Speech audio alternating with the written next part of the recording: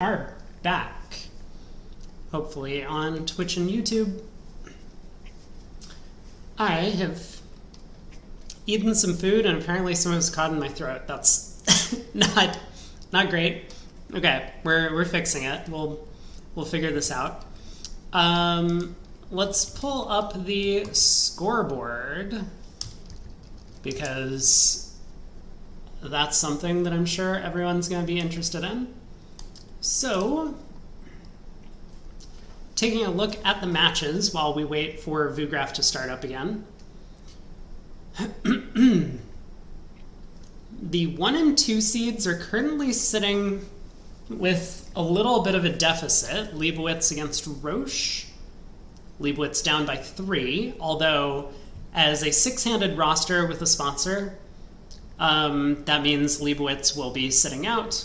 So Leibowitz and I assume Adam Grossack is the one he's playing with, which means that Roche's sets are going to get a little bit harder as we move forward.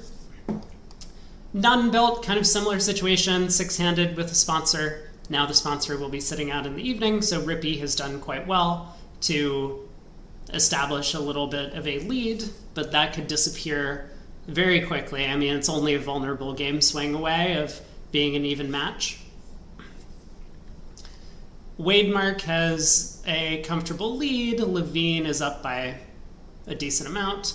We just watched Klesnik against Zimmerman, so looks like there might have been a small scoring error on one of the boards, and now it is 17 imps for Zimmerman, so still could go either way in that match, but Klesnik will have their work cut out for them because obviously they are also playing up against a team with no strong sponsor for the second half of play.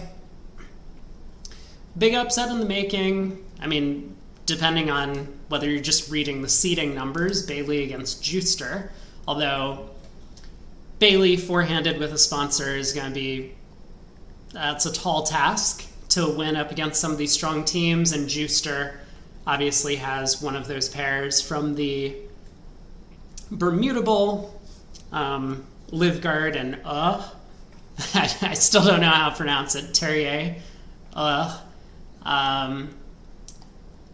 they have decent chances to move on. Tex and Aces are really,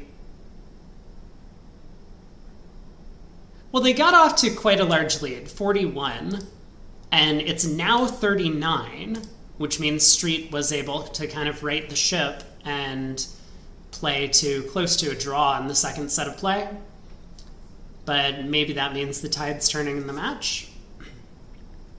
Hoskins against Goodman. Goodman had a nice second set, but Hoskins still leads by 10. Hans is completely crushing. I think Craig had mentioned this one, 89 imps is the margin there. That's the biggest difference we see. A couple of the other mashes that are looking like a bit of a blowout. Lal against Bernal, 41 currently. Moyles over Dyson by 34. Goldberg over Dinkin by 32. Freeman and Thompson, 33. All right. Are we starting up? We should be any minute now. Oh, and you know what I'm going to do? I am going to fix the echo problem. So I'm preemptively fixing the echo. I don't know if I'm going to have a co-caster, and if I don't, then I probably won't need this, but for the time being, I have my earphones ready. Go Hans! Yeah, we have a lot of Aussie and Kiwi viewers, I know, on Twitch, and probably on YouTube as well. They were one of my picks to make it to the Final Four. We'll see if they still can manage that. I think they might be on Zimmerman's side of the bracket, though, which is a little bit unfortunate for them.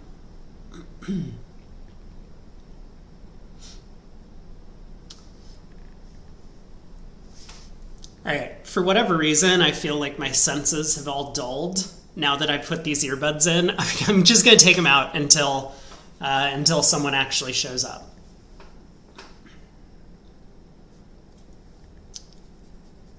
But I believe, let's take a quick look at the schedule. It is currently 4:01 p.m. my time, which means we should be starting up in just a minute. Hans missed out on the Aussie team. Yeah, I was, oh God, this is a disaster. I really shouldn't, like, ever eat ever again. I'll just have to get, like, my nutrients injected with an IV. Yeah, I was doing some commentary for the Aussie team trials, I guess, like a week ago or a week and a half ago. And that was pretty fun. I guess Hans and Peter Gill used to play a lot, but they got separated and put on different teams, and then the Hans team got eliminated very quickly. I forget what it was. It might have even been in the quarterfinals or something. So Peter Gill's team had a bit of an easier road, some might say, not facing up against his old partner. Oh, Jesus. This...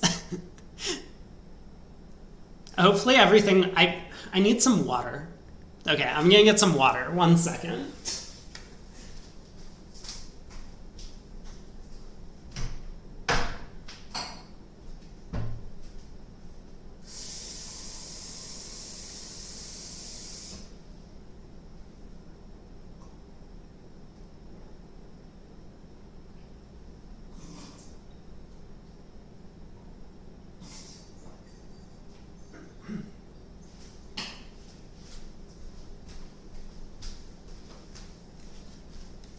Water acquired.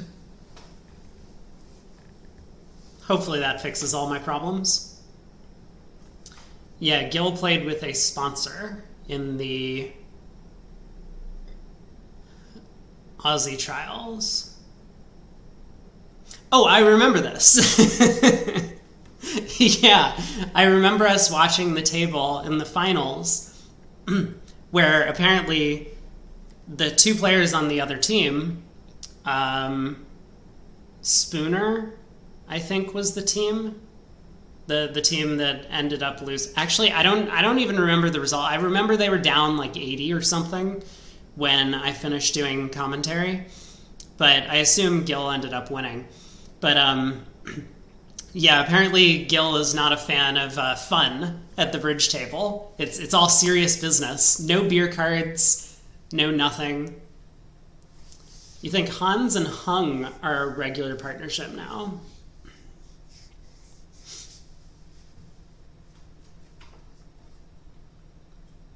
Yeah, I'm not familiar with partnerships outside of the US. And I'm also honestly not familiar with partnerships inside the US now that I'm kind of like out of the circuit. Oftentimes, like as a pro player, you get to find out about all of these like team moves and partnership changes ahead of the rest of the world because there's all talk about, oh, hey, these two people are not working out on a team, so they're going to join a different squad. Any takers, or this partnership is deciding to split up. You know, where do people think they're going? But I don't get any of the good gossip because I'm not playing pro anymore. I want to wait a second just to see which matches we have available to us. It might be the same 3 matches, which was Nickel Fleischer, Kolesnik, Zimmerman, and I'm sure there was a 3rd match, but I just don't remember which one it is. I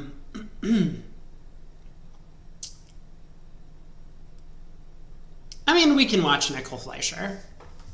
All right, let's do it. Nickel Fleischer. Let's tune out the outside. Oh, Jesus. There's just like such a distinct difference between having earbuds in and not when I'm talking. That's so weird. Let's jump on into the first table. I'm going to update my stream title before I join the official commentary. Nickel versus Fleischer.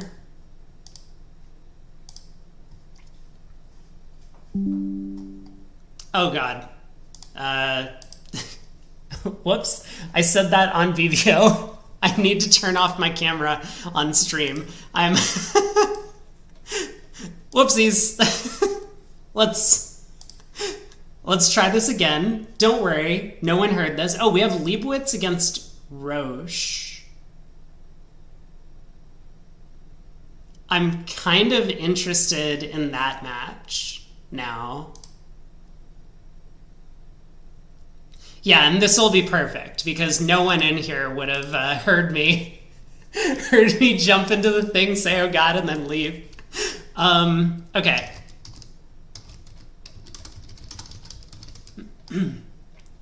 Leibowitz against Roche.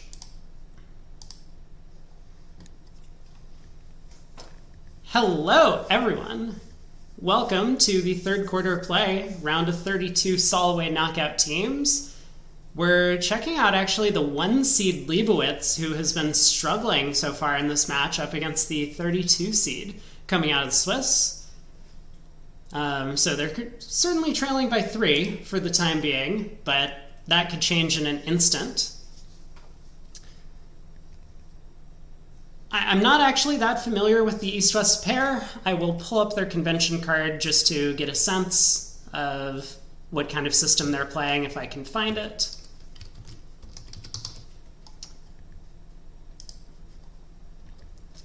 But the North-South pair, I'm very familiar as an American player myself. I've played a bunch against Zach Grossack and Michael Rosenberg, 2 of the absolute best players from North America.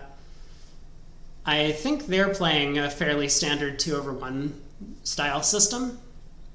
So we see a spade by North, semi-forcing no trump by South, and then 2 diamonds by North is a little bit surprising to me. If 1 no trump was truly semi-forcing, as a lot of players would play nowadays, then North could have elected to just pass with his 5-3-3-2 hand. That's basically a weak no trump. Now maybe they have a bit of a different agreement. It's possible they just play 1 no trump as fully forcing.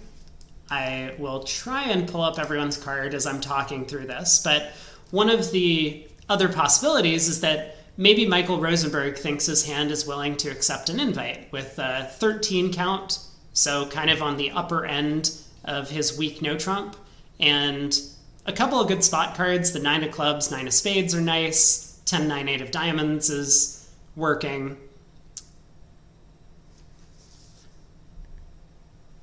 Well, Zach Grossack, of course, with his 5-5, the singleton and partner suit, and 5-card diamond support, not really looking for a 3 no trump contract. So he bids 4 diamonds. Kind of a little bit of a bigger invite than just a simple 3 diamond bid. I mean, I think a lot of players would use 3 diamonds invitational with the South hand here. Zach's trying to convey that his hand has extra distribution with this 4 diamond bid, so he's saying, no partner, I'm really not interested in 3 no, and instead I would prefer to look for a diamond game.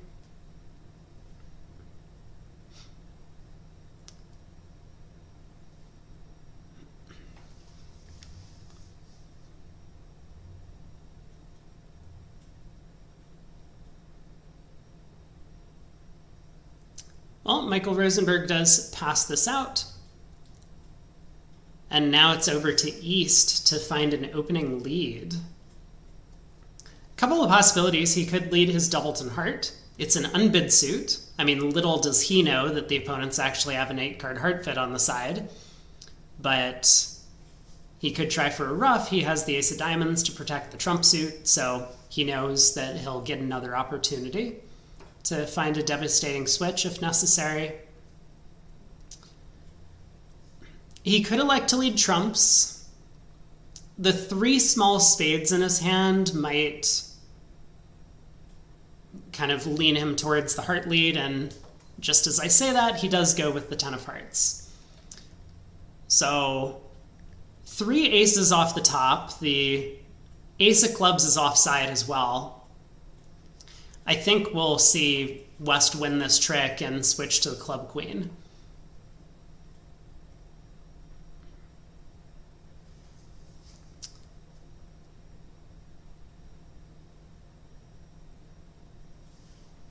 So it's looking like Declare will not be making this one, and then it's just going to be a question of whether or not the defense can manage all of their tricks. Like, in theory, I guess, West could duck the opening lead to establish a heart ruff, and then get in with the ace of hearts later, and then put the queen of clubs on the table, and then continue a third heart. I mean, maybe West has figured this all out. He knows that North has 3 hearts, or at most 3 hearts. North rebid 2 diamonds instead of 2 hearts over the... have I figured out if it's a semi-forcing or forcing no trump? I don't think I have.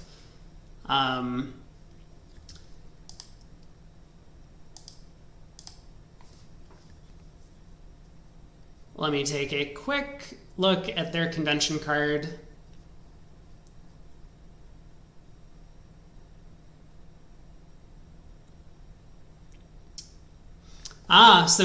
So I have figured out North-South do play a forcing no trump,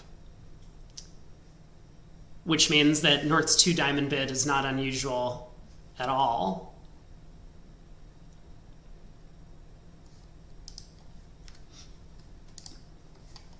I think that's a little bit old-fashioned, but I know Michael Rosenberg is a little bit of an old-fashioned player sometimes, at least conventionally.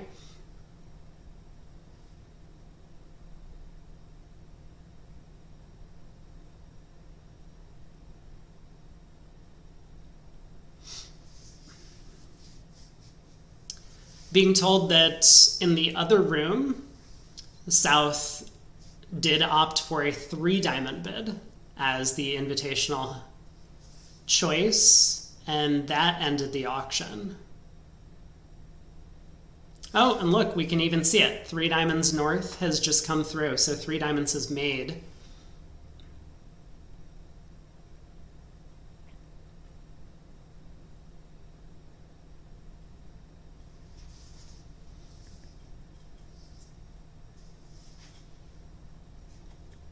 Now, I don't suspect that there's any sort of ethical issues or considerations from East here. Some players might say that partner paused for a little while at trick 1. They must have the ace of hearts, so East should kind of bend over backwards to not get a heart ruff at this point. Well, I guess I spoke too soon. East has gone with the ace of clubs.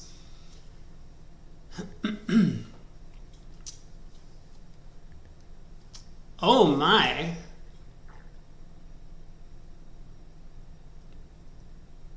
Well, what looked like it was starting to be a very pretty defense from East-West has kind of fallen a bit flat. East, for one reason or another, did not go after the heart ruff, and now Declare can just pull trumps and knock out the ace of hearts.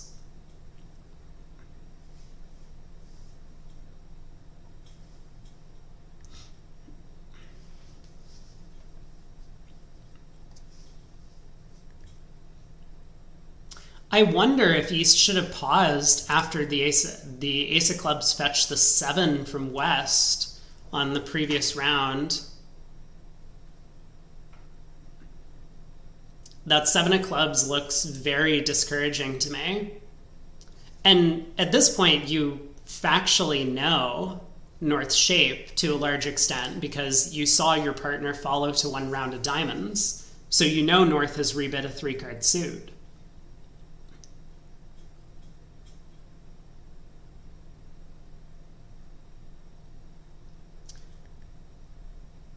Well, that means that Leibowitz is going to pick up 1 on this board.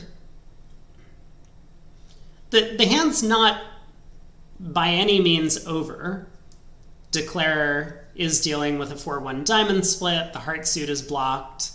So if hearts happen to be 4-1,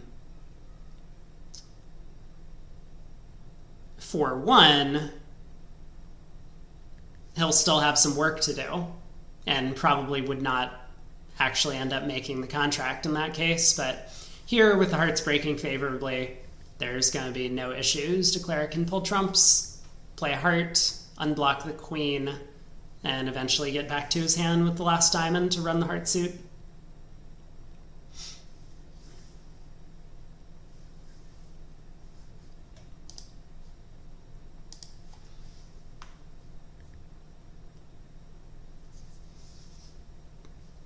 Now, every imp matters in this match, with the score being so close.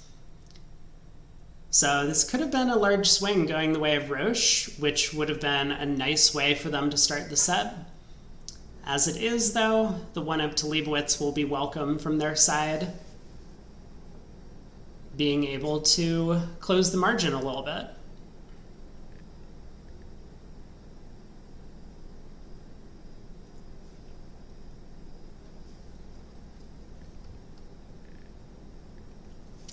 I know I was watching the other Rosenberg play, well, one of the other Rosenbergs play, and Kevin Rosenberg playing with Brian Platnick in the previous set, and they are a deliberate family of bridge players, so we might not see the fastest set of 15 boards here at this table, but it will be some high-level bridge, and that's what we're here for.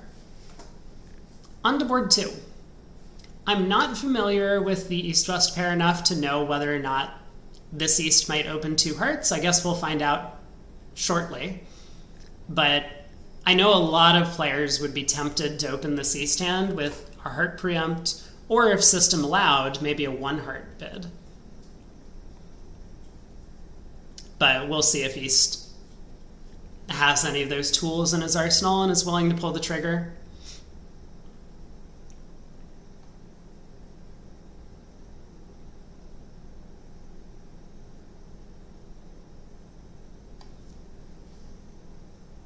Oh, look at that. So East does have a multi-2 diamond bid available, it looks like.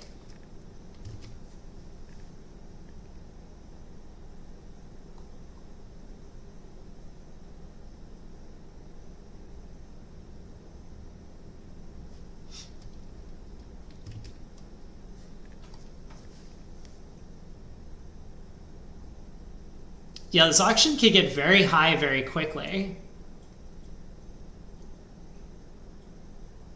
Because West might stick in a 3-heart preempt here. Pass or correct. That looks very tempting from my side. I mean, if West really wants to be aggressive, they could stick in a 4-heart preempt. Pass or correct with that singleton diamond. Or, okay, this apologies, because in multi, you can't just bid 4 hearts. That would be natural. So West bids 4 diamonds. Please bid your major. And East will be bidding 4 hearts. Now, I don't think North is going to just let this go. He has a very strong hand. He probably suspects that he might be getting stolen from.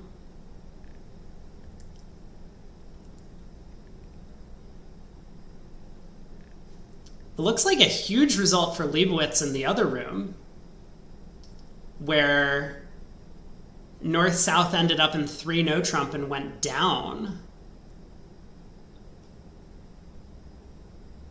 Because where I'm standing, they have, if that Queen 10 third of hearts is a stopper, then they just have a ton of tricks. So it looks like the only defense to me is for West to lead a low heart, or maybe East to lead a low heart at some point through the Queen 10, and for Declarer to misguess the situation.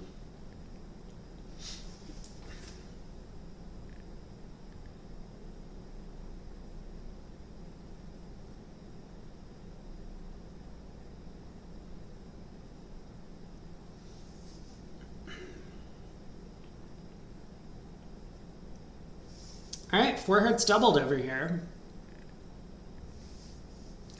So the South does get off to what looks like the most natural lead. Jack of diamonds from Jack 10 third.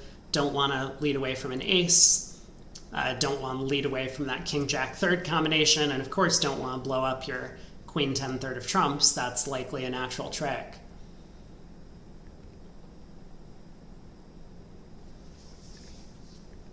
So North should overtake this, I imagine. I don't know what North is going to do when he overtakes this card. He may put a trump through. He may switch to ace of clubs and a club, looking to get a club ruff. All right, he goes for ace of clubs and a club.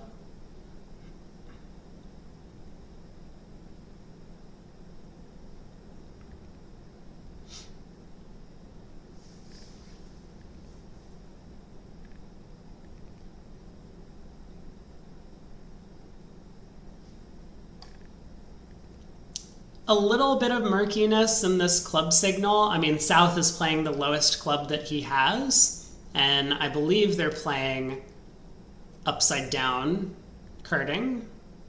They are. So the 7 of clubs might look high and discouraging to North, but Michael Rosenberg is one of those players who will think through the possibilities and presumably work out that maybe his partner just, well, East could have 6-4. Like, East could definitely be 6-4. And it's very possible East is 5-4 as he is on this actual hand. Obviously, these players have been playing against this East-West pair all day. I haven't been here all day, so I'm not being a little bit unfamiliar with their style. I don't know if this 2-heart opener is normal for them, or sorry, multi 2-diamond opener is normal, or if it's a little bit unusual. But yeah, that's what Michael Rosenberg is considering now, because the 7 of clubs very much does look discouraging. Declare also played the 5 of clubs on this trick, which could be an indication that he's also somewhat short in clubs. And so maybe Zach Grossack is playing the 7 from Jack 7 for deuce as a discouraging signal. Basically, all this means is that Michael Rosenberg might not get his club ruff if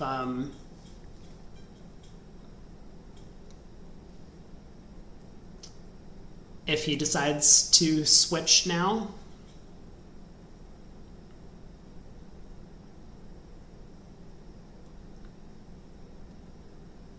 I still think there's time. Even if he doesn't play back a club, like if he plays a trump, to prevent the club ruff, Declare would need to cash a couple of trumps, but then he's opening himself up to losing some extra diamond tricks. He wouldn't be able to ruff both of his diamonds in the dummy.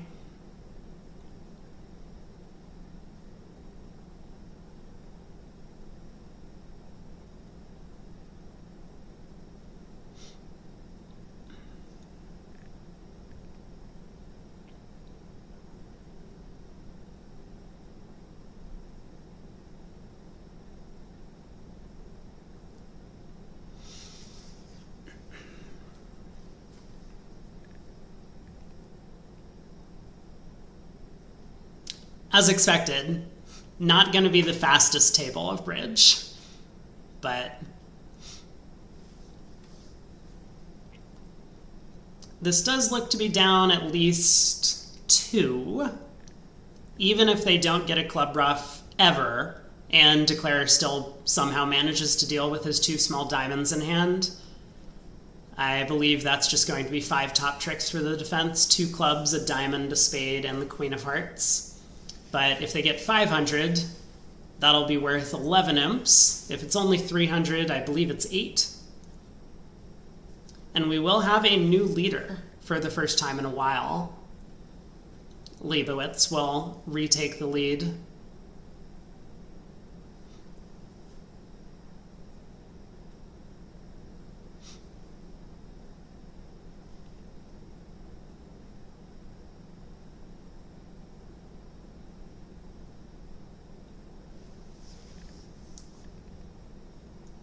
Okay, now it is important for South to give his partner a club ruff. So king of clubs. And the jack of clubs.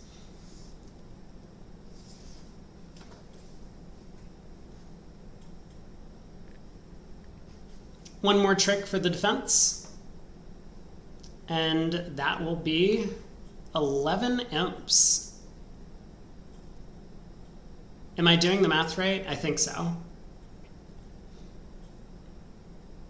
Because Leibowitz also went plus in the other room against 3 no trump.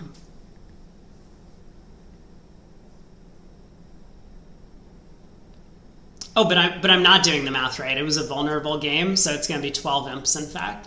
I mean, huge result just on that little bit of a heart guess. So I can take a quick look at what happened in the other room. We did see a heart, and oh, this is very pretty defense. Dennis Bilda over here in the east, after the heart opening lead, looking at this dummy, just absolutely knows Declare has 9 tricks if he ever gets in. So wins the ace of hearts to try and make it seem like his partner has the king. And then when a low heart came back, Declare just stuck in the 10, lost to the jack. The defense was able to cash 5 hearts. So 12 imps going the way of Leibowitz. They're now ahead by 10.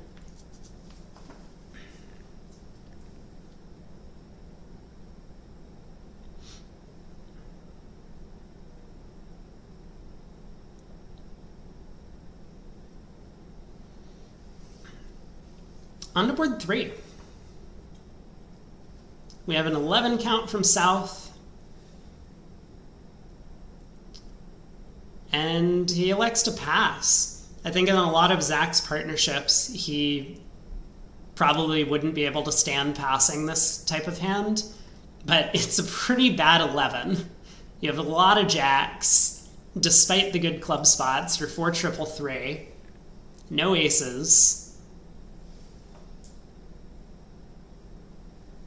It's probably going to make this auction a little bit easier on North-South.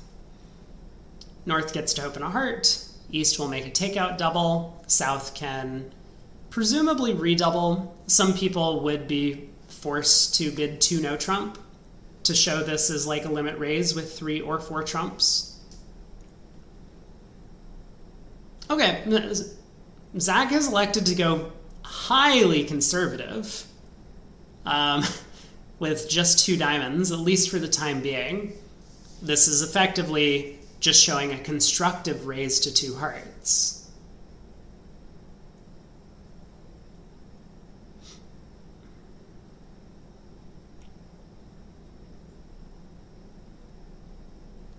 I was thinking to some extent South couldn't have much better of a hand given that he's already passed.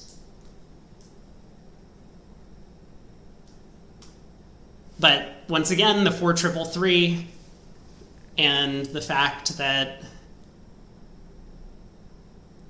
you just don't have a ton of controls. We could easily see 4 hearts going down on this hand if, I mean, not on this layout of the North-South cards, where after the takeout double, the Queen of Hearts is kind of marked.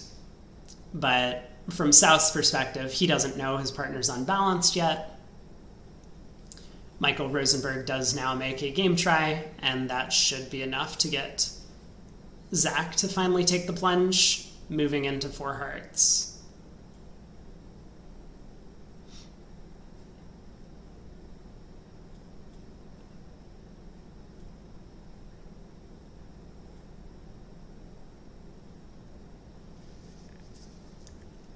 I wonder if he'll be tempted by 3 no trump. That might be the pause.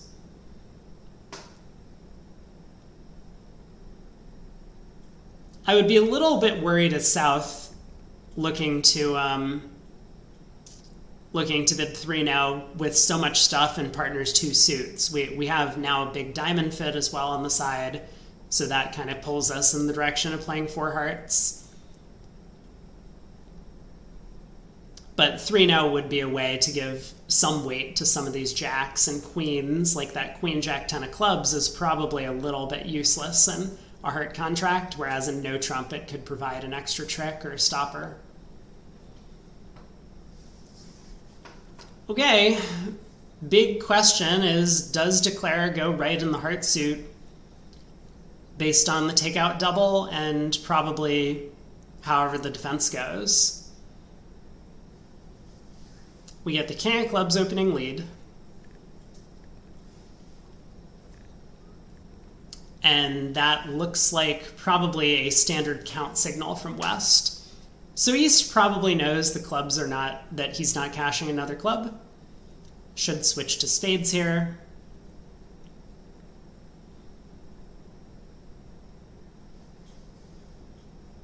And then after 2 rounds of spades, draws the queen.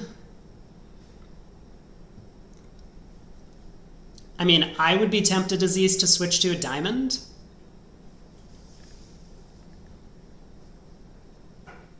Because North could be 5-5 as opposed to 6-4 in the 2 suits. And so a diamond could just get roughed by my partner. So we'll see if that's what East decides to do. No, he's now gambling on the ace of clubs cashing.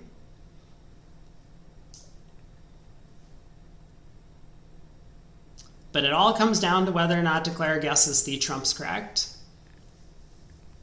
And it's not like East necessarily can't have queen doubleton of hearts or a doubleton heart and make a takeout double. Of course he could. He could easily be 4-2, 3-4, 4-2, 4-3, any variety of shapes with a doubleton heart.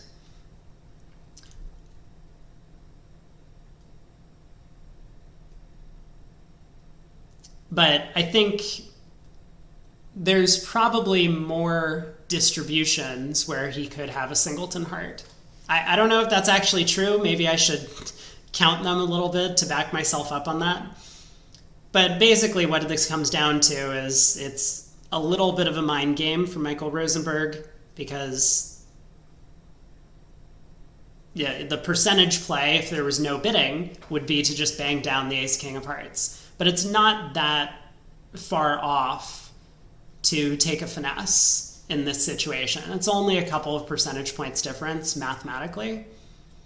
And so any sort of inference you can get from the bidding or the defense could lean you one direction or the other.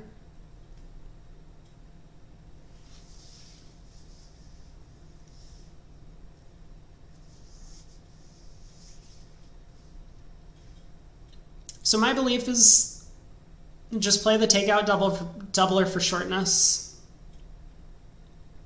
And sometimes it goes wrong, but I think on average you're going to come out ahead.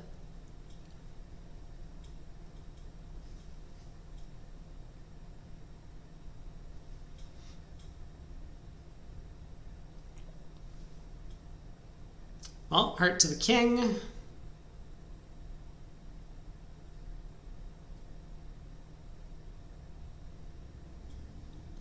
And a heart to the jack.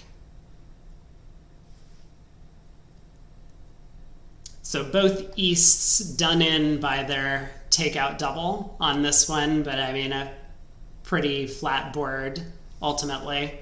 You can't just pass with the East hand when your right hand opponent opens a heart. This is like the textbook takeout double hand, even though it has allowed declare to go correctly in the trump suit.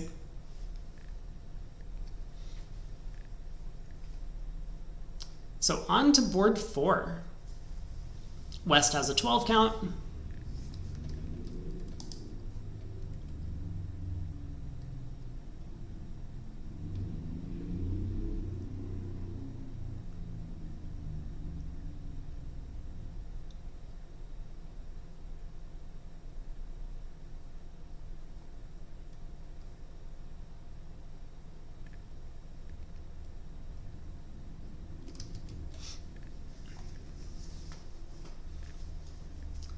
So West opens a diamond, North will pass, And I imagine East is going to respond with a heart.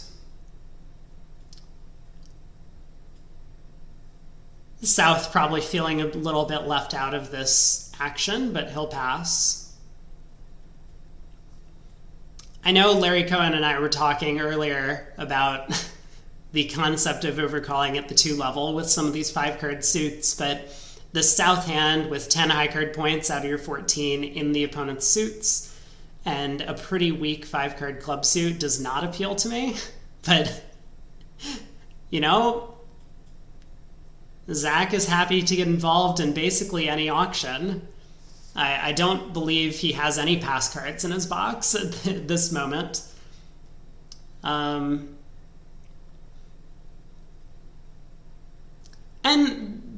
there are some merits to sticking in kind of a light 2-club overcall in these spots, because it kind of preempts the auction up a level, where the opponents are going to need to really work to find their fits, if they even have one. And then if they don't have a fit, they're going to have to decide, can we actually play 3 no trump? Although Michael Rosenberg, presumably believing that his partner probably has more of a typical 2-club overcall, decides to raise with an 8 count and his honor doubleton in clubs.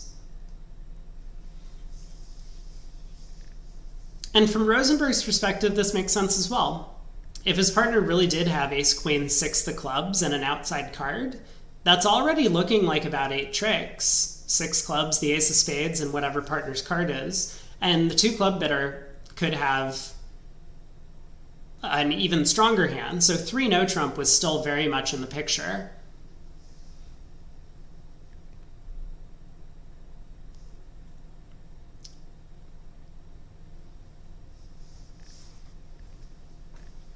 Well, how's 3 clubs going to do? This ace of hearts lead looks like West is really angling for a heart ruff.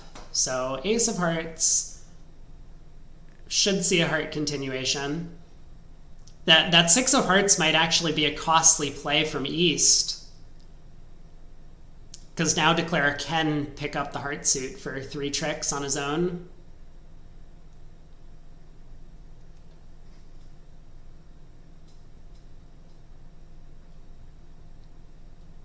Or I guess, better said, whenever East plays a 3rd round of hearts to get a ruff, South's 4th round of hearts will be set up at that point.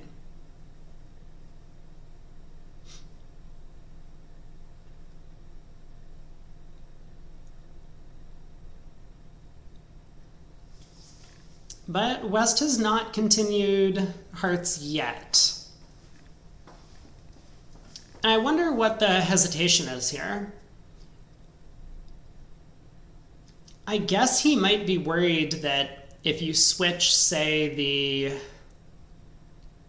the queen and jack of spades between the East and South hands, maybe he needs to set up a spade trick right now. That feels like a big position to take, though.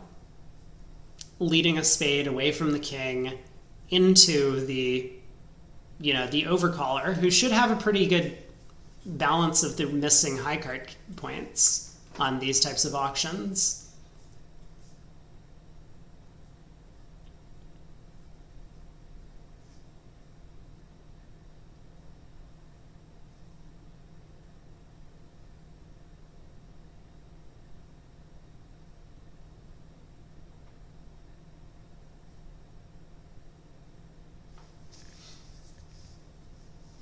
Well, on the surface, Declare only has 3 top losers, all 3 aces. He'll need to guess the jack of clubs, which he probably will do, given the opening bidder as well as the fact that West appears to be short in hearts. Might indicate that West has the club jack.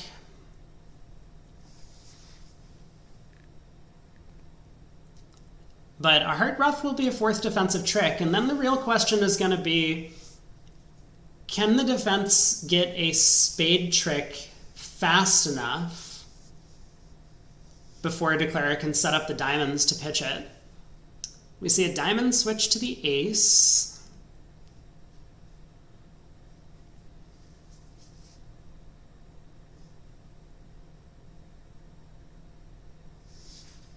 And the jack of spades comes out of East's hand pretty quickly.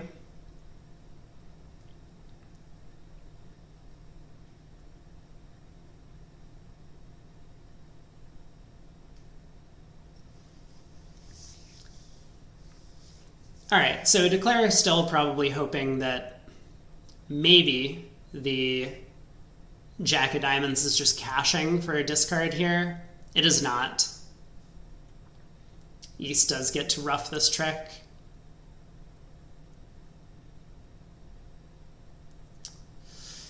Well, now it's going to be a question of how many under tricks, because West still has 2 clubs. East has a spade, so East can get in and put a club through. And East is still going to have the 4th round of hearts. This looks like 4 more defensive tricks and 2 down.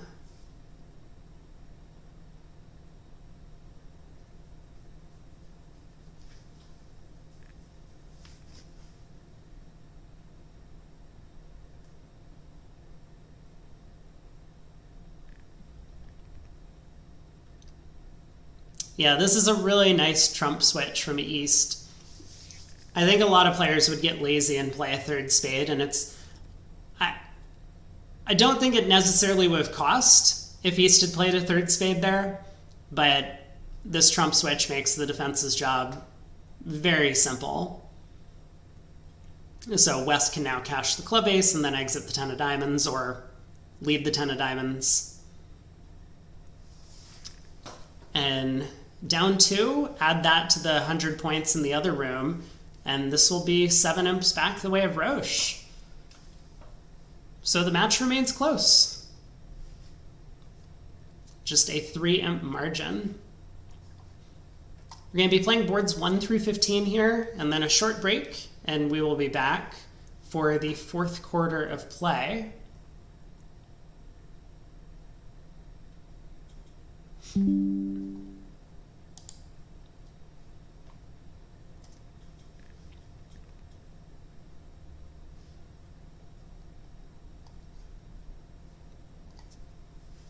But yeah, maybe a little bit of a punishment for the very aggressive 2 club bid by South. Be curious to know why he wanted to come into this auction specifically, as opposed to, you know, for example, like a diamond pass a spade, where he might have instead made a takeout double.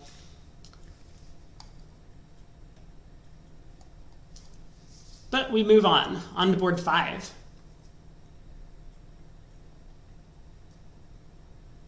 So East has the best hand of the table. He's got this 15 count with a singleton, likely to open a diamond in 2nd seat. We will see South overcall this hand. It would be very unusual to bid on the previous board and not find a 1 spade overcall here. And now over to West, where, depending on agreements, West might not really have a bid available to him. If 2 clubs shows a better hand than this, then West might content himself with like a 2 diamond bid, or he could just pass.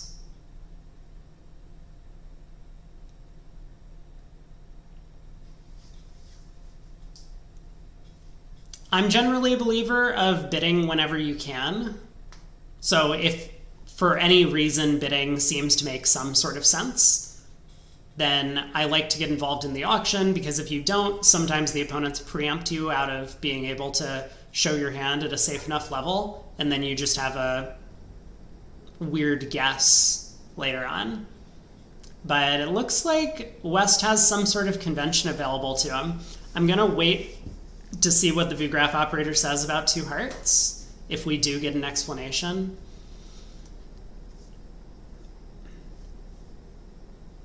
But that's a nifty thing to have.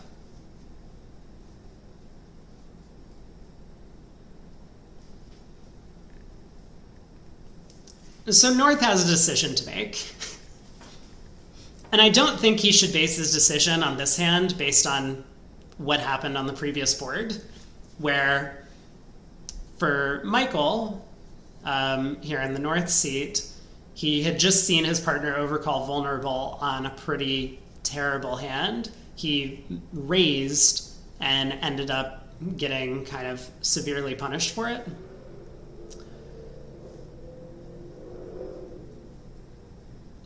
But here, the one spade overcall, you can expect to be a normal overcall at the one level. Despite the vulnerability, Michael not afraid to stick in 3 spades, preempt the opponent's auction.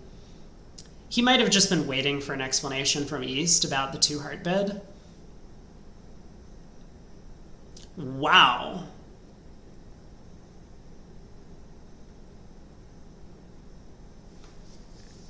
This I was not expecting. I didn't expect 3 spades to end the auction. Now, I mean, maybe East-West are both stuck. East has a good hand, but if 2 hearts showed clubs, then East's hand has gotten a lot worse. The Jack third of spades is probably facing a singleton, but they don't have a heart fit, so where did East really think he was going on this one? 5 clubs and 5 diamonds feel pretty far away. And West, of course, has the singleton spade. A lot of players might have reopened with a double on West cards.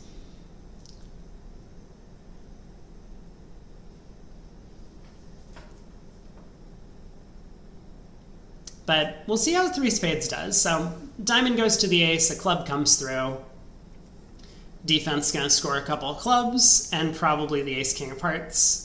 That looks to be the end of their tricks. I mean, we could see another one of these fascinating low heart to the ace, low heart back, as we saw on board 2.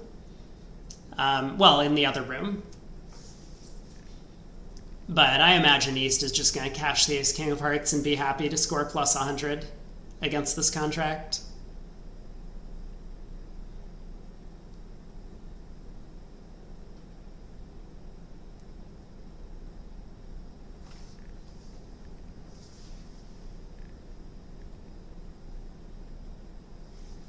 So could be a big result if the other room is in 5 diamonds, is what I'm hearing.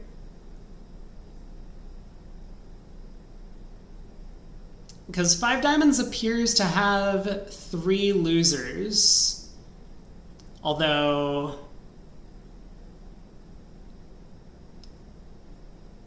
depending on how the play goes, you might be able to pull trumps and run the club suit with the king doubleton of clubs on side.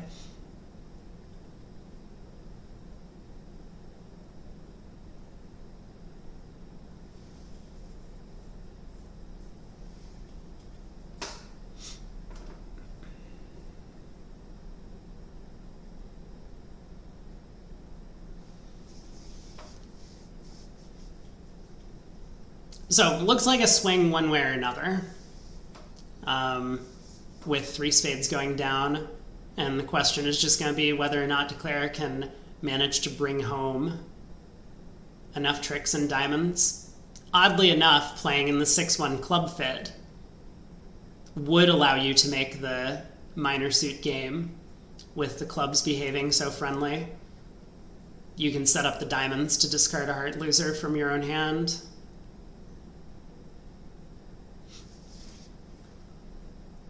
Well, we're on to board 6, so we'll keep an eye on board 5.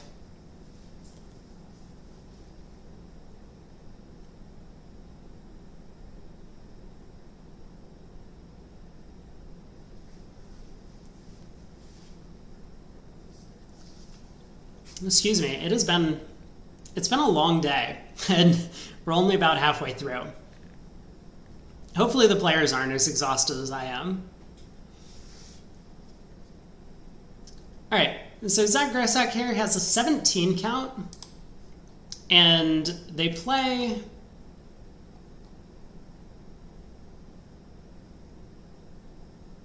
I'm trying to find their no trump opening bid. I mean, they play good 14 to 17. But with a 5-card club suit, all controls, all of your honors are working, a couple of 10s. Zach has decided to upgrade this hand into the 1 club, 1 spade, 2 no trump root. So we'll see what North does to show his 5-card spade suit, if he even wants to. I mean, North has an 11 count, and South is 18 to 19, so North knows that they have 29 or 30 highs between them. With all these queens, he probably isn't thinking that there's a real chance for slam to make, even if partner has like the perfect fit for him. So starting around 30 high card points tends to be the sweet spot where playing in 3 no trump as opposed to 4 of a major is often correct. And just like that, they have reached 3-0.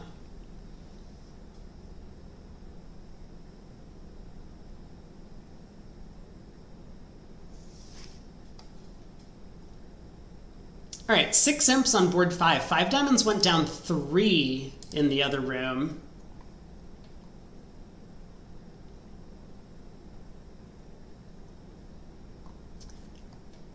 Yeah, a little bit of some difficulty. Madala faced the same problem as this West, but they didn't have the same kind of convention to show the club suit directly over the spade overcall.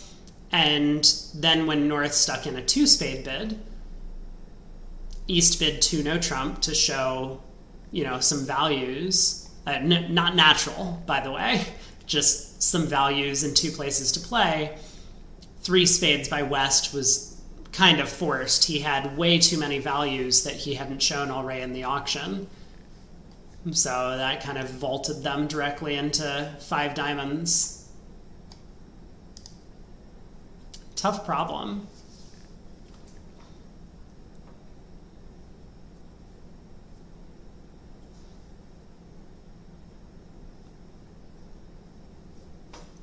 Haven't talked much about the play in 3 no trump. I mean, this looks like a fairly complicated hand to play. Declare has, you know, first has to decide, am I playing on clubs or am I playing on spades? Zach Gersak has elected to go after the club suit first, which makes sense. So how many tricks does he have? Because if West continues firing out diamonds, I wonder if Declare is just going to take 2 spade finesses and end up going down.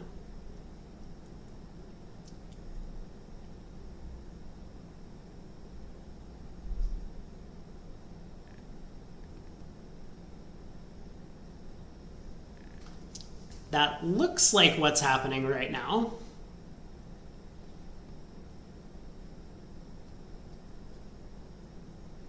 Obviously, East showing out on this diamond is going to give him some pause. But he could play a spade to the ace here, and then play a 3rd spade, hoping that East has the spade length. Nope, just a spade to the 8. I mean, simple line of play, but ultimately somewhat ineffective.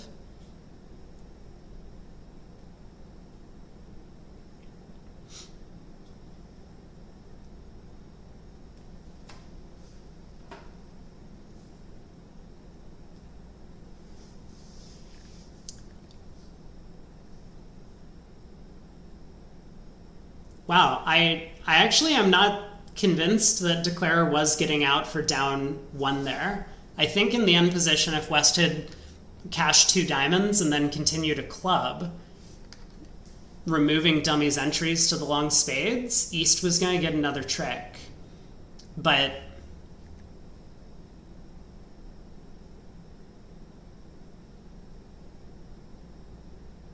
anyway, 3 no trump down 1.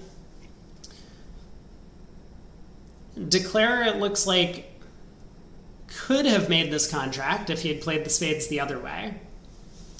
If he had just played West for the jack of spades, he could have played a spade to the ace, let a spade back, he would score 4 spades, 3 diamonds, the ace of clubs and ace of hearts. Rather complicated hand. Zach, a fairly strong declare, elected to go with his gut on this one, and it did not pay off.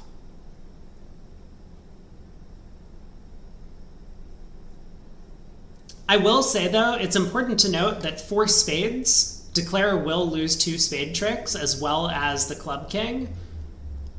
And it looks like a heart trick is probably going to be the defense's 4th trick in a spade contract. So 3 no trump does look to be the better game if you can reach it.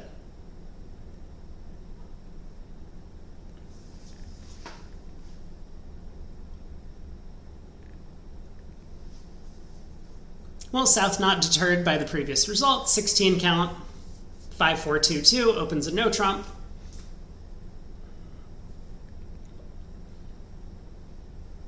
Stamen by North, they will find their spade fit this way.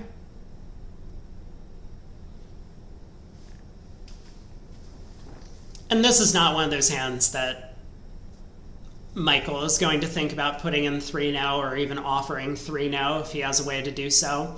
2 double tens and only 11 high card points. We just want to find our fit and then play in game.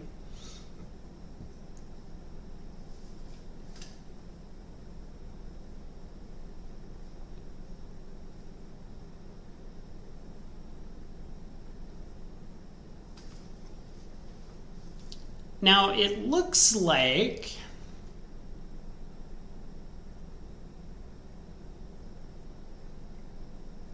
I'm going to guess 10 tricks. I mean, I'd expect West to lead their singleton because that feels like the most natural thing to do against a suit contract. East can take the ace king of diamonds and then play a 3rd round and declare, rather than messing around at all with, do I want to ruff with the 8 of spades or the ace of spades, will just probably pitch his heart loser. So West will ruff. Declare can then decide if he wants to play for 4-0 trumps at that point. But with the trumps splitting and the clubs splitting, he's going to have no problem taking the rest. I mean, the diamonds are all set up as well. At match points or board a match, this would be a much more complicated problem because 3 rounds of diamonds, declare could ruff with the 8 of spades, and this might end up making 11 tricks. But I think at imps, it feels fairly safe to just ditch a heart loser and not have to worry about trying to pick up the spade suit. But we'll see. Maybe I'm incorrect. I guess declare probably is fairly safe to ruff with the 8 here. The diamonds are all set up. The 3rd round of clubs can take care of the heart loser and dummy.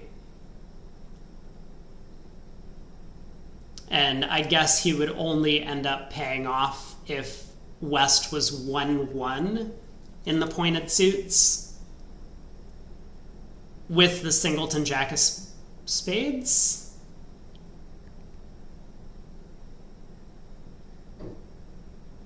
Nope, I'm just going crazy. There was no cost in ruffing with the 8 of spades. Well spotted by Zach. So this will be 11 tricks.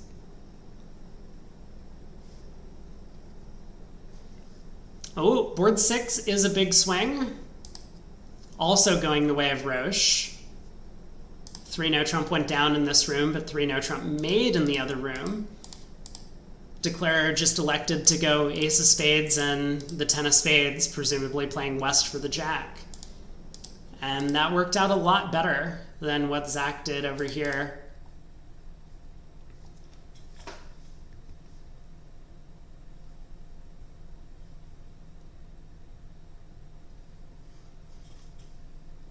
Well, on to board 8.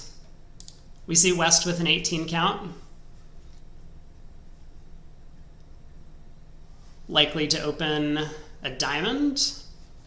I actually have not been able to find East-West convention card. I don't know if it was not submitted or if I'm looking in the wrong thing, but there's a lot of convention cards on this list, and I do not see anyone with a Roche or lighter listed. But maybe I'm just blind. I would not be surprised.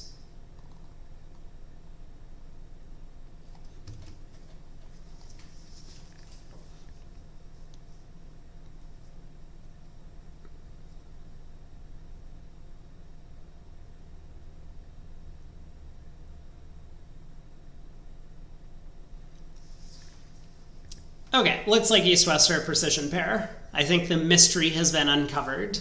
So one club strong, 16 plus, one diamond is weak, 0 to 7 or so. One no trump by West shows 17 to 19 balanced.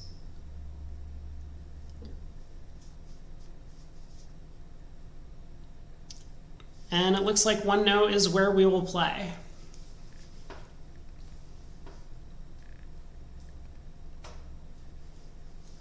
So North has a choice of 2 4-card suits to lead. I would expect a club.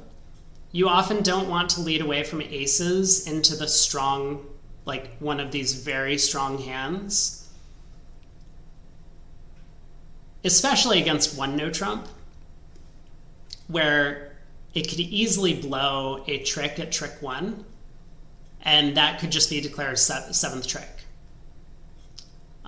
Or even if it doesn't blow a trick completely, it might blow a guess in the heart suit. And that'll make things a lot easier for declare for the rest of the play. So we do get the club opening lead from North. Giving nothing away.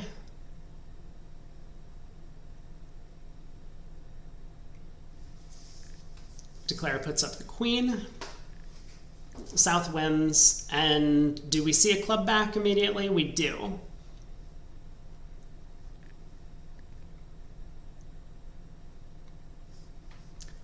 I think North-South are going to be forced to play hearts at some point, but you kind of see how both of them are afraid of touching that suit themselves. Like Zach, even though he's looking at 3 small hearts in dummy, well aware that West could have the ace-jack of hearts, so switching to a low heart or a high heart could drop a trick.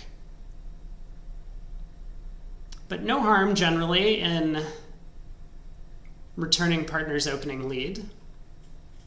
Declares going after the diamond suit, which makes some sense.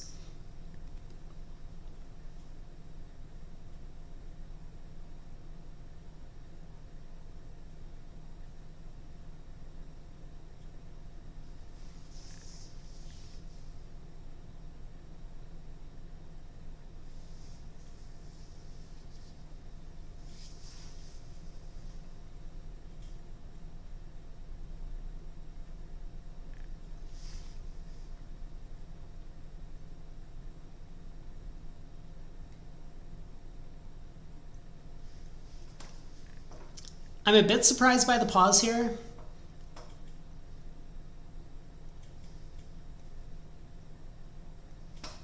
It's kind of a restricted choice situation. I mean, to some extent. But Declare could just... I was going to say, Declare could just exit a low diamond here, picking off the King-10 doubleton. Elects to try and squash the doubleton jack, Jack-10, specifically, with North.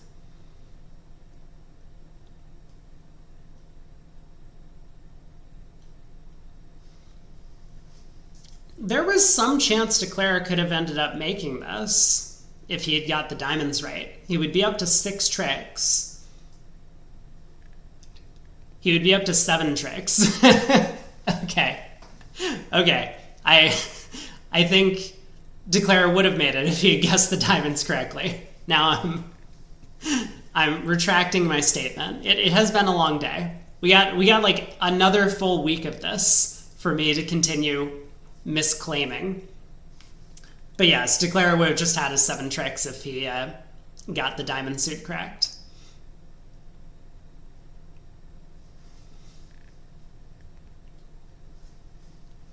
So some potential for swing. I mean, West had 18.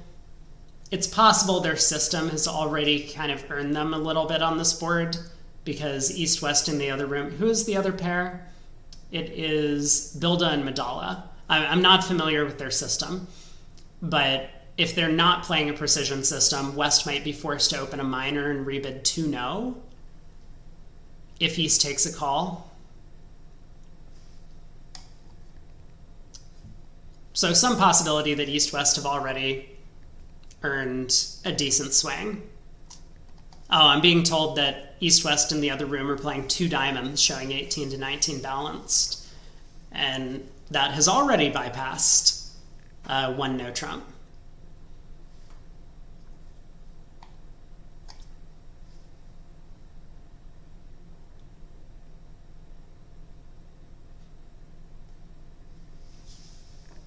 North has 13, opens a club.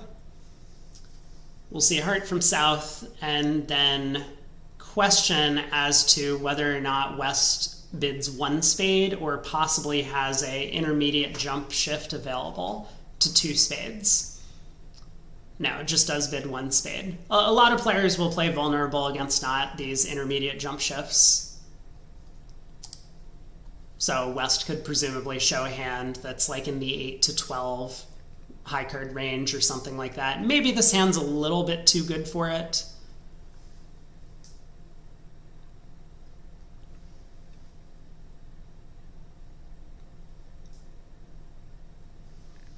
But North-South have found their heart fit, and it looks like they're on their way to 4 hearts.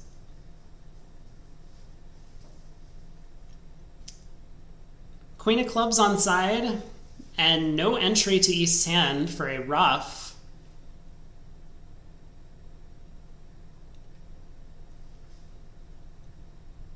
Means I think this contract is going to make, losing just 2 hearts and a spade.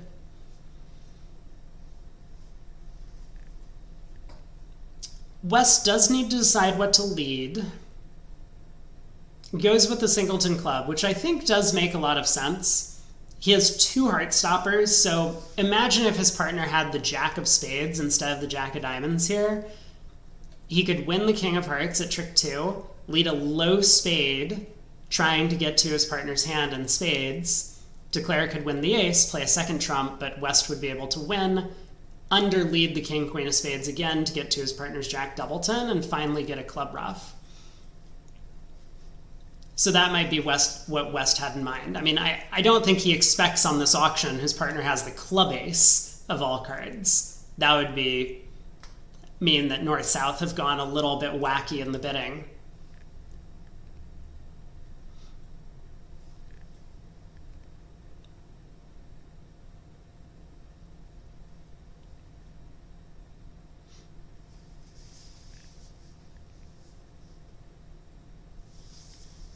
Now, Declarer doesn't know that the heart honors are both with West. I think we might actually see him win the club ace here and lead the jack of hearts. And this, I believe, okay, he doesn't, but I was thinking there was actually a decent chance of that. Because then East with... maybe it actually doesn't guard against any layout, right? If East has honor doubleton and hearts, they're always getting in, and West will still have a trump. So maybe not on this hand, but that could be an effective play on some layouts of on some similar hand types.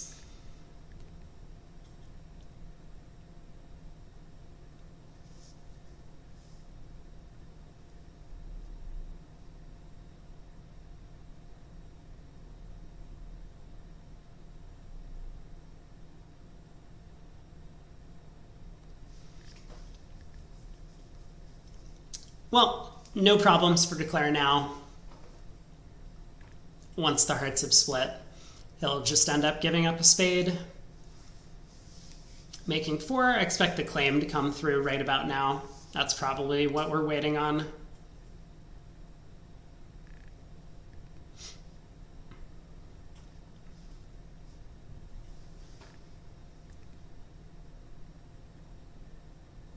And there it is. So 6 boards left to play in this set.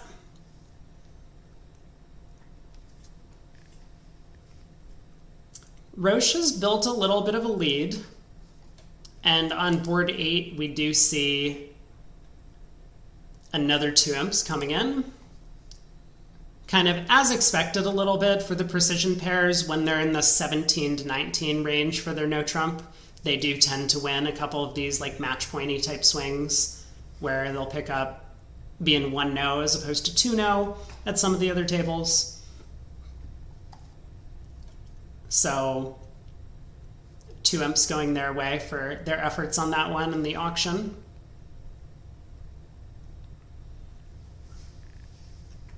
But on to board 10.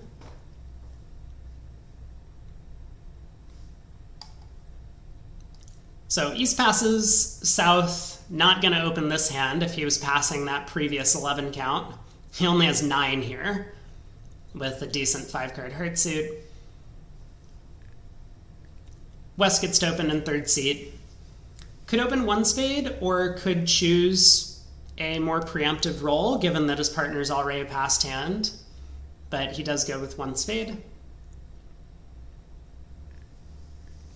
So 12 count from North, 5-card club suit, 4 cards in the opponent's spades.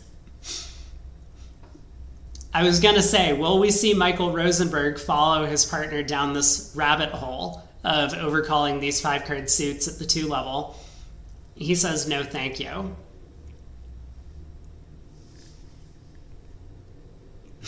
Now will we see Zach come in with 2 hearts? I think this 2-heart bid has a lot more going for it than the previous 2-club overcall, but maybe he's learned his lesson. This time, mostly it looks as if West might end up declaring a spade contract to South, and so the 2-heart bid could just be lead directional, as well as the fact that we're already a passed hand, so partner knows they shouldn't be playing us for all that much. But he does elect to pass, 2 spades by West. And this probably ends the auction. This isn't one of these hands where we want to be forcing our side to the 3 level as South. You know, at match points, maybe you look at this, squint a little bit, and pull the double card out, or something like that. But I think at imps, you're not really making a game your way. No reason to potentially stick your neck out there for getting doubled and going for 5 or 800.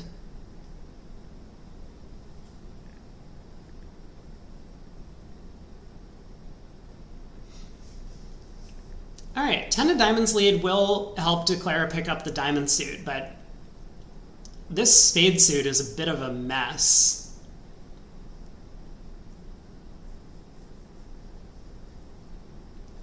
Looks like the defense can always come to 3 spades, 2 hearts, and the ace of clubs. So I'm guessing this will end up going down 1.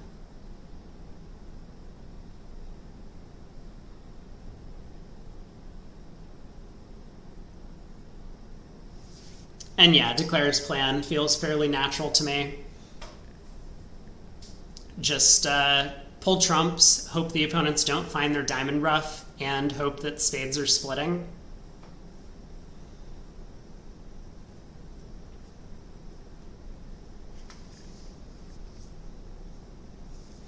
Because obviously South here could have just returned a diamond. Declare has no way to get off the dummy.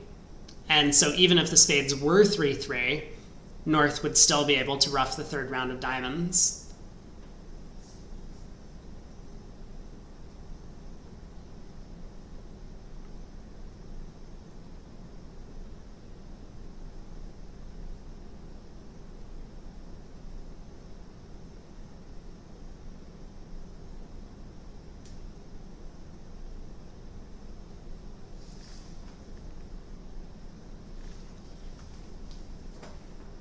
Well, Michael Rosenberg just being very cautious. Cashes his ace of clubs. He knows he has 2 trump tricks, and so Declarer will be able to claim down 1 shortly.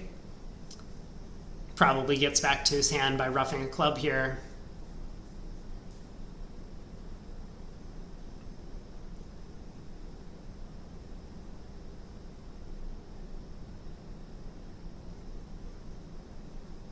Well, taking some time.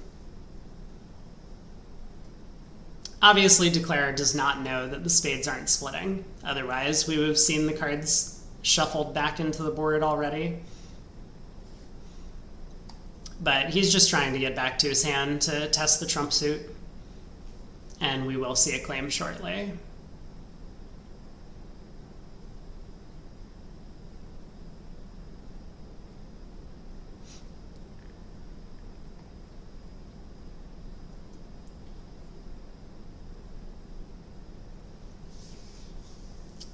Or maybe we'll actually play out all 13 tricks. This is a rarity.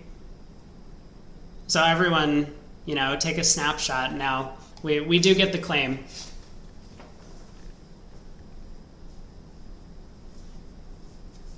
Board 11, we got 5 boards to play in this set. Short break, and then we will resume play at, let's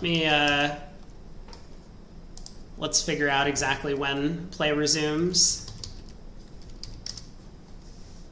so that I can let people know when to be back. 6:45 p.m. local time is when the 4th segment will be on VuGraph. So that is an hour and a half from now. We do still have a bit of time to play, but that feels like there's quite a long break.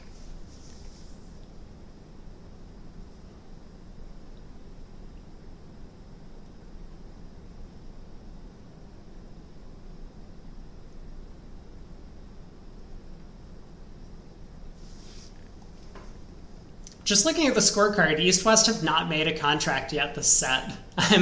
I'm sure that has annoyed West to no end, who's probably felt like he's been getting dealt a ton of these pretty good hands, and his partner just has not been fitting with his cards. But maybe he'll be able to change that this time around.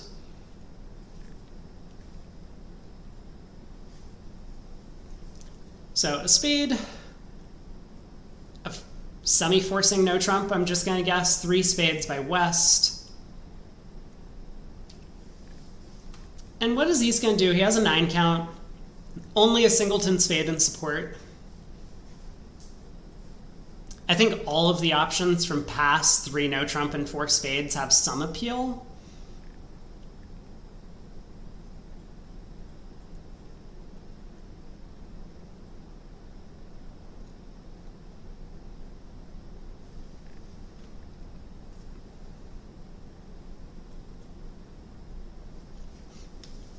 Now, some of this might be conditioned on whether or not East-West play Gazilli. Because if East-West do play Gazilli, then West can't have a ton of high card points, so 3 spades would be made on a fairly distributional hand.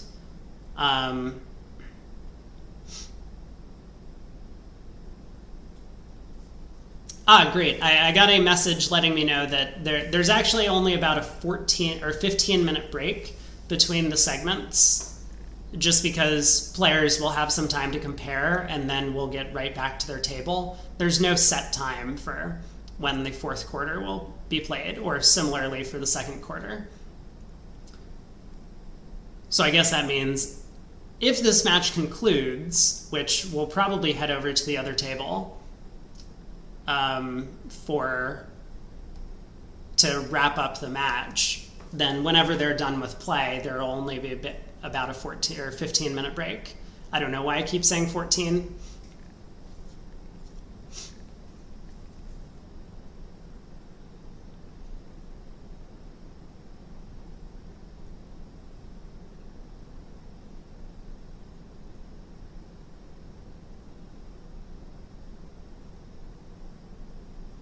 This contract looks awful. I mean, three spades looks awful. This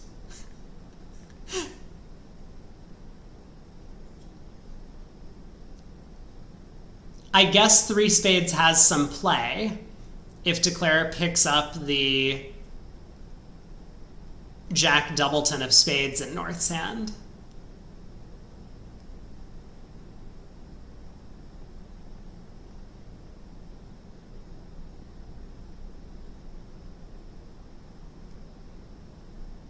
But it might even go down on a Trump promotion in clubs. Well, anyway, I'm imagining Declare is not going to have a ton of hope in four spades with what appears to be a pretty clear diamond, club, heart, and spade loser.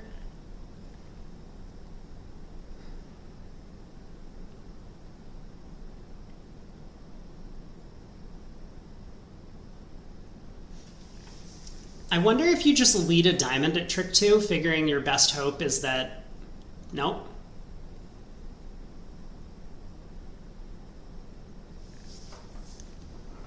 I was going to say figuring your best chance might be to steal a diamond trick. Like if North has the diamond ace, before North gets a signal from his partner, he might be wary of hopping up with the ace of diamonds, because that could give 2 diamond tricks to Declare. But no.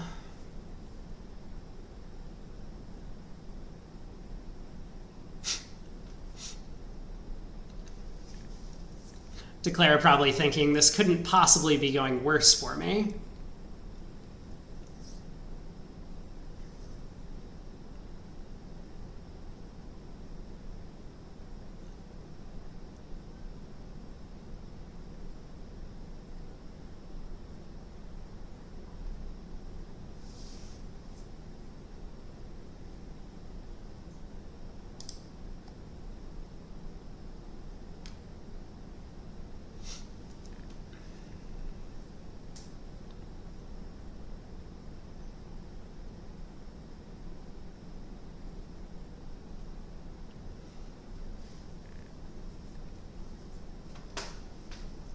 I guess Michael at this point is just kind of, he knows that West has the heart ace. He's already seen West turn up with the club ace. So he knows that his partner has one of the missing spade honors.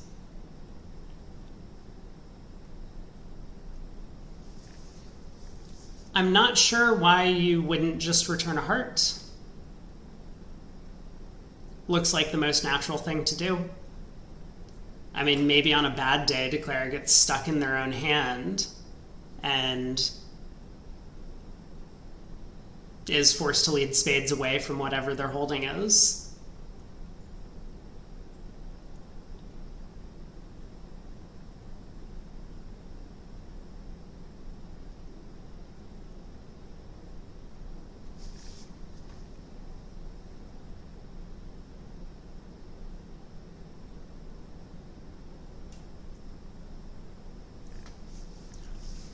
I'm trying to think of a situation where playing back a diamond would be correct. And I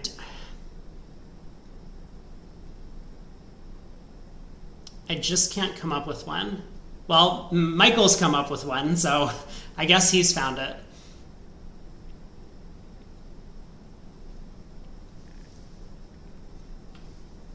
My guess is Declare goes wrong in the spade suit. He can get out for down 1 from here if he leads a low spade, and when South ducks, he puts up the king.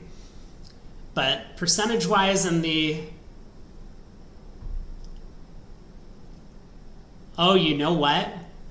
This might actually be a very clever play from Michael, because if Michael had returned a heart, Declare could have won the queen of hearts and played a spade, and when South played low, played the 10, which would have been percentage. Wow. This is, if he lays down the spade queen here, this would be very impressive.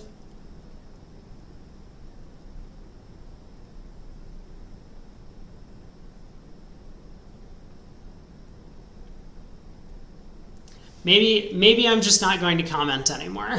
I think the players are all doing very intelligent things.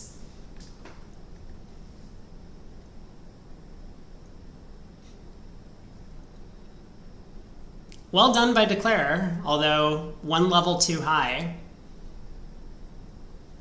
Could earn him some imps. It's possible.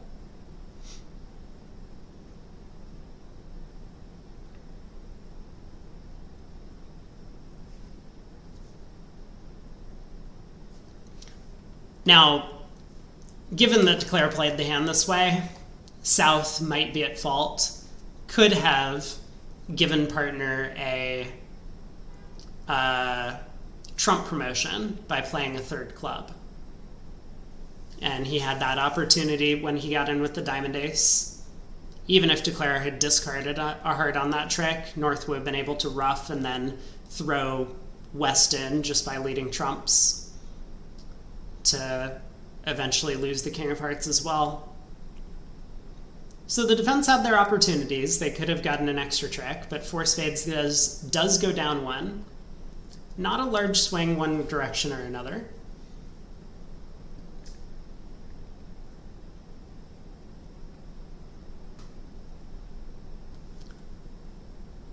This hand looks like a bit of a nightmare for whoever ends up declaring, which I have to imagine is going to be north-south. That does not look like the right opening suit for North's hand. Okay, we do get a heart opener. Pass by East.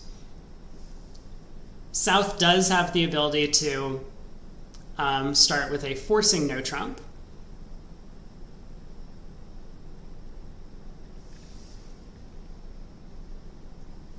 And now what do you do as North? Because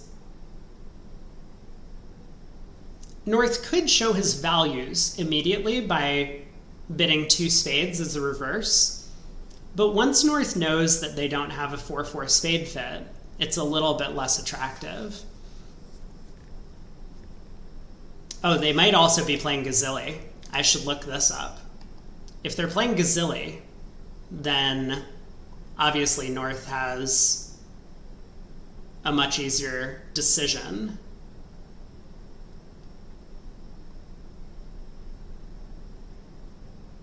I don't see it on their convention card, although two clubs has been alerted.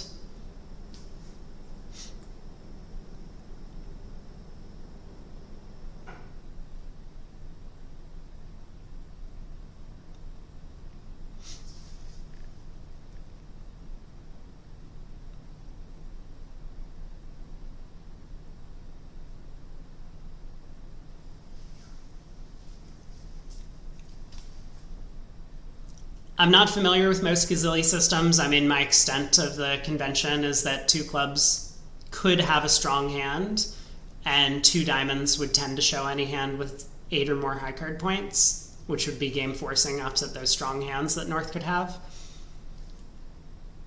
But maybe, I mean, two spades that doesn't have an alert affixed to it. I'm wondering if South has had an ability to show diamonds yet in this auction. I'm guessing no.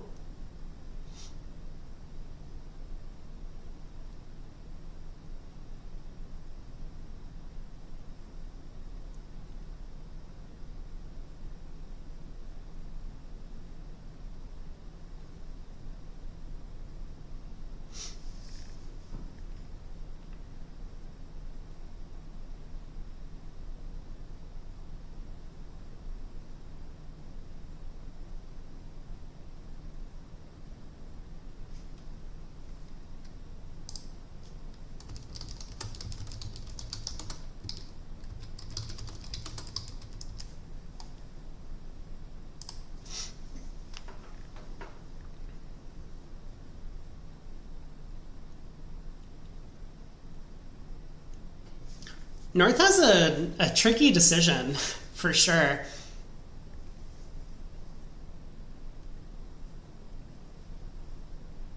Like, even if North knows what South has showed so far in the auction, which I don't think South's hand has really been described all that well yet.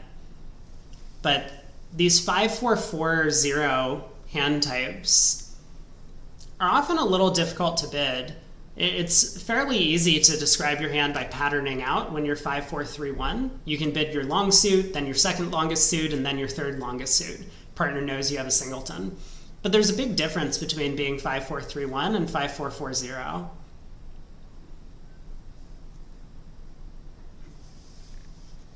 Well, here we are. We have landed in 3-no trump, and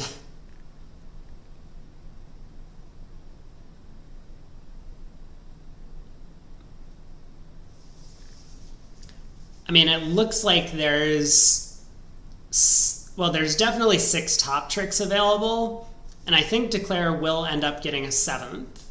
Either that 5th round of hearts will take a trick, or the ace of diamonds will eventually score.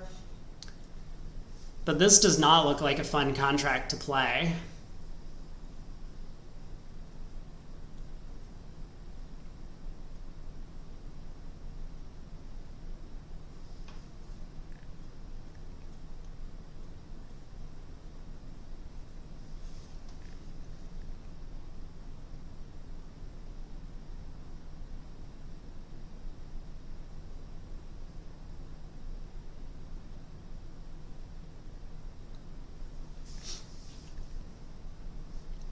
We get a club lead, which looks like actually a pretty good lead for the defense. Doesn't blow a trick, and also kind of starts attacking Declare's communication.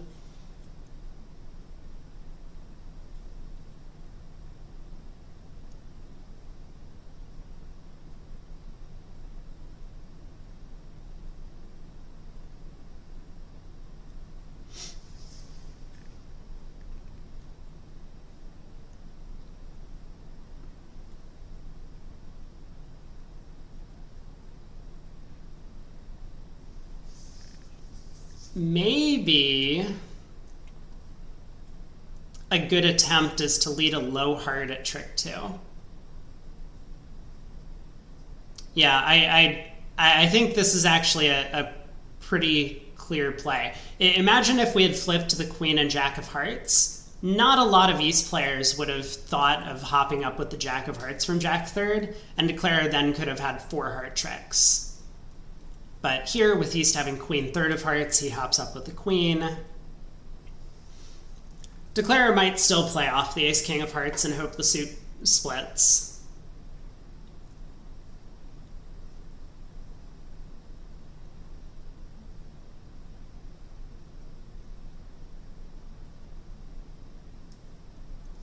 But this did feel like a pretty good attempt.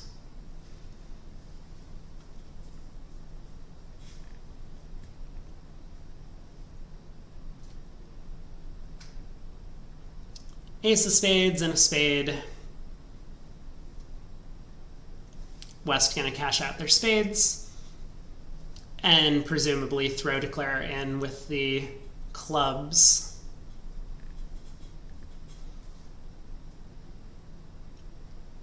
To lead away from that ace king 10 of hearts.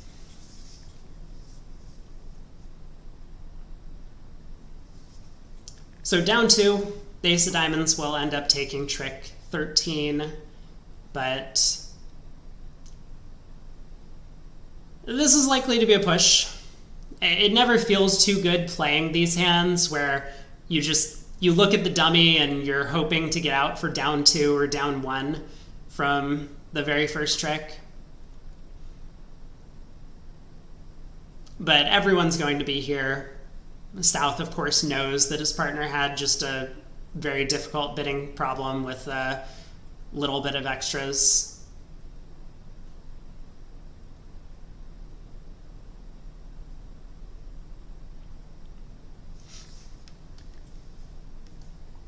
All right, 3 boards to go. Have we gone down in more contracts than we've made this set? Not that uncommon at imps. Just a curious statistic. Looks like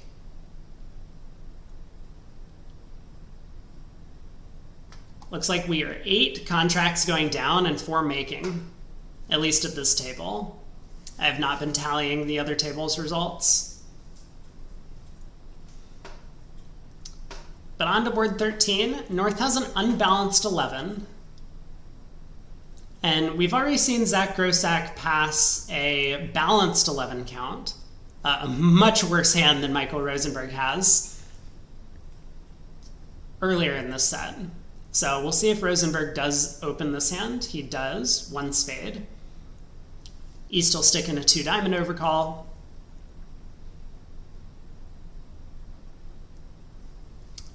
South will pass, and then the decision is over to West. I mean, West sitting on this 12 count, hearing his partner make a red 2-level overcall is probably already thinking about just bidding a game, but he might not know which game he should be bidding. Obviously, 4-3-3 kind of pulls him toward no trump, but he might want to give his partner a little bit of room to show a bit more distribution.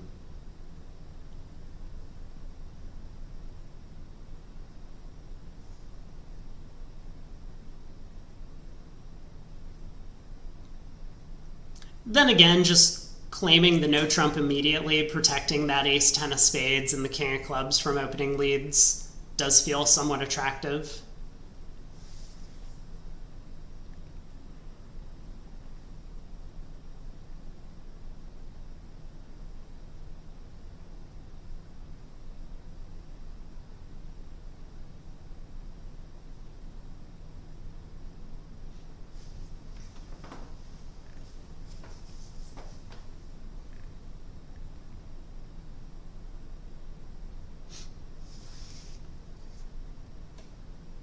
We do have a lot of push boards as the set has proceeded on.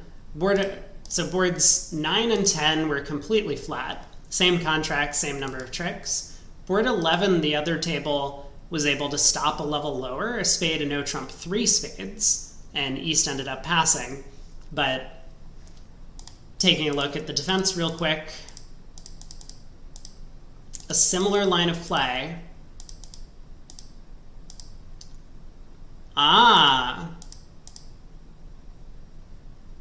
So this is very interesting. I'm not gonna highlight this because we have a lot of action happening already on the board in front of us. But if I think Michael Rosenberg did something very intelligent, and Declare was able to see through it at this table, and that's how he got out for down 1 and 4 spades. The other table.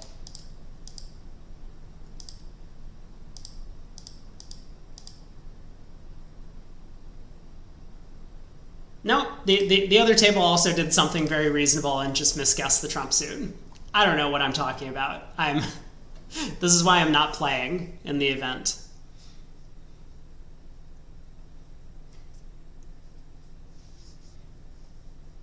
Well, 5 diamonds was bid by East.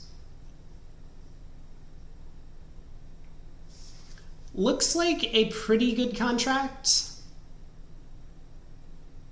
Although Declare is going to need to be a little bit careful.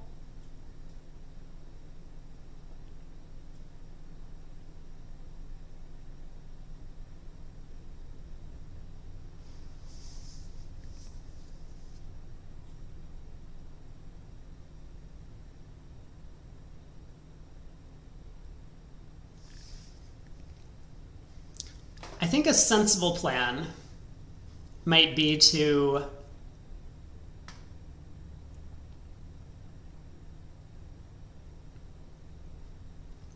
win the king of spades, cash the king of diamonds, and lead a low spade towards the ace-10. If South roughs, we can then pull the last trump and rough our 4th spade, eventually losing a heart trick. And if South discards, then we can play a 3rd spade and eventually rough our 4th spade, over roughing South if necessary. That seems like a reasonable line of play to me. I don't really see how the defense could do anything about this plan. Now, if diamonds are 4-0, obviously this runs into some issues, but this looks like a pretty reasonable attempt against 3-1 diamonds, so maybe Declare has gone with this plan.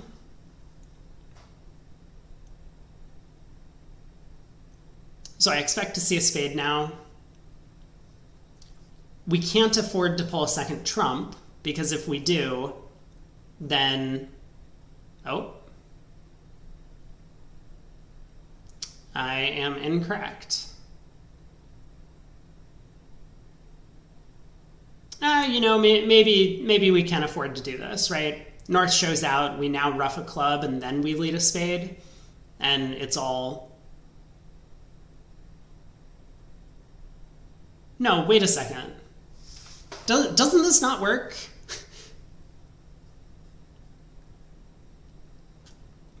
Because now when we lead a spade, South elects not to ruff.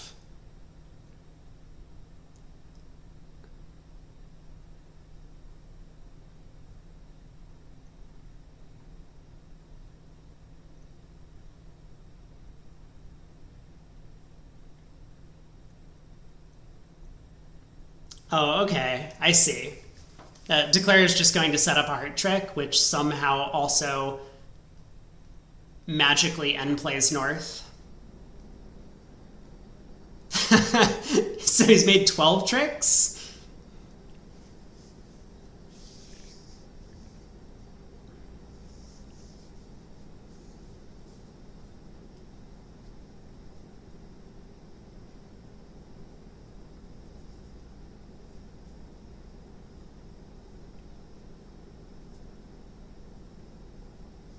If North had 4 hearts there, though, I think we're going down.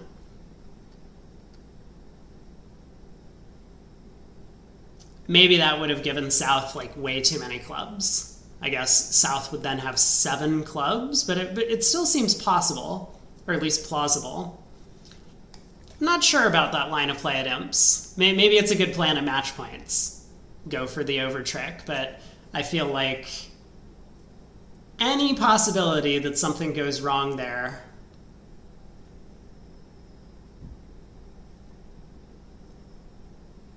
would leave me questioning the decision, at least a little bit. All right, we're on to board 14. East has 11. It does get to open the bidding, and I think we've established this is a precision pair, so East will be opening 2 clubs. Showing a minimum opening hand with 6 or... I assume 6 or more clubs. Very few players play that this could be 5 clubs in a 4-card major nowadays. South passes. West.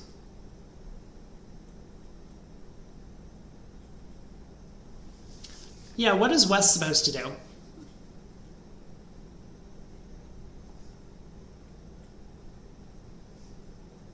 I wouldn't say East-West are a little bit behind in the auction, but from West's perspective, a standard pair would have already had the auction a club, a heart, 2 clubs. Maybe with some interference. I mean, West knows the opponents have at least 9 spades between them.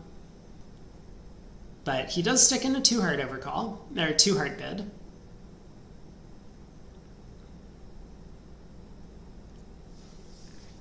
So North should be coming in spades. One question is just how many spades should North bid? Because now the King of Hearts looks like it might be well placed.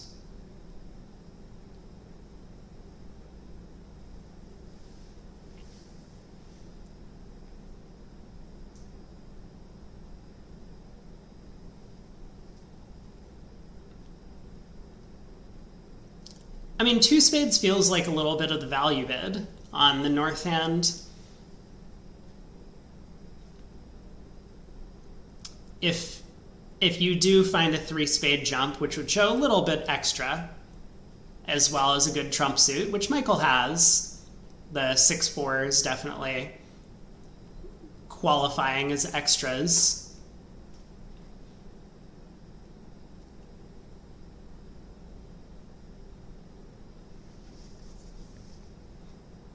He is giving it a little bit of a think, though.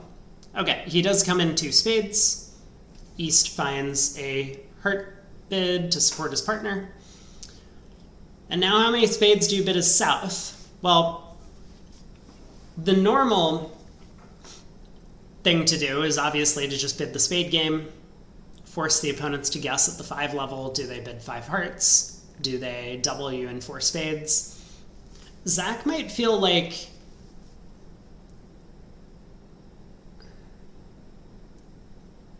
okay, this is a Zach Grossack special we're about to see. I think Zach has kind of realized that the way this auction has gone, he has absolutely no defense. And so his plan was to kind of just like bid 3 spades, the opponent's bid to 4 hearts, he then bids 4 spades, the opponent's bid to 5 hearts, and then maybe he bids 5 spades. And this could net him, you know, a kind of nice save or possibly even a make if his partner really has a big hand there distributionally. Whoa!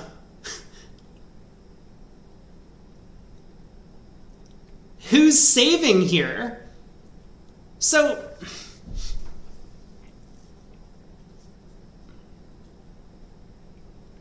I'm trying to think from West's perspective. I mean, this contract's going to make. The queen of diamonds is in the pocket. The king doubleton of hearts is on side. This is just going to be 12-30. I believe that's the score. And 12-10, 12-10. 12-10 sounds like a much better guess. But I wonder if West actually thought he was bidding this to make. Obviously, his partner has showed a club fit. He has ace-3 of clubs. The spade void looks nice. But 6 small trumps opposite a 3-card trump holding, which East is very likely to have 3 trumps. Feels like West might have been thinking that he also had no defense against the opponent's contract, the spade contract. Well, either way, this is going to be a huge swing.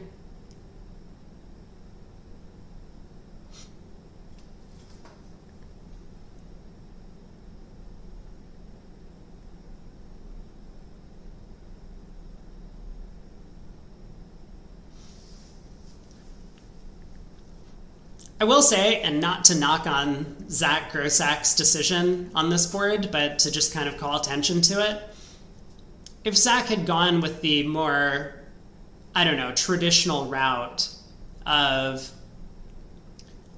thinking that my hand's preemptive, let's just jump to 4 spades immediately, Michael might...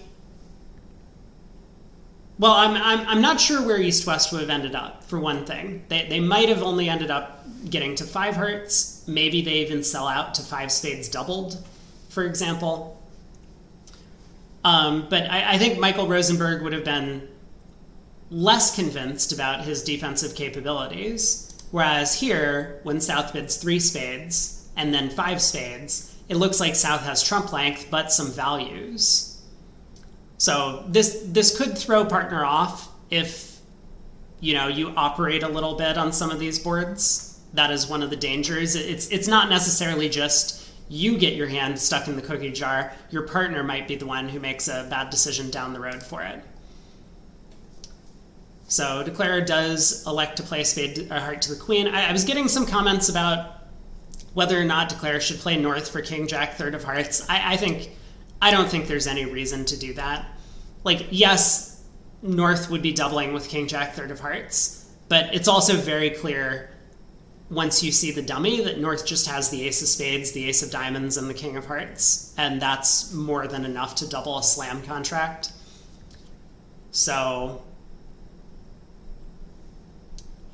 this is going to be 12-10.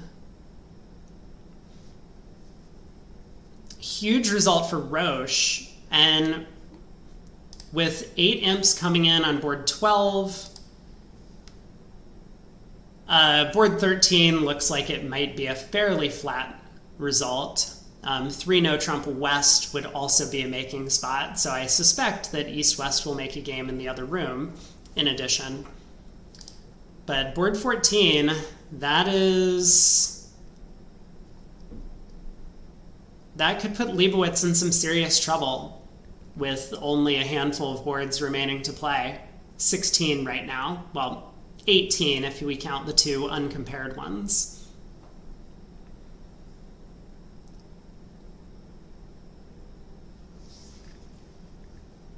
Well, 2 passes around to north. Got to shake off the bad result. North will open a club.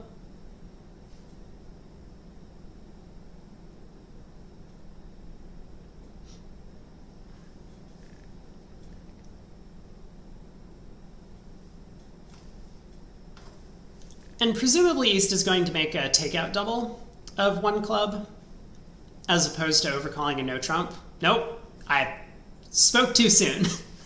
I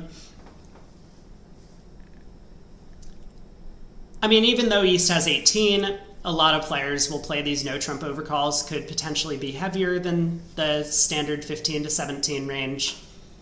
So East hand does fit in the no trump overcall range at the very least, but I think a lot of players would have been tempted to double for fear of missing a major suit fit. Now obviously when West turns up with this 10 count, there was never any danger whatsoever. So no trump, 3 clubs by West, puppet Stamen, 3 diamonds, at least 1 4-card major. West will bid 3 spades, showing 4 hearts, and East can bid 4 hearts.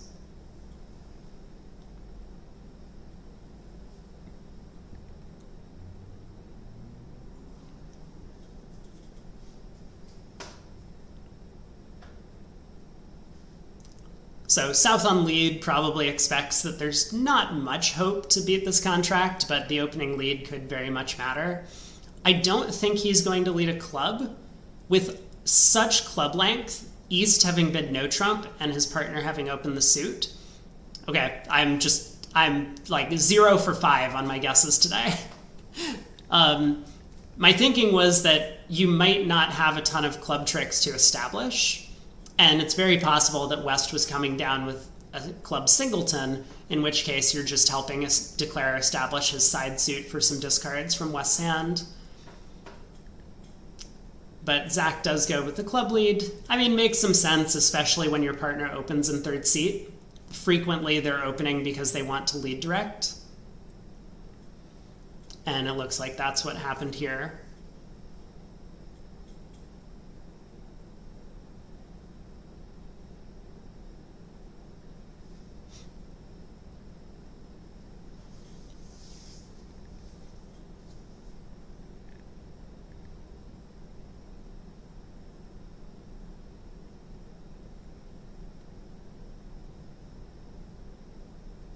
Well, Rosenberg's going to try as he might to find a 4th defensive trick. He does expect the ace-queen of diamonds to take a couple of tricks here.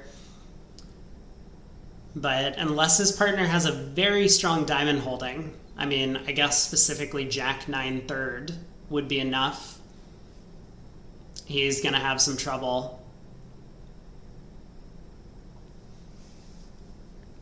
Probably a passive spade exit makes the most sense.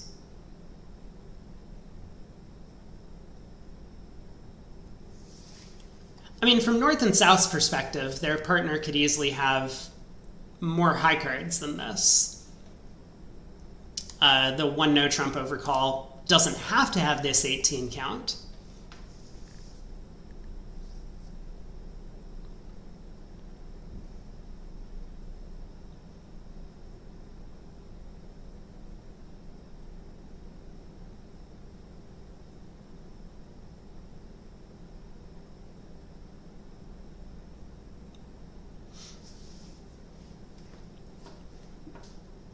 Well, with the trump splitting, Declare has a safety play in the diamond suit. He can strip all of the spades, play 4 rounds, and then he can just run the jack of diamonds. North will win and will be unplayed into leading away from the diamond ace or giving a rough slough. So this will be a pretty safe way to just guarantee 10 tricks on the steal. But this is the last board at this table. I will jump into the other room.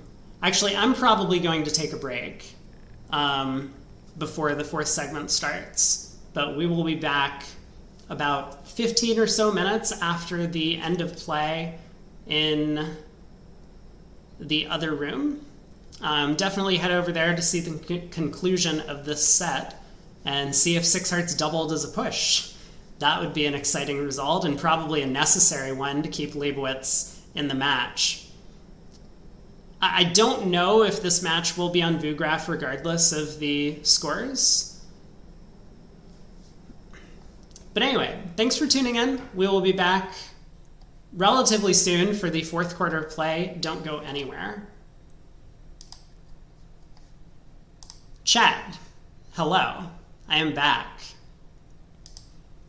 Let's check out the other table so that we can finish out this match. If I had a co-caster, I would probably head to the other table. Oh, also I can pull me back up. There we go. There I am. I exist again. But yeah, I think if I'm just casting by myself, I'm gonna just chill in the downtime and talk to you all. Hello, Shift. Thank you for the dad joke.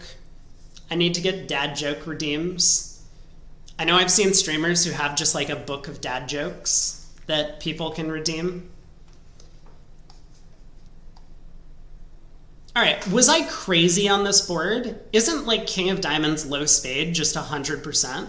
And Declarer's line of play was like probably pretty good, but could have gone down.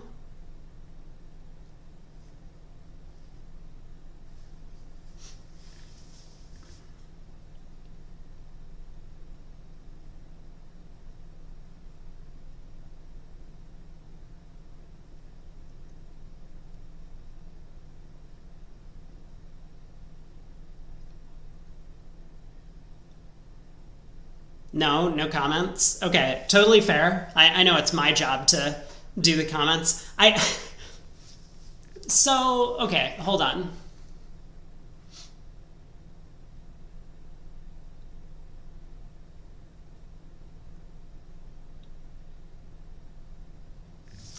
What Declare did in the other room, I know maybe not everyone can see this.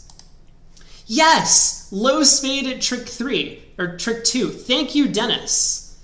This is... I mean, look, Dennis has my back. We used to be boys, and I'm sure Dennis heard me shouting. I'm only like 400 miles away, so he probably heard me and realized that a low spade at trick 2 was just 100% against all 3-1 diamond splits. So that would make sense. But yeah, okay, if North was 5-4-1-3 in shape, doesn't the line of play he took go down? So let's see. He won the King of Spades, played Queen of Diamonds, and then a diamond to the ace, and then a heart to the queen, and then pulled the last trump, and then cashed the ace of hearts. If North was 5-4-1-3, he's down.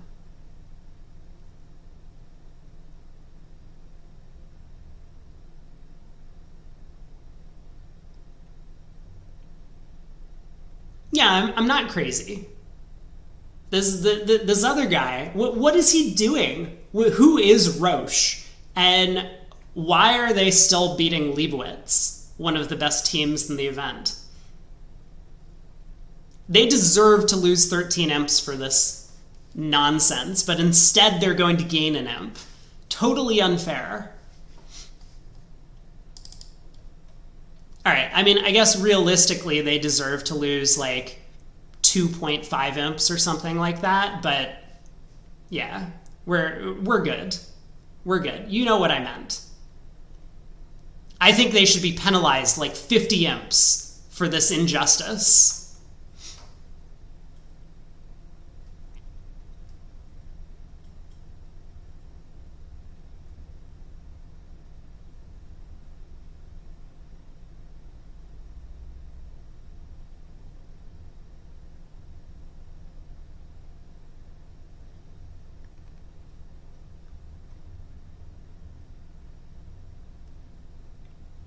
Wait, actually, isn't it even better? Could we have gone king, queen of diamonds first before playing a second spade? I don't know. Like, I'm optimizing around things that don't matter. But I think you can actually get away with going king of diamonds, queen of diamonds. No. North could have 3 diamonds. Okay, I'm going crazy, but definitely cashing 1 diamond first. It feels better than just playing back a spade. None of this matters. All right, Dennis is just a god, I think, is what we're learning. And he's made 5 diamonds and has lost his team in imp.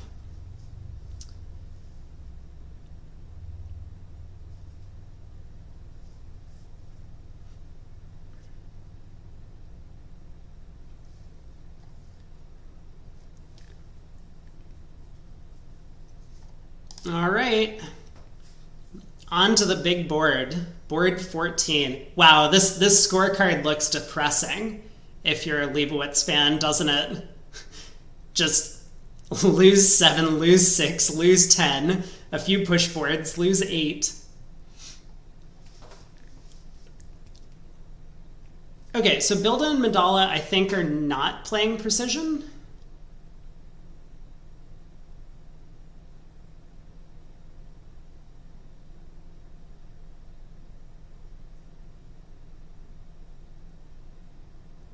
So we get a club. Oh god, if South overcalls 2 spades, this hand is gonna go wild.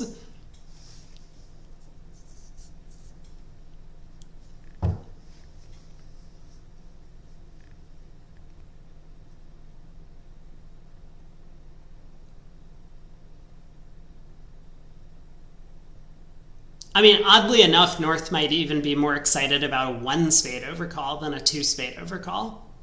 Because then South would expect to have some values.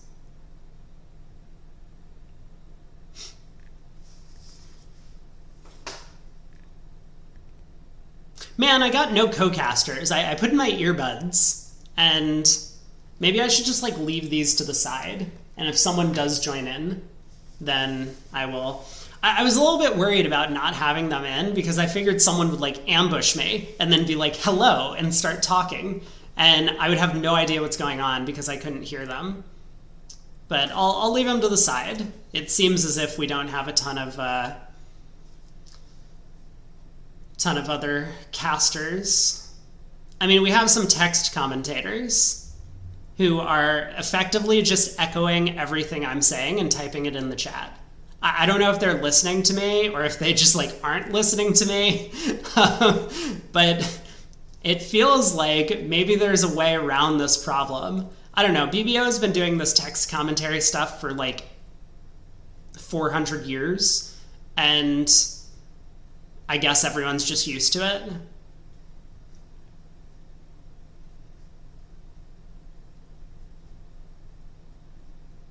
Well, this is certainly an auction of all time.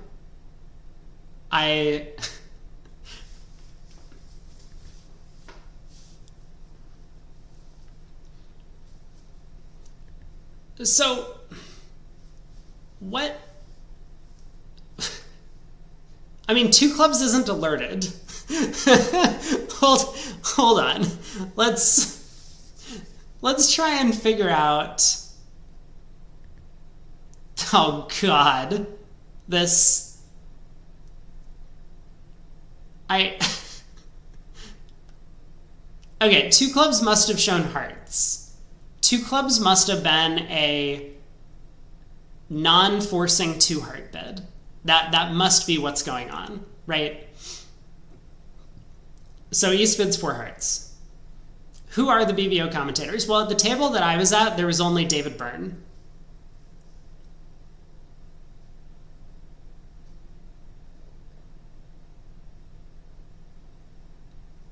Yeah, ATN, I think that's exactly what's going on. Two clubs is basically that.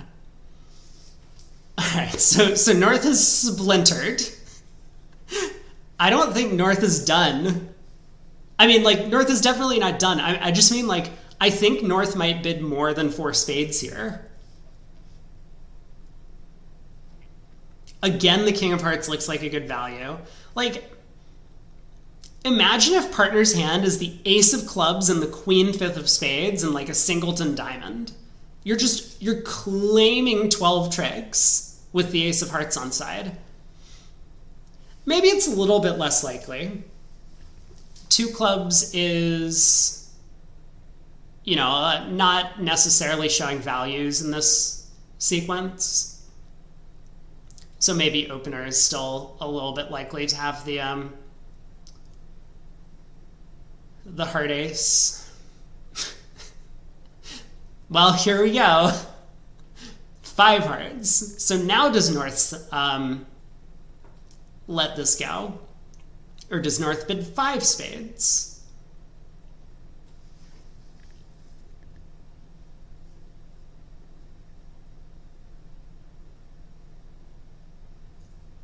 I think, sadly, 5 spades might just end the auction, undoubled.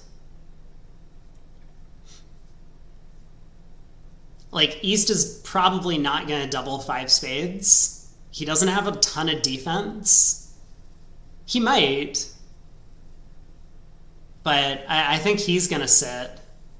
And then West probably already feels pretty good about himself with the 6 small trumps pushing the opponents up a level.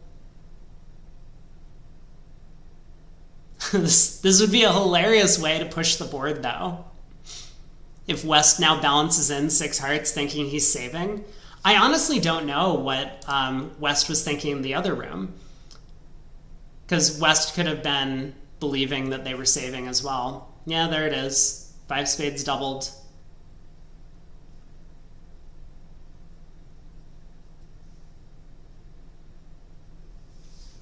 So West on lead. I mean, a diamond does not look attractive. Leading away from ace does not look attractive, so we get a heart lead. East presumably wins this and tries the King of Clubs. That'll hold. They can cash the Ace of Hearts and then switch to diamonds. And that's going to be down 2. So 300 imps. I think up to 750 is 12, and then up to 900 is 13. So this is 14 imps, if I'm correct, for 910.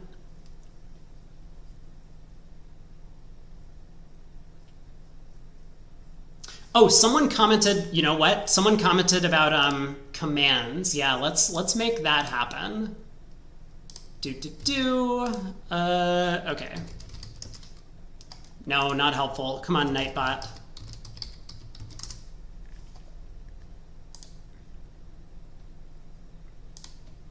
All right, let's make a command for, do I have anything?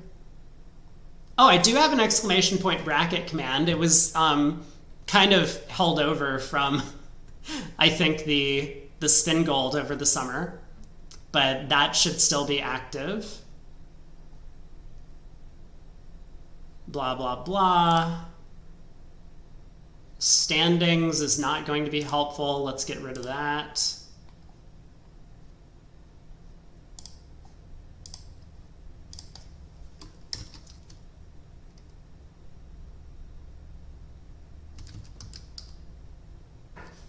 Sure.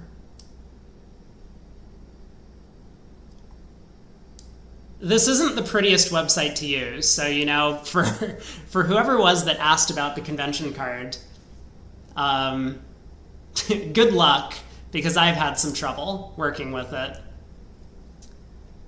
Let me put a little thing in my stream title.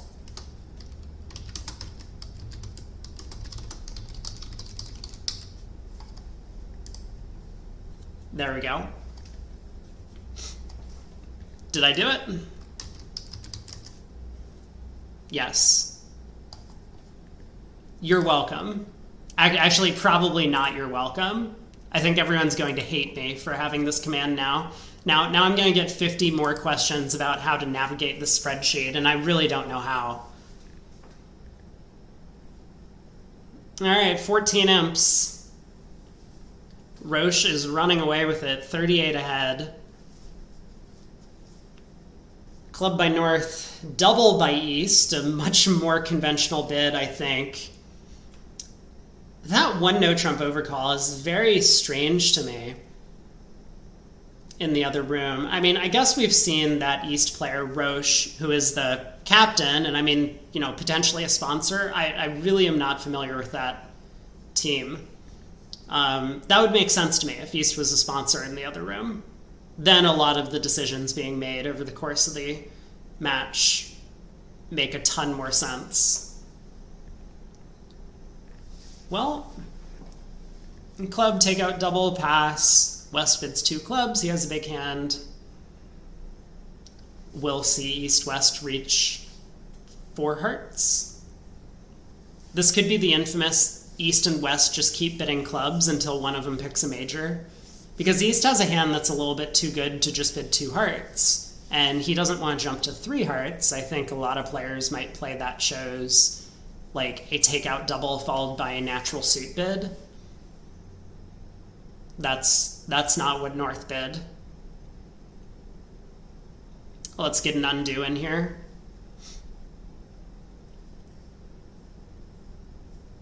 But yeah, East should probably bid 3 clubs here.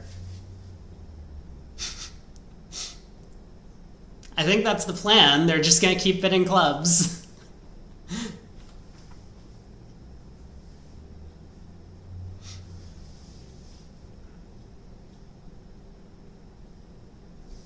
There we go. We get the undo. I'm going to switch over to a different match for the 4th set. Because while it might be exciting to watch the Leibowitz squad swing for the fences, like specifically Zach, Grossack, on every board, I don't even know if they'll be on VuGraph, and I think I would be more interested in watching one of the closer matches. You know, we can pull up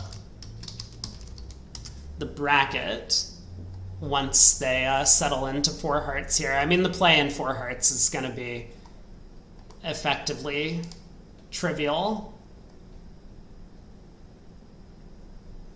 I am looking at results, and what stands out to me? Fleischer and Nickel is still close. I think we'll head over there for the final set.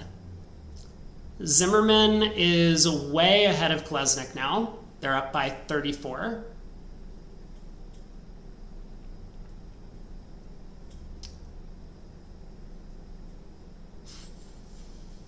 Other matches that are... Oh my god!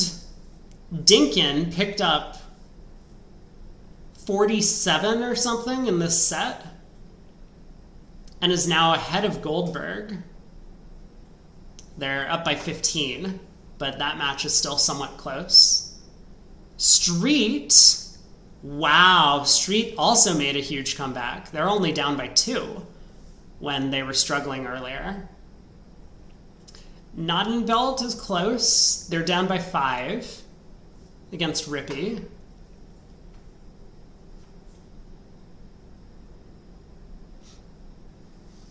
You need to get up to date on conventions. You haven't played since 2005. Yeah, there's been a lot of development since then. I think Gazilli is actually newer than 2005. That's one of the more popular ones. I mean, depending on where you live in the world. Like, none of the US pairs play Gazilli, and every other country plays it. So someone is doing something wrong, and I think the US players are just too proud to change their system.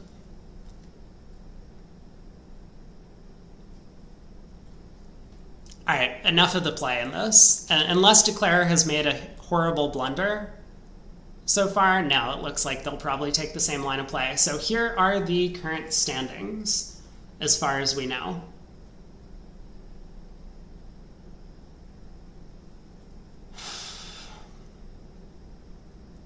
McAllister trailing to Hahn, so they might be out. Wow, Dyson made a huge comeback as well. We've seen a lot of enormous swing sets. You know, in fact, this match, Hans against Far Hoften Niska, is... Oh, yeah, I can't see the... Ah, yeah, all right. All right, I'm on it. Boom, there. We can also move me. Now I am... I don't know if that's a good spot or not. Probably fine. Yeah, that's probably fine. Well...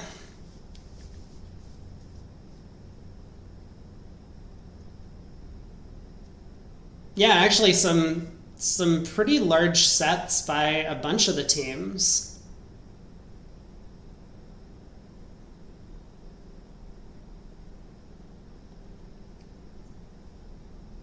I guess the third quarter is when they decided to start swinging. A little bit early, if you ask me, or maybe it's just some sort of variance happening.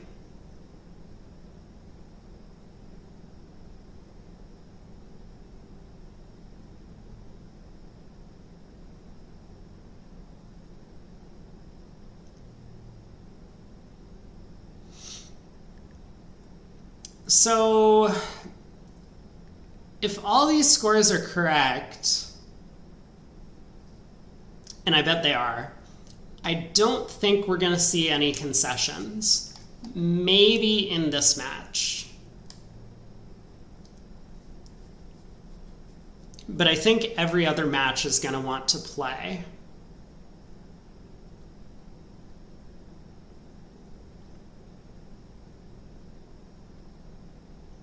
I mean, certainly the higher seeded teams will want to continue playing for the fourth set.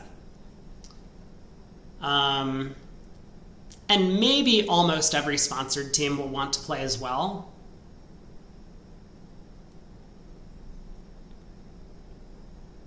Because as the sponsor, it's like, you don't care if your team ends up playing a fourth set, generally. Yeah, Dinkin had an enormous segment picking up. Well, they themselves are in 72. Their opponents are in 25.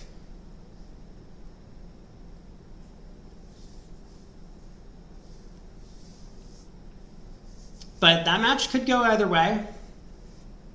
I mean, it wasn't as if Goldberg was running away with it, but being ahead 32 was kind of a big deal.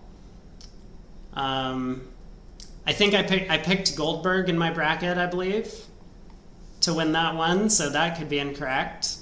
I definitely picked Street in my bracket. I remember that. I also picked McAllister, though, to go quite far.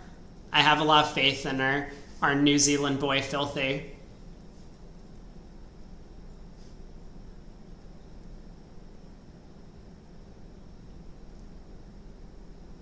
But Nadenbelt, this could be a bracket breaker for some players. Only 201 entrants into the fantasy brackets. Oh, no one has any scores, of course, because we haven't... Wait, Adam Grosak is playing. Hold on. Do we think that Adam Grosak picked his own team to win? What do we think? I'm gonna say yes. He is that kind of guy. He likes to not be a Debbie Downer. So I bet he picked his team to win. Oh yeah, look at them go. Surely he didn't. He beat Zimmerman, he beat Fleischer, he beat Hans. Yeah, wow. I believed. I mean, I didn't believe. I definitely did not pick them. But I think I picked them losing to Zimmerman in this match.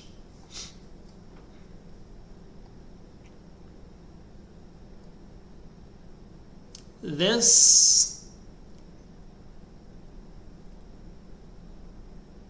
Looks like he effectively just picked all of the high seats. I mean, he picked a couple of, you know, maybe upsets on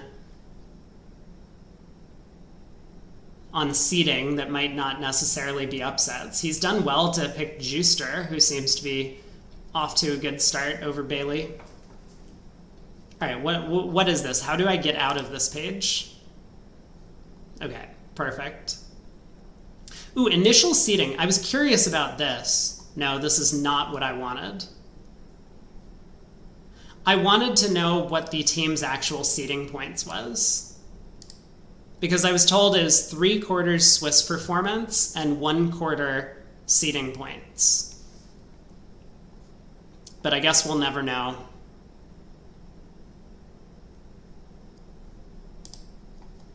This is going to be very disappointing for Leibowitz if they get knocked out on day one. What can you do at Nationals? Let me think. Do you then have to play like side Swisses? Like the regional Swiss? I think that's what you have to do, right? There's nothing else to play? It's been so long, and because like I effectively played a bunch of match point things and always made the finals, I never had this issue. But knocked out early is go to the bar. Yeah, but I mean, what do you do tomorrow? Because the sponsor has paid for you to play the whole week. Go caddy? I mean, I don't think the sponsor's going to be happy about that. But they could. They could.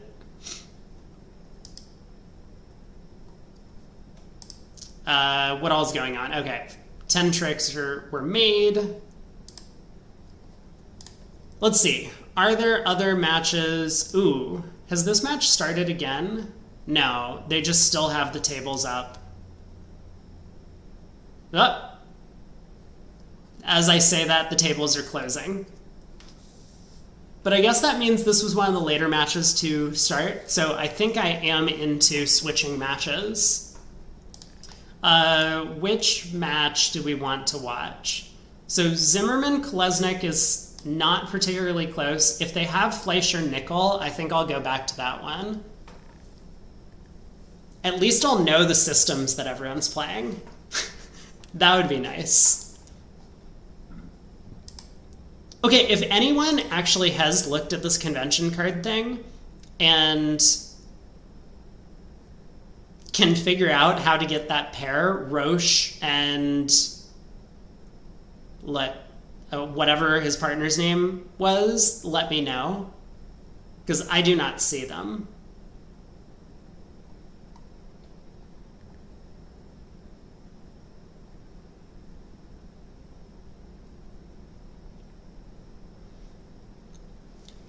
Amoyles Dyson, well, it's not really in my control which matches are being shown. Yeah, if Amoyles Dyson is on, that could be an interesting one to watch. So who's that team? Well, Amoyles has been these guys for a while. Moss and Grew, Amoyles and Hanlon, and Toledano's Amir. And Dyson is four-handed. And I was guessing like some Welsh people and some Englishmen, and I don't know if that's correct, but it might be.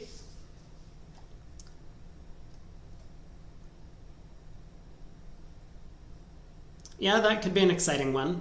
My guess is that they'll still have Nickel Fleischer. They probably expect that to just be the most highly watched match for the entirety of this. But there are a couple of other ones. I'm going to do everything in my power to never kibitz a Dinkin match for the rest of my life. So hopefully Dinkin never makes it to the finals, because otherwise that would mean that I'll probably have to take a day off. Like, watching that system just hemorrhage imps left and right is not fun for anyone. That's probably not true. It's really good content. Maybe I should just be watching Dinkin matches and making fun of all of their bids. But that's like so anti, like, being a good person. Anyway, All right, are matches up yet? Not yet. Where can you find the Dinkin system? I don't know. Have you checked your trash can recently? I'm so mean. I imagine it's probably in the convention cards somewhere. God help me if this is actually available. Dinkin. Oh no, it is. Oh, this is awful. You can find a link to it in the system cards. Oh god. Okay, no one wants to look at that.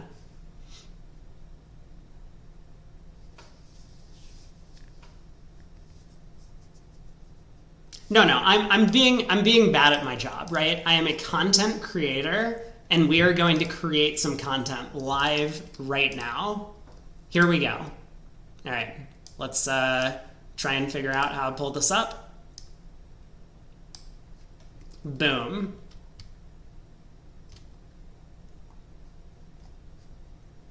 What is it? What is this nonsense? Strong Diamond 5-card majors? At least call it by its official name, the Dinkin Diamond.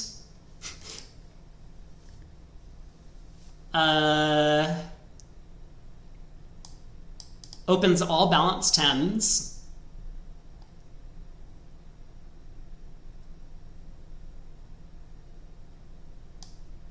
What the hell is this? I didn't know that this was a thing. 3rd and 4th seat 1 club openers are forcing, but in other seats they are not. Let's just let that sink in for a second.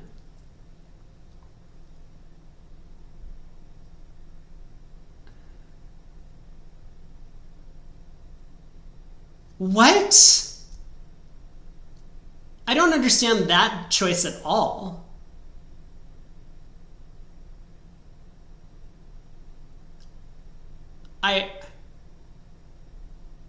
Nope, you know what? We're moving on.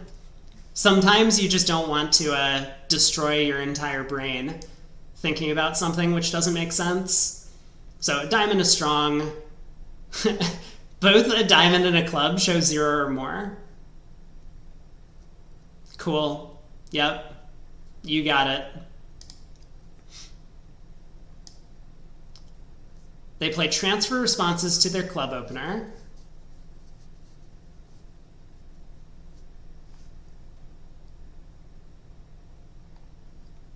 So 3-3, hold on, what's their 2 diamond opener? 6 or more diamonds. Weak or intermediate. Wait, what? This was what I was confused about, because if opener is like 3-3-6-1, I guess that bid is a little awkward unless your 2 diamond is like super wide ranging.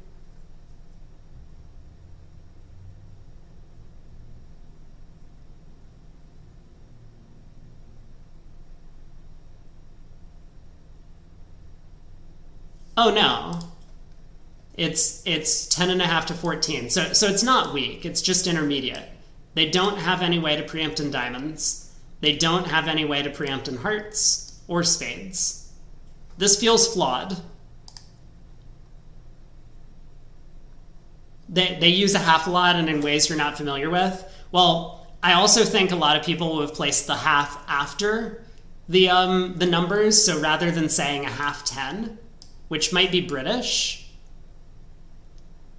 like half 10 is what British people say for 10:30. Isn't that right? That's probably correct. I'm gonna stand by it. 1/2 10 is 5. That's a good point. Yeah, maybe this is just a very confusing way. Like you could put a calculus equation here which evaluates to some high card count. This is actually a brilliant idea. If I ever go and play another bridge game, I am going to just put a bunch of math equations on my convention card for high card ranges. I'm actually in love with seeing this now. This is an awesome plan. There's no way that I'm going to get banned from the ACBL for doing something that is like slightly annoying to the opponents. Is there? Just I'm jeopardizing my entire ACBL career on this. Anyway, I'm totally doing that.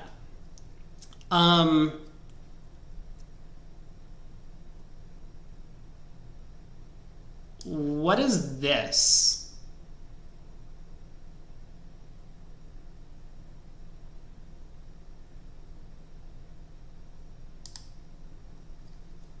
To know is something.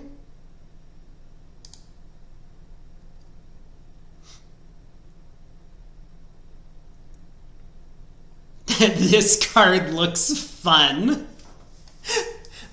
Let me put it this way. If you want entertaining bridge, watch basically anyone from Australia or New Zealand play. If you want to watch a bunch of people stumble over themselves and take 4 rounds of bidding before finding out what suits any of them have, watch this pair. Or literally anyone who plays with Dinkin. To Trump speculative to a bridge winner poll. That's like a qualitative assessment of what the 2-no bid is. It's speculative at best, and at worst, you have to put up a bridge winner poll. How do I really feel? This is quality. This is peak content right here. I'm just telling you. All right, let's... I mean, this side of the card can't possibly have anything useful on it, right? No Gerber? No Gerber, by the way.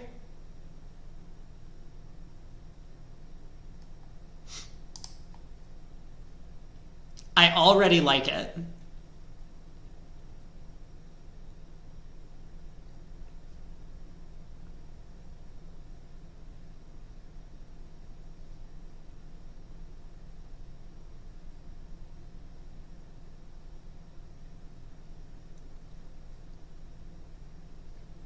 What the hell is this? What? Excuse me? What is this? Hello? Also, how can we have circled 3 different cards for a specific lead convention? We either lead high, or second highest, or 5th best.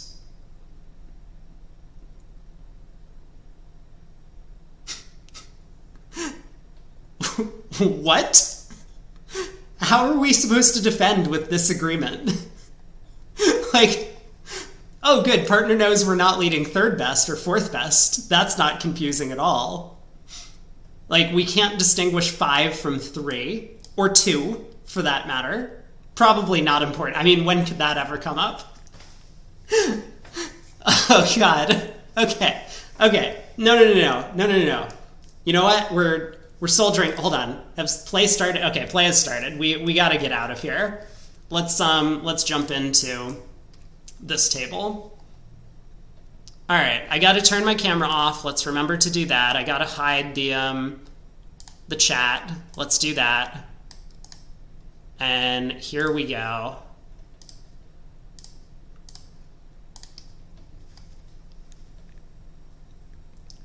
Hello, everyone. Welcome to the round of 32, 4th quarter action from the Soloway's KO in Atlanta. Joining a little bit late to the first board of this match, but here we are, back into Nickel versus Fleischer. I've not been watching the match most of the day. We were here for the first quarter of play, where I think Nickel opened up a somewhat sizable lead, but Fleischer has fought back and is now ahead by 7. Getting right into the action. 2 spades by North. looks like a pretty natural preempt. 3 hearts overcall by East. Now, East only has 10 high card points, but the distribution and 2 long suits kind of makes this a pretty automatic overcall for a lot of players. 3 spades by South, and West sitting with 2 spade stoppers and also a decent smattering of high cards is happy to try 3 no trump. Well, this passes back around to South, who has doubled, and we're finally caught up with the action, or at least I'm caught up. Everyone else has been, thinking, yes, of course, this is how the board's going to go. But double by South looks pretty reasonable. Looking at 3 small spades and a bunch of outside entries, he's happy if his partner can hit him in hearts or diamonds so that he can put a spade through. And just the fact that he has 3 quick tricks, he probably expects the opponents to not make too many over tricks if 3 no trump does make. So not risking a ton of imps, but for the chance of beating 3 no trump if they get off to the right lead feels worthwhile. And now we kind of see the little bit of scared bidding from East. Not to say that it's wrong, but he pulls 3 no trump double to 4 clubs because he's aware that he's already kind of a little bit shy in terms of his values for the 3 heart overcall. Partner's expecting him to have a little bit more in the way of high card points or trick-taking power, and he has effectively none of those things.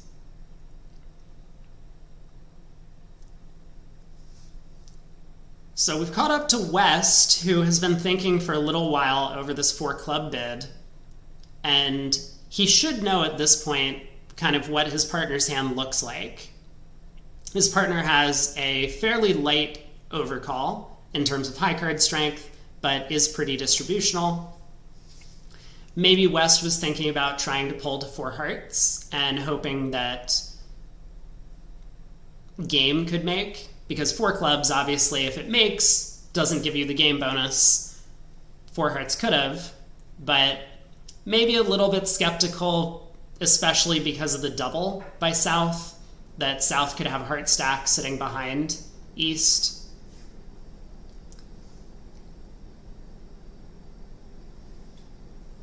Well, how is this contract going to do? Clubs are splitting,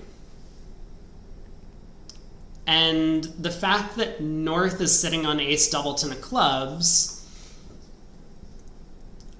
means Declare is going to be able to establish the diamonds with a club entry to the West hand.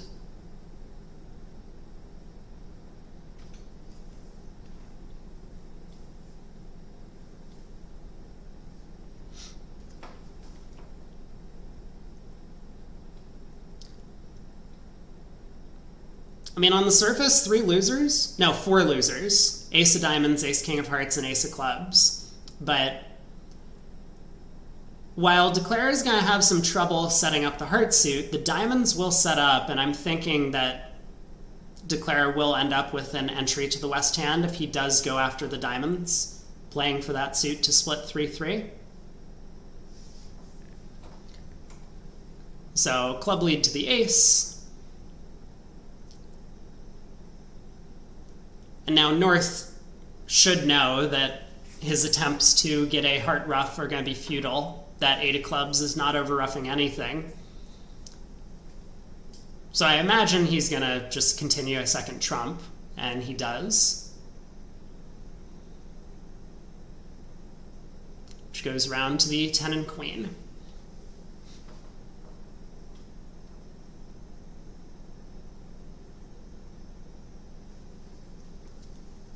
So Declare going after diamonds, diamond to the king, 9 of diamonds, upside down count. So South knows that it is safe to duck this trick if he chooses to do so. But he elects to win the ace. And I suspect just going to cash out for down 1. Probably not worth spending a whole lot of energy on some of these imp hands if there's no clear alternative to your plan of just beating a contract.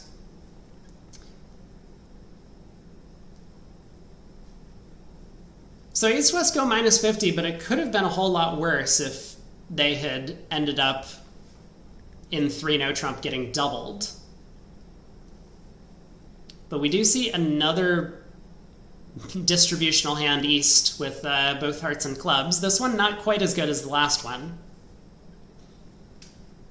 But I imagine East will find a way to stick a preempt in there, especially favorable with such shape.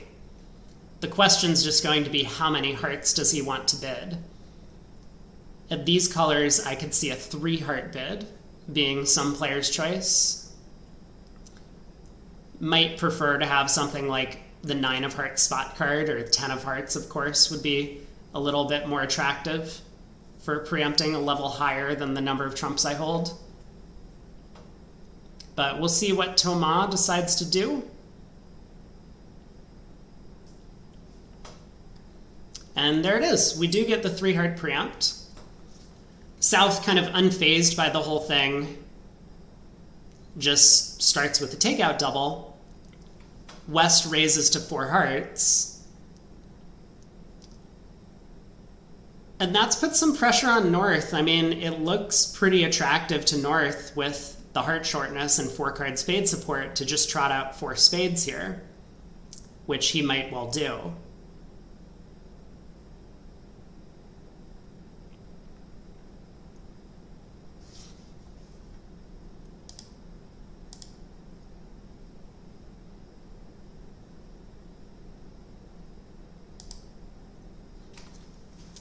First board is set that I missed. We do have 2 imps going the way of Fleischer, so they've extended their lead to 9 currently in the set.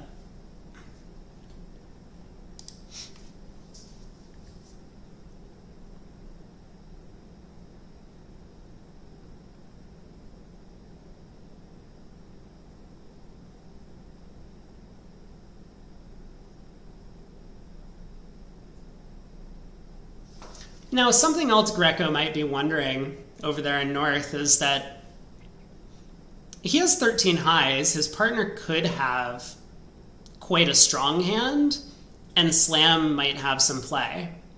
I mean, in fact, as it sits, Slam's not that far off in a diamond contract. They don't have anywhere to park their second club, but they do have 11 tricks available pretty easily in that strain.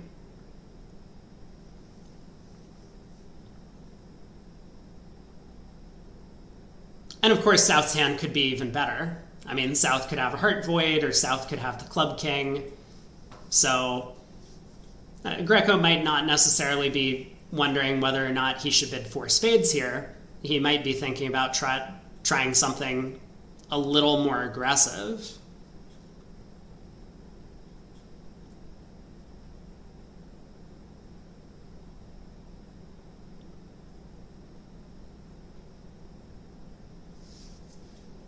And if he chooses the more aggressive option, I mean, 4 no trump is probably a reasonable bid. Often that's going to show something like 2 places to play, but he'll bid 4 no trump, and if South were to, say, bid 5 clubs, which he wouldn't in this case, but if he did, North could then preference to 5 diamonds, effectively showing a hand that was a little bit too good to bid 5 diamonds directly over 4 hearts. So it would be treated as a slam try in diamonds. Now, at match points, something like that wouldn't fly. Okay, so Greco has done something also, of similar nature. He has made a slam try in spades by jumping to 5 spades, which also seems like a reasonable approach on his hand. He's probably expecting most of the time that they have an 8-card spade fit and that his partner has a singleton heart.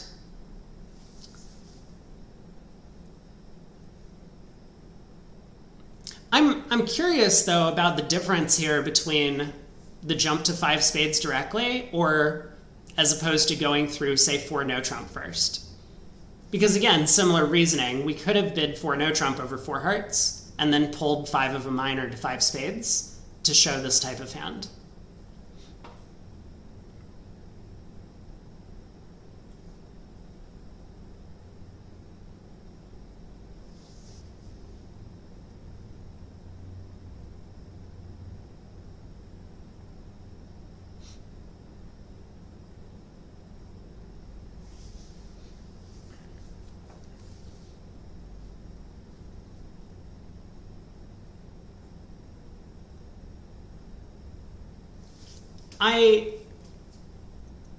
So north and east are on the same side of the screen, which I think to me means that east is the one thinking. Now, maybe you'll be sitting here saying, hey, east has already bid their hand.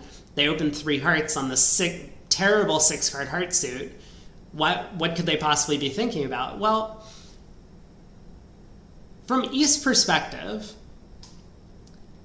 it's possible the opponents are bidding on to a spade slam, right? East doesn't know that their partner has just a ton of defense over there. Ace, king of hearts, king, queen of clubs, 5-card spade suit, right? So East might be wondering if they should stick in a 6-club bid here to kind of pattern out to some extent and let their partner make an intelligent decision over 6 spades about whether to defend or to find a sacrifice. Because at these colors, even a save and 7 hearts could be, 800 or maybe even 1100 on a bad day. That would still win 7 or 8 imps against a slam in spades. But East has passed, South has bid 5 no trump. Kind of the common 2 places to play sort of bid, or pick a slam, if you will. I think this will get north-south to 6 diamonds. North presumably bids 6 diamonds here, and South is thrilled to hear that and passes.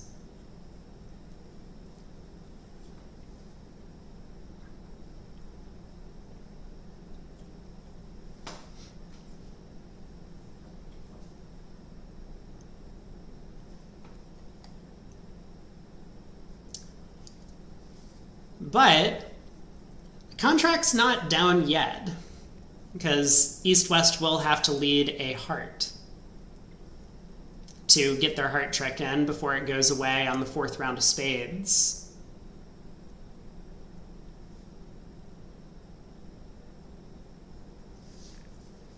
So East's opening lead going to be very crucial against this contract. If he elects to lead a singleton, hoping that his partner can give him a spade ruff, then this is going to make.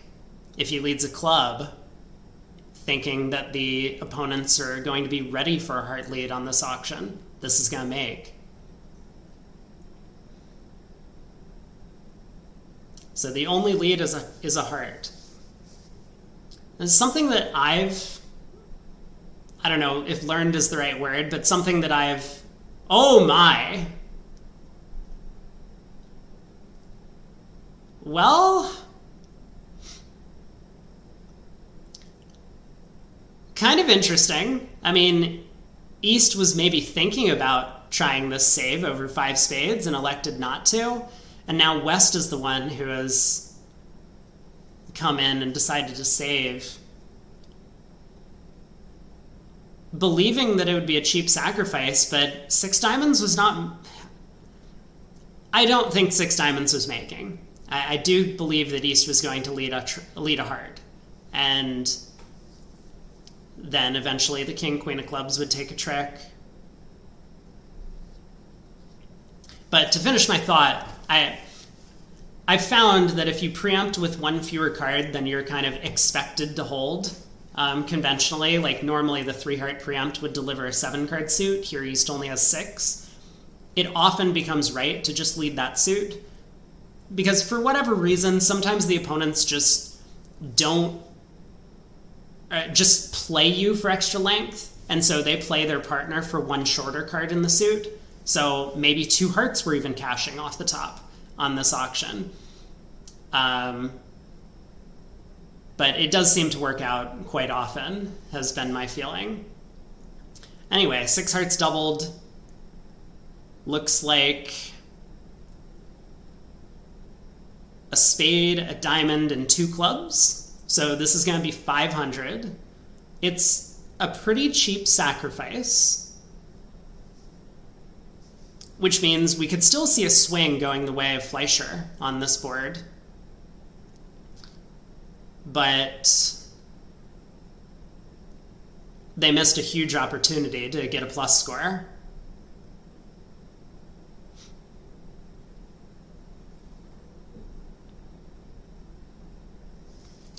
So ace of spades, we'll see a diamond switch, make sure that they get their diamond trick in.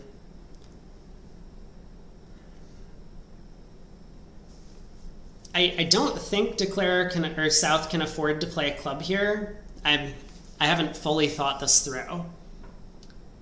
But there would be some worry that Declare could ruff the spades good and then pitch their diamond loser.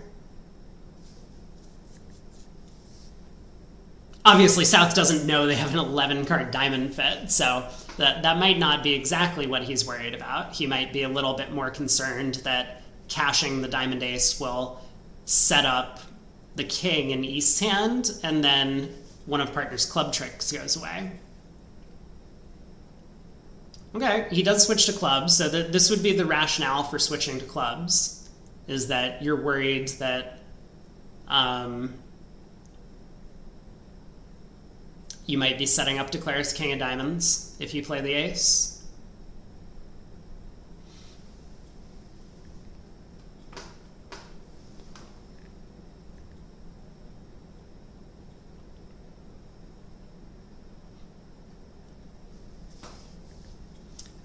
So what happens from here? Oh, maybe it's less interesting than I'm crediting it because North is just going to win the club ace and then play back a diamond. All right, I clearly have had not enough coffee or too much coffee, one of the above. So yeah, this club switch then seems very accurate by South. Make sure to put partner in with the club ace. You know partner has to have the club ace, otherwise 6 diamonds was really going to have no play, and then your partner couldn't possibly have been doing all this bidding. So the club switch has no cost, a diamond will come through, and then you can, exit a spade or play a second club, whatever you want to do as South. But eventually that second club trick will come through.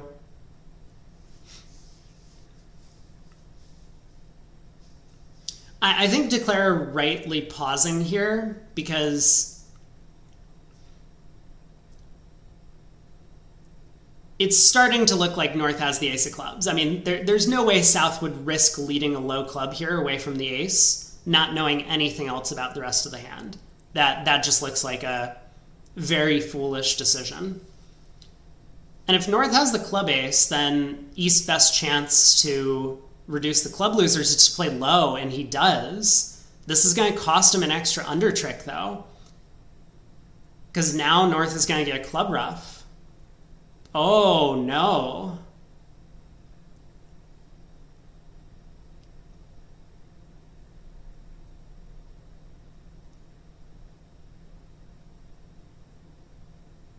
That could be very expensive because the under trick here goes from 500 to 800. And I'm being told the other table is also in 6 hearts doubled.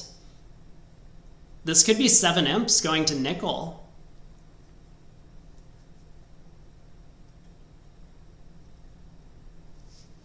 So, decision-wise, this wasn't exactly like a 50-50 decision. I mean, even if we placed the club ace in North's hand,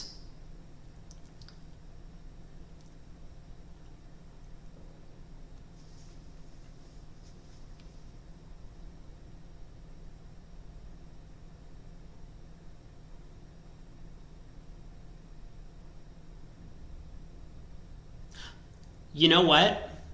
Actually, I'm now back completely on board with East's line of play. I was not reading too deeply into the bidding at all, but given that South had made a takeout double rather than overcalling 4 diamonds, I think South's most likely shape is 3-1-5-4. And if South is 3-1-5-4, then sticking in the 9 of clubs is necessary. Otherwise, if you hop up with a king, North wins the ace, crosses in diamonds, and then the jack and 10 of clubs will promote a trick as North is roughing your other club honor. Okay. Nice defense, and it put Declare to this like really unfortunate guess, which I fully support East's decision. I think that was actually a really good play that does not go rewarded, and in fact it goes horribly punished when this was the layout. But it might cost him a few imps. So board 19 here in front of us. Diamond by West, we get as South being a passed hand, North coming in 2 clubs on this 8 count, favorable with a pretty weak 5-card suit as well as a pretty mediocre hand. This is a lot more defensible than some of the previous 2. I don't know if people have been following me throughout the day. I'm sure everyone's been watching the same matches and I've been bouncing around. But we've seen some awkward 2-club overcalls previously in some of these matches, and it has not paid off for the overcalling side. But here, Greco, I think, is a little bit more comfortable sticking his neck out there, both because of the vulnerability, but additionally because in their precision system, he knows that his partner is limited to 10 high card points and often will have far fewer than that. The opponents are very likely to make a game. West's 1 diamond opening bid is often going to buy a major suit fit from East, and East could end up declaring a spade contract or even a no trump contract. So North really wanted to get this lead directing 2-club bid on the table, and that's what's happening here.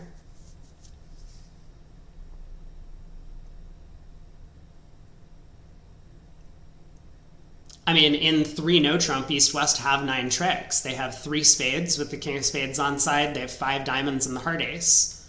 So if North had passed, rather than putting this 2-club bid in there, East-West probably would have reached 3 no trump, with East having this 12 count face an opening bid. South on lead would have had nothing better to do than to lead spades. I mean, I haven't really worked out who's going to be on lead against 3-0,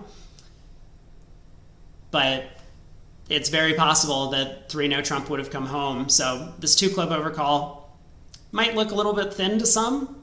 It still can save vulnerable games.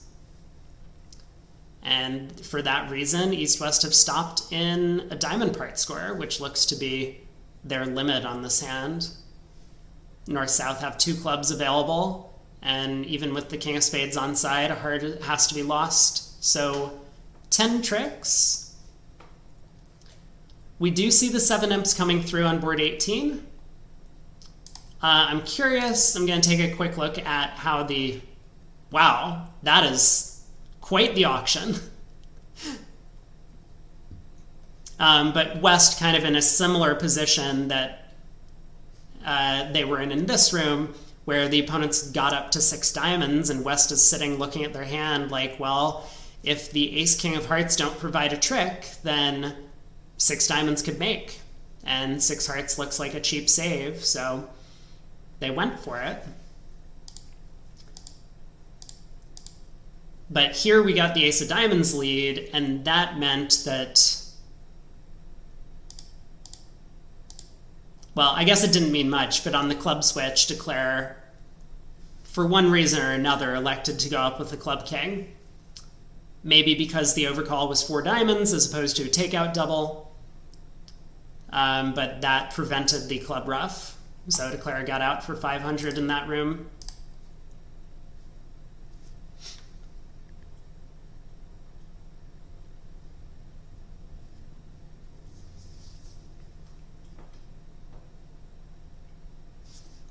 All right, I am going to check the convention cards for North-South, at least defensive-wise. I mean, most of the American players play a upside down, and that 9 of clubs to me looks encouraging, because South knows that his partner has the club ace.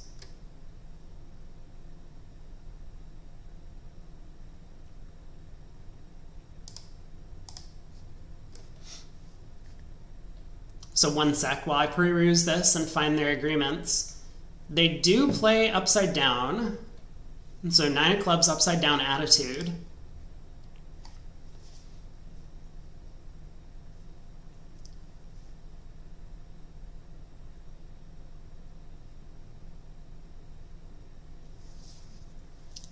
I guess understandably so. Maybe South was worried that they really needed to get hearts on the table. Like if North had Jack 10 third of hearts, then a heart coming through early could have been very important.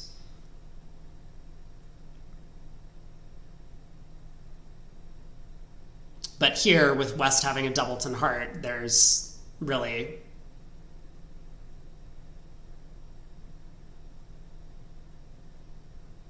just nothing to be done.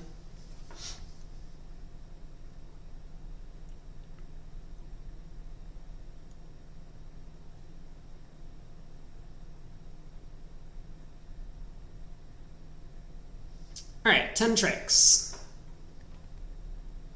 Could see a swing for a variety of reasons on that one. I mean, if East-West do get to 3-0 in the other room, it will be a swing one direction or another, depending on whether or not North-South find their 5 club tricks off the top. But here we have West with a pretty good 14 count. Is this then their no-trump range? I bet it is, but I should pull this up and just take a look.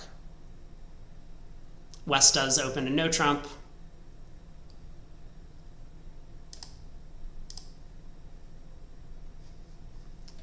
And their no-trump opener is good 14 to 17. I mean, this is definitely qualifying with ace, king, queen, 5th of diamonds. And Jack 10 third of clubs is not a bad holding either. Frequently, that will produce a stopper or an extra stopper opposite a lot of holdings that your partner could have, like ace third here. You're pretty happy to have Jack 10 third as opposed to Jack empty third.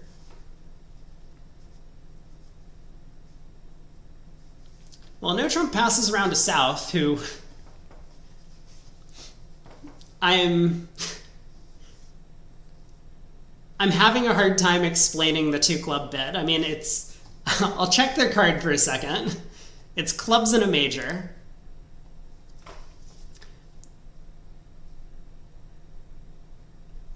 I wonder if that would have been everyone's choice on this hand. Such a weak major suit, 3 queens. The singleton is nice.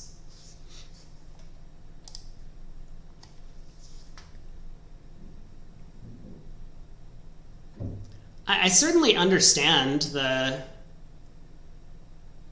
reason for balancing. Like, yes, if you catch a big fit, and I think he's done well here, it looks like 4 hearts is making. They have a diamond, a spade, and with the ace of clubs on side, just 1 club to lose. So, you know, and that's opposite an 11 count from partner. Partner just has the right fitting cards and a big trump fit with him.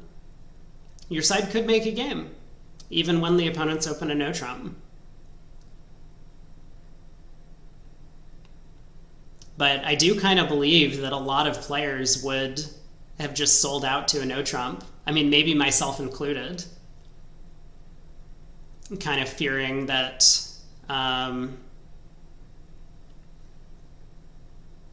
maybe it's a misfit and I don't want to go for 500 or 800. But no fear.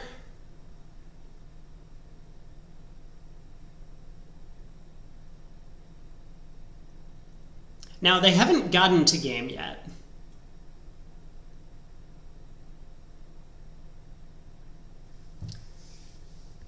North does have a big heart fit, but the 3 small clubs might be a little bit disappointing from his perspective, figuring that a lot of club finesses are going into the strong hand.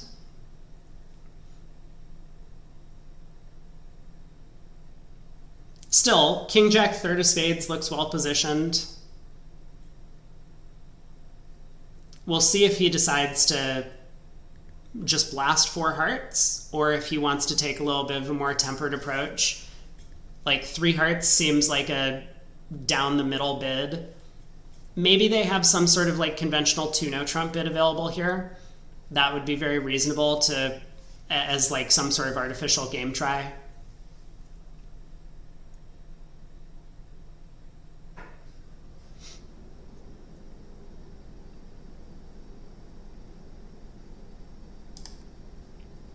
Ooh, okay, look at this. Wow, this is a crazy hand to me. Board 19 in the other room. There was no overcall by North. 2 clubs. I think Al Hollander in the chat is pointing out that Cementa, to no one's surprise, did not bid with the North hand. Might not have bid with the North hand if he had an extra king. And that kind of fetched the auction a diamond pass a heart, South overcalled a spade, and East ended up balancing 3 no trump. But the only lead to beat this is a club, and Versace on opening lead found it. He led the 4th unbid suit. This caught his partner's ace-king 5th, and they took the first 5 tricks. So 6 imps going to Fleischer. That could have been a bit of a scare if Versace had just kind of led a 4th best spade and gone a bit more passive on defense. But that means Fleischer is still maintaining an 8-imp lead in the set. There are now only 11 boards to go. Other table has caught up to us in terms of comparisons. Okay, and here we are. I'm not going to be a results merchant on any of these things, but South did find the kind of risky balance. Maybe it's not so risky. I mean, maybe people are not with me on this and everyone's sitting there like, you have 9 high card points, 9 cards and 2 suits. You just have to balance in these scenarios. But despite doing all of that and finding the fit from partner, and North finding a little bit of a more aggressive action in getting to 3 hearts, they still missed out on the game. I mean, maybe Hampson is happy seeing the dummy at the very least, right? He expects the ace of clubs to be offside, and so he's just going to end up losing a diamond, a spade, and 2 clubs until he finds out that the ace of clubs is actually onside. We do have a comparison with the other room. 3 hearts bid as well over there. Similar auction. South did find the balance. A little bit of a different style. South was able to balance 2 hearts, showing hearts in a minor. I tend to like that a little bit more, where at least if partner ends up passing me out, we're going to end up being in the larger fit, as opposed to the 2 club balance in this room, where if partner passes out 2 clubs, we could be in a 4-2 club fit as opposed to a 5-3 heart fit sometimes. But looks like we have another flat board then for these 2 teams.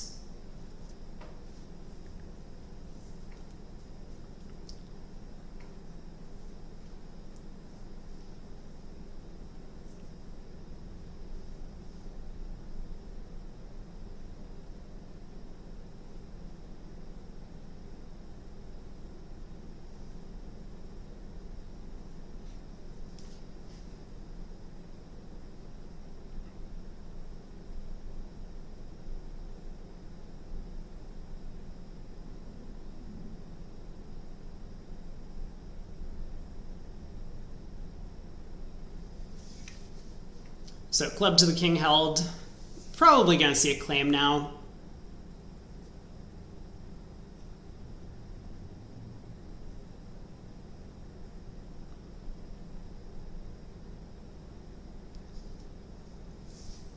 Declare just going to state that they're leading a club up to the queen. Nothing else to do, really.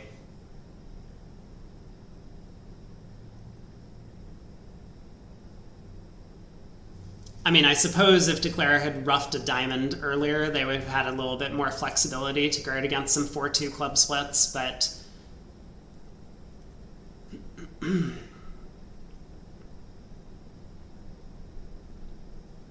There we are. That's the 5th board out of 15 in this set. 8 imp difference and 10 boards to play, so one big swing in either direction could, I mean, clinch the match for Fleischer or put Nickel into the lead. And the players will be tracking a lot of these results. You know, I'm not sure how East-West are going to feel in either room about board 18. Obviously, Thomas Bassis is going to be a little bit disappointed that he could have got out for 500 on this one, but he might suspect that it's only lose 7. On a bad day, he could believe that the opponents will be allowed to play 5 diamonds and make that. So that would be a 5 imp swing. But either way, I suspect the players will know that at some point Nickel is going to have to take a little bit of a push on one of these boards to make back some imps. So club by South is precision style, 16 or more. Diamond by North is 0 to 7. East overcalls a heart. Maybe not the most preemptive bid, and maybe not the best textured hand that anyone has seen, but he does get involved in the bidding, and this has allowed his side to preempt the auction up to 2 hearts. So South able to make a takeout double of 1 heart.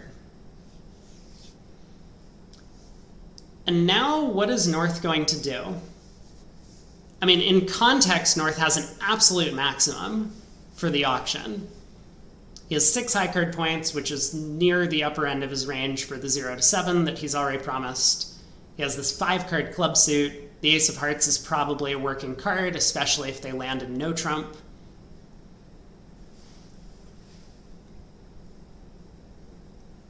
I wonder if he just jams 3-no. Like, my guess is that almost no one plays 2-no as natural, but that might be an effective attempt from North. He could try 3 clubs, getting his club suit in the picture. I mean, partner did make a takeout double, so that would not be unreasonable.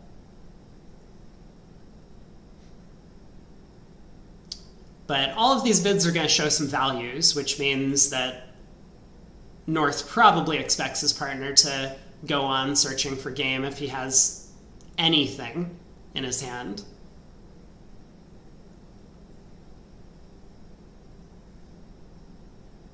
And I wonder what the best game is.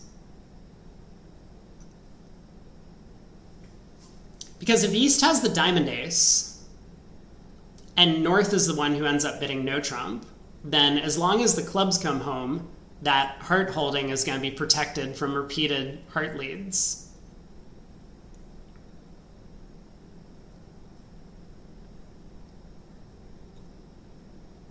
Now, we can see East doesn't have the diamond ace, but I think a lot of players might expect the overcaller is the one with most of the missing high cards.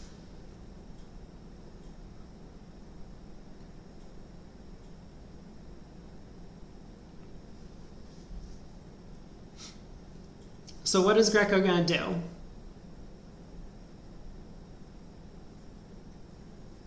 Because if not 3-no trump, then the other alternative appears to be 5 clubs.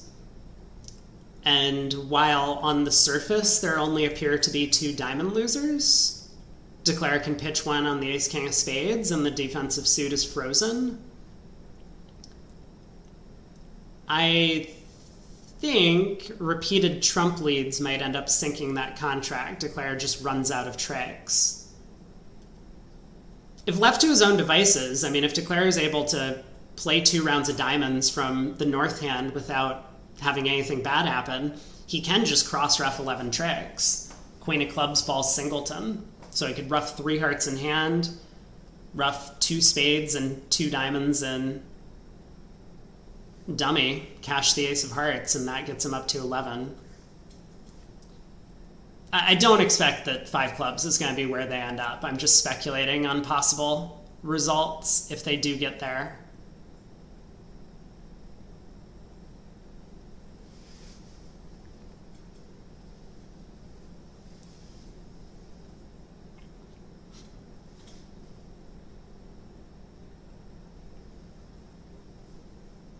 North has been thinking about this decision for a long time.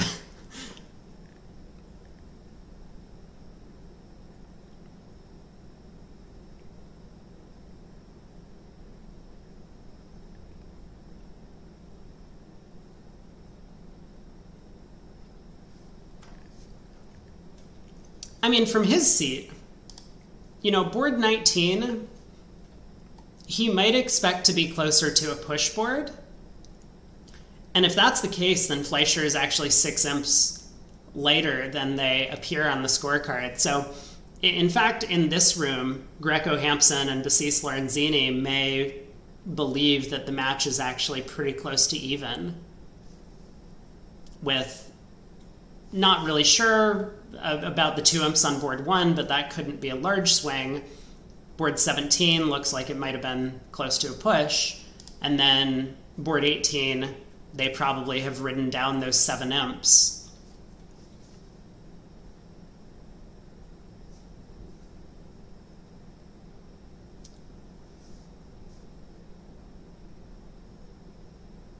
Still thinking about the decision.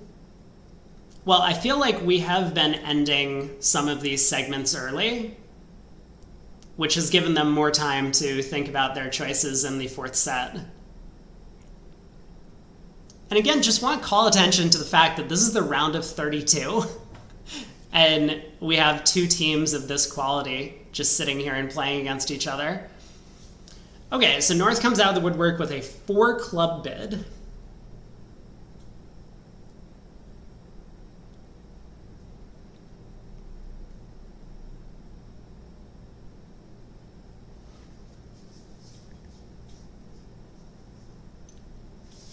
I expect this to fetch 5 clubs from South.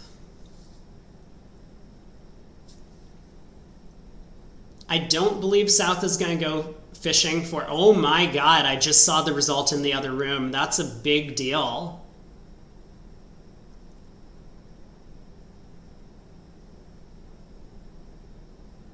Yeah, that's a huge deal.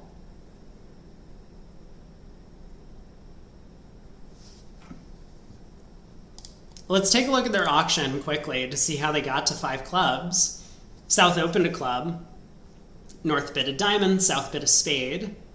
And North-South are effectively a 2-over-1 partnership. In the other room, the Italians. North bid 2 no-trump, which I think is a XYZ convention. It's just a relay to clubs.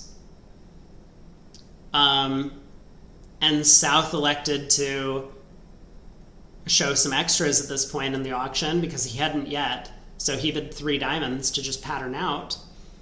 And that let North take the plunge into 5 clubs. Now, I'm pretty sure that trump opening leads would beat this.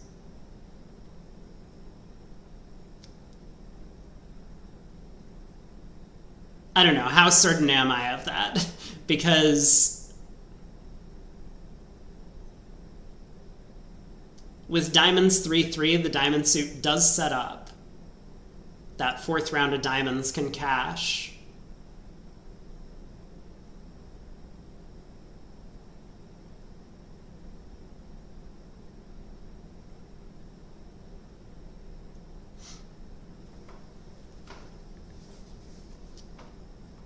Well, I was wrong about South not wanting to look for a slam. I mean, he has decided to Q-bid 4 hearts. This obviously should slow North down. The heart Q-bid is known to North, but despite having the ace of hearts and a 5-card club suit, he just doesn't have a ton of controls. Oh my.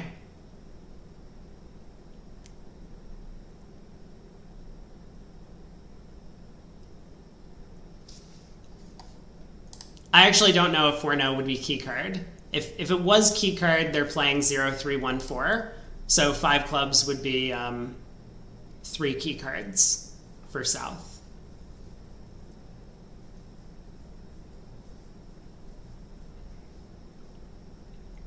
Yeah, I mean, remember from North's perspective, South is still unlimited. They've opened the strongest bid possible in their system. they've made what's effectively a forcing bid with the takeout double, and then they've cubed the opponent's suit. A lot of players might expect more than like the minimum in terms of high card count for this sequence. But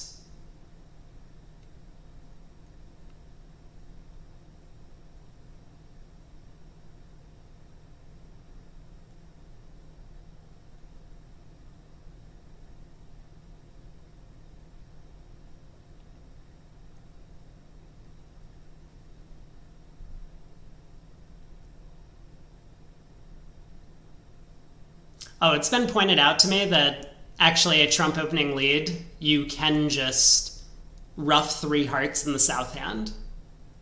That's a very good point. Thank you. But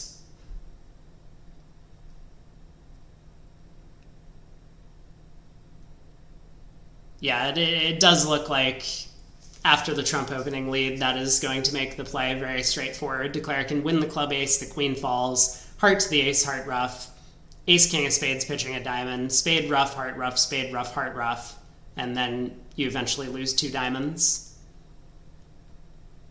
Okay. Less exciting than I had imagined. So is there any defense that actually makes Declare's life challenging in 5 clubs in that case? I believe the answer is no.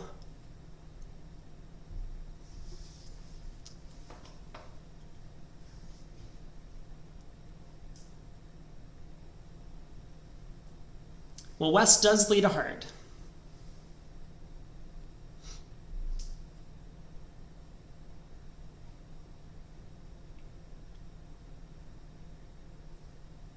Actually, this might make Declare's life a little bit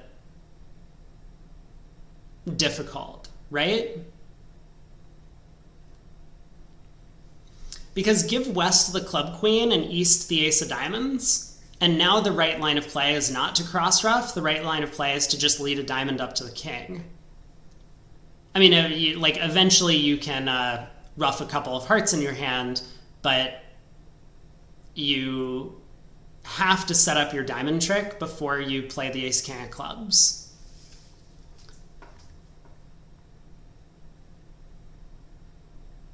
Otherwise, the defense would be able to get in and pull a 3rd trump. So I think that's the scare from Declare's perspective, is that you really need to time this hand well. And I think if he goes ace of hearts and then plays a club, the presence of the club queen is going to be friendly, but now the entries aren't there to be able to ruff 3 hearts in the south hand. So this heart opening lead, well, you know, what's wrong with it? Let's lead our suit. Is giving Declare a lot of problems with the actual lie of the cards. So I don't know what he's going to try.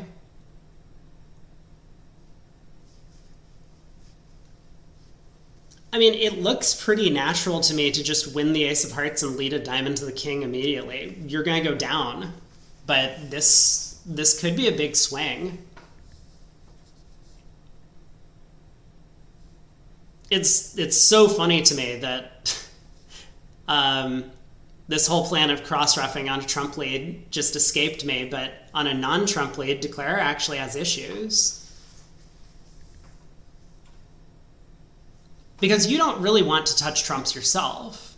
You're still hoping that you have some sort of cross-ruff available, or a pseudo cross-ruff. Ruff at least a couple of hearts in the south hand.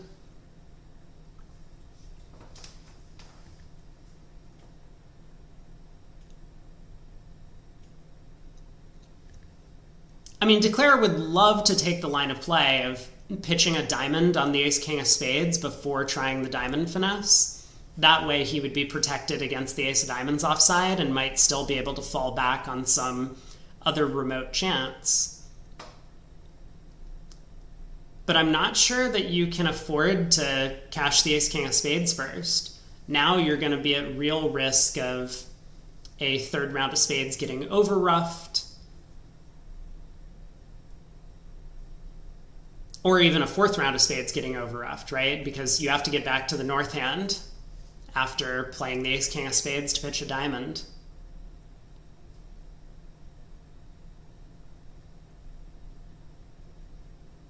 This is a really testing opening lead on an otherwise...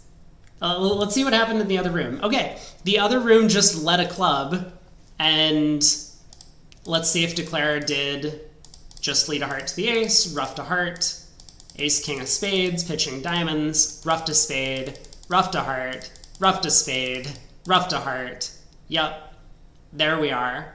Those are our 11 tricks. We have 2 club winners and dummy. We've taken the first 9. So the board was very easy in the other room. And I think to make it from here, Declare needs to win the ace of hearts and ruff a heart immediately. Let's consider the possibility of actually setting up the fourth round of diamonds. I don't think it actually works, but I'm curious about whether or not it actually has some potential. So let's say Declare wins the ace of hearts, plays the ace-king of spades to pitch a diamond, ruffs a spade, and leads a diamond. East splits their honors, Declare it goes king, ace. And now West plays a...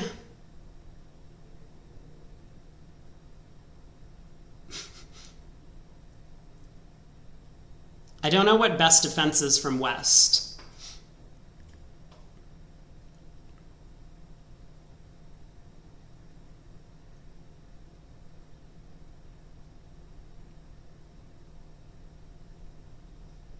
But I think if West continues hearts or continues trumps, it looks like Declare is probably going to go down. Like, Declare can set up the fourth round of diamonds by ruffing once. But if they end up pulling 3... Okay, well, let's wait and see, because Declare is about to announce his plan. He's won the ace of hearts, and he has ruffed a heart. Oh my god. This will be a masterful save if Hampson actually makes this. And now he cashes the ace of clubs, and that's the end of it. He sees the queen of clubs fall, and now it's just straightforward. He cashes ace king of spades and has the same cross ruff as in the other room. Wow. Very well done. I think all of this was perfectly safe, and maybe he was planning on falling back on this plan of taking a diamond finesse against the overcaller if the queen of clubs did not drop singleton here. But yeah, very nicely spotted to give himself this extra chance. That singleton queen of clubs, and he realized he needed to ruff a heart at trick 2. Otherwise, he didn't have the entries to do everything. Whew. And the match goes on. So we do have a push board on 21. At 5 clubs being bid and made in both rooms. A little bit easier for the Fleischer Declare in the other room on the trump opening lead.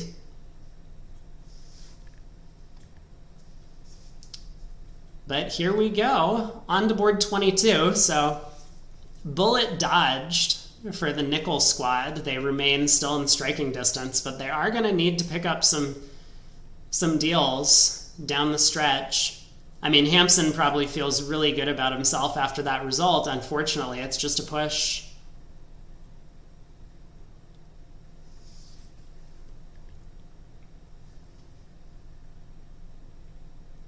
What do we have here?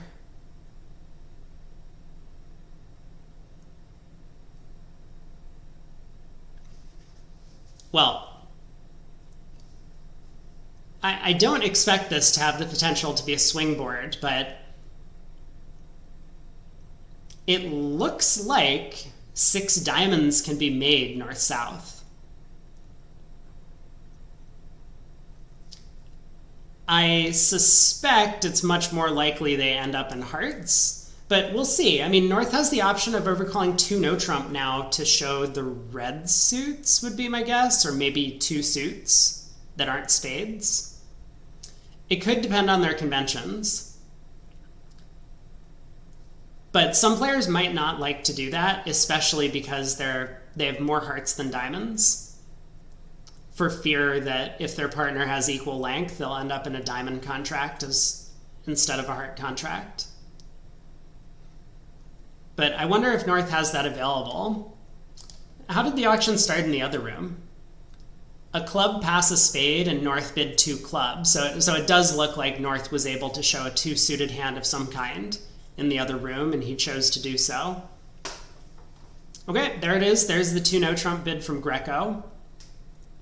Now, I don't know if systemically this could show both minors. It might depend on their agreements or whether or not East's 1 club opening is natural. I think their 1 club opener is natural. Quick check on that. Yeah, so East's 1 club opening is natural.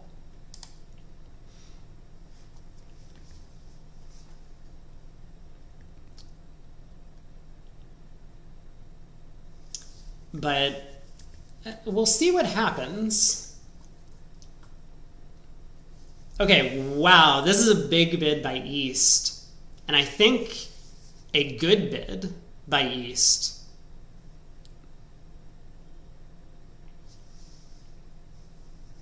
Because South was all set to show some sort of good hand. I don't know how. Maybe South was just going to bid 3 no-trump and pray that the King of Spades was on side, which it is. It's an opener's hand. So he would have 2 spade stoppers and then could set up his partner's minor suit and hopefully get to 9 tricks somehow. Probably a pretty reasonable attempt on the South cards. You know, your partner has come into this auction showing a pretty good hand. You have an 11 count.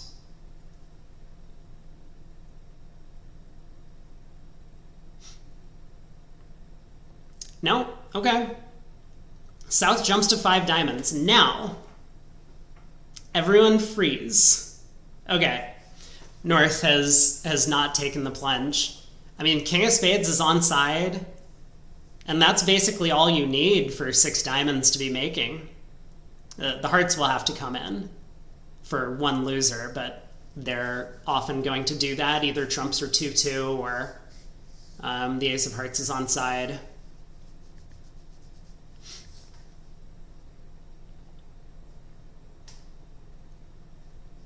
So this will be a small swing to Fleischer.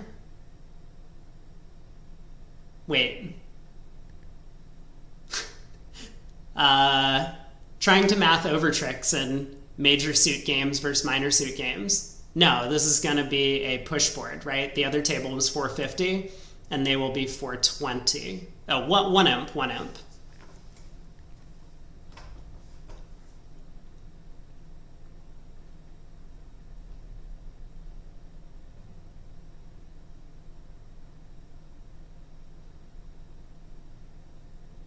Maybe I spoke too soon.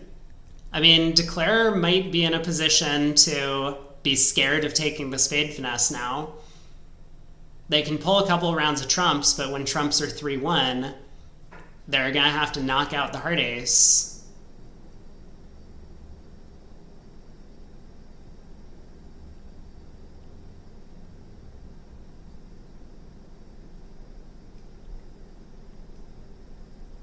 Oh, no. I'm just crazy. Declares leading hearts up towards the king-queen, so they are going to be able to safely score their overtrick. I was thinking if they pulled a couple trumps and then led the king of hearts out of hand, West could win and tap North again in clubs, and now Declare would be out of trumps by the time they got to try the spade finesse and would be risking their contract.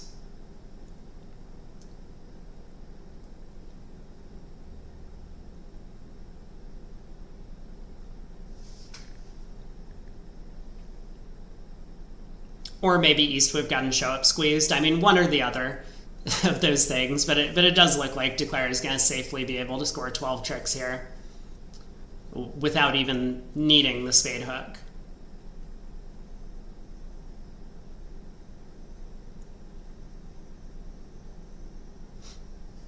So 1 imp going the way of Fleischer. That improves the lead to 9.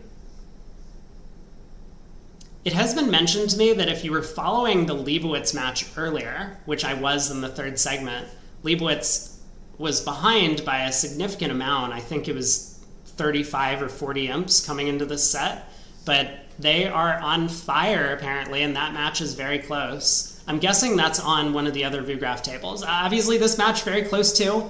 Don't leave the table and go check out that match if you're thinking this one's boring. We've had a lot of crazy interesting hands, and in fact, now that I'm looking at the scorecard, North-South have gone plus on every board in the other room. That's wild.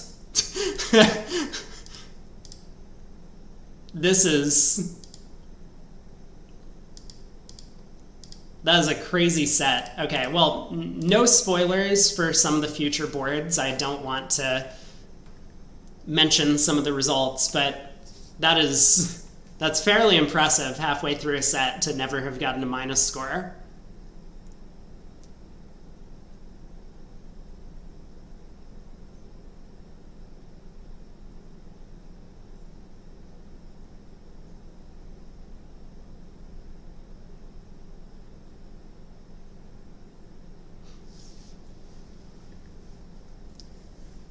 I mean, Lorenzini looking at this hopeless situation right now. He knows he can fly the ace of hearts and take this trick, but that's probably the end of the defense. But he's probably thinking, well, ducking this trick also can't help. Then Declare can just cross to the queen of diamonds and do it again, lead another heart. He's probably expecting that South has some of the missing spade honors. So a spade switch, probably not that helpful.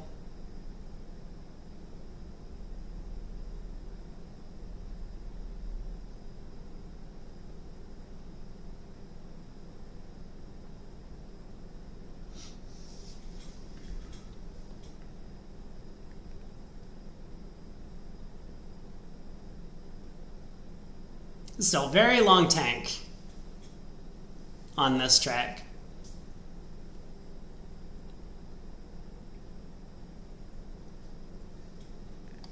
His only shot is definitely if South only has one heart. So maybe we should focus on those holdings for a second. But that's why I'm so surprised he's spending so long on this trick. Because if South has two hearts, he knows all of the hearts in dummy are good. Declare can just pull trumps and then run all of the hearts. So there's no defense against that layout of cards. But if Declare has a singleton heart, then ducking this is not going to help. Declare just wins the king and then roughs a heart. Your ace falls. So also ineffective.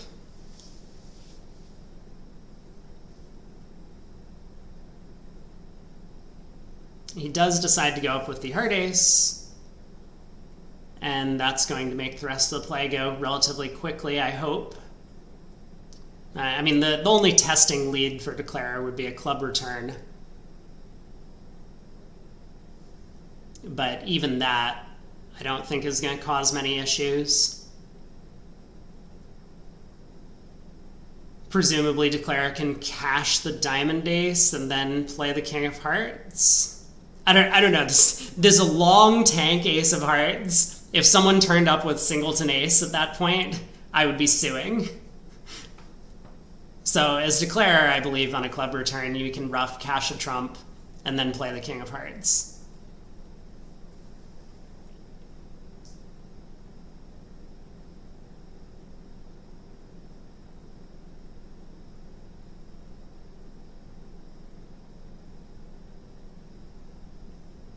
Alright, spade return has made the rest of the play trivial. Now Declare can pull two trumps and even rough out the hearts if they're 4-1. So this should be a claimer relatively soon. We'll be moving on to board 23. 8 boards to go in the set and the match.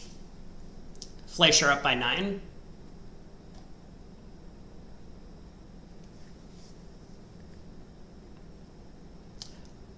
I feel like if...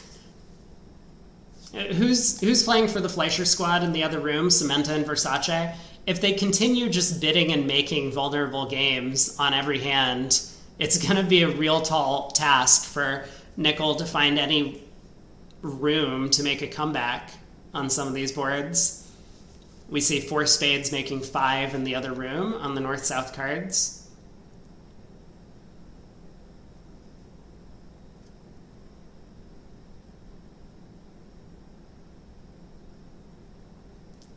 This is, well, not quite another board with a potential large swing. I mean, if the defense doesn't get clubs on the table fast enough, then 6 spades can make, roughing 2 hearts in the south hand and using 2 diamond entries to the north hand to do so.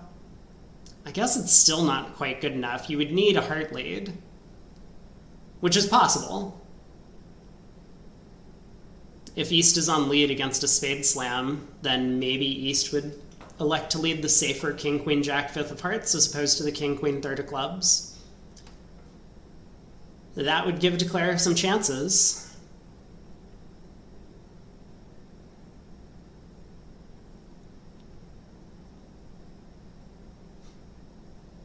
Well, South gets to open his precision club, and Greco now... Yeah, I was going to say, I think they play a heart shows spades here, 4 more spades. So North bids a heart. Double by East.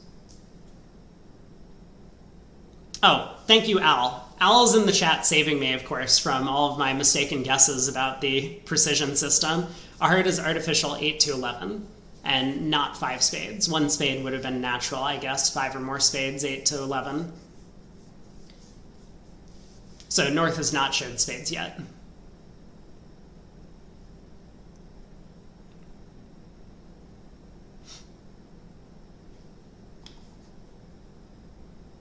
Let me try and find their system summary, because I've currently just been pulling up convention cards, and that has not been a success.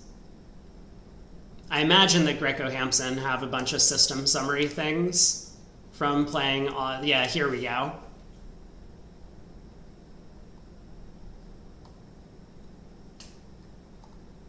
Nope, less exciting than I'd hoped. I really do not have any information about their possible sequences.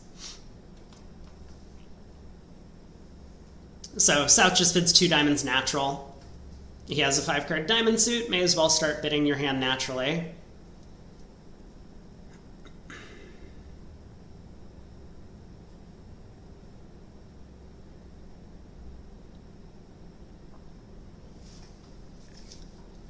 Well, what is West going to think about this double of 1 heart from East? I mean, obviously it's a natural heart suit.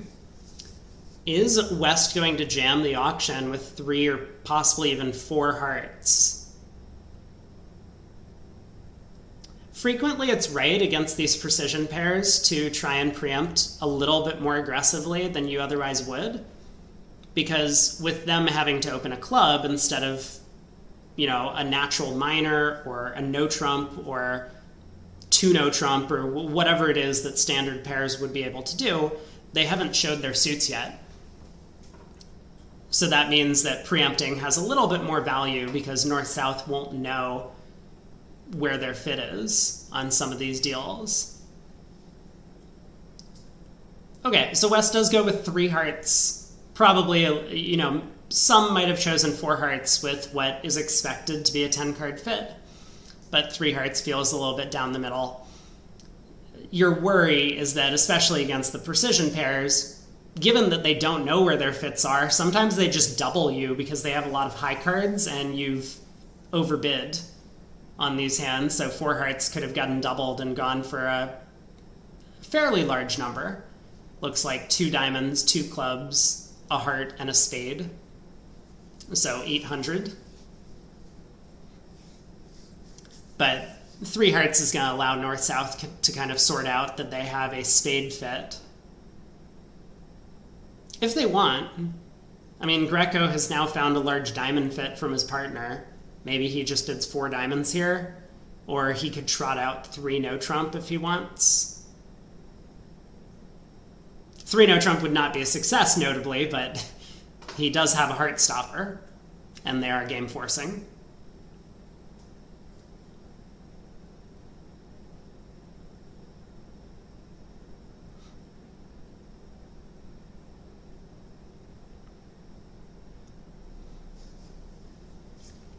So we saw Greco on board 21. Wow, that feels like ages ago. Not necessarily a similar auction, but I'm going to call it a similar type auction where they've found a big minor suit fit. He did bid support the minor in that scenario as opposed to looking for no trump.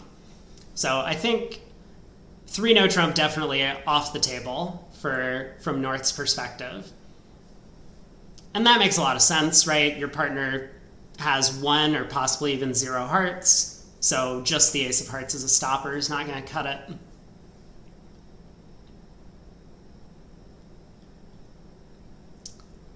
But I do wonder if he's going to trot out 3 spades on his way to 4 diamonds. And whether or not North-South are on firm ground about what 3 spades would mean. Remember, 1 heart denied 5 spades. So 3 spades could be looking for a 4-4 spade fit.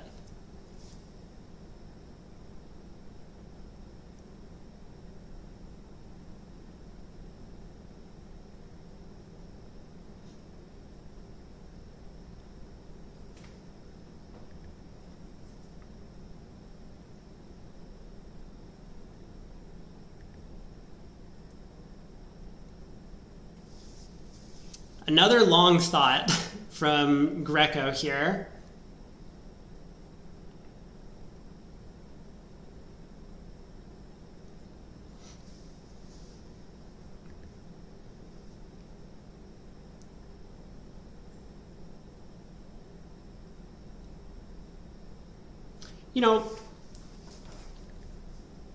He does have a big diamond fit, and I think, that's going to make him feel like he has a pretty good hand. But we've already showed our game force with 8 or more high card points, and he only has 9, which include a couple of jacks, one of which could easily be wasted. If his partner has 6 diamonds over there, the jack of diamonds is not really a useful value. So in terms of high cards, we're fairly minimum. Our distribution is kind of mediocre. We do have a doubleton club, but no singletons. And the fact that the ace of hearts is in the opponent's suit as opposed to one of partner's suits, like spades or clubs, makes that value also a little bit wasted. Like here, we have the ace of hearts opposite a void. So the ace of hearts is actually completely wasted to a large extent.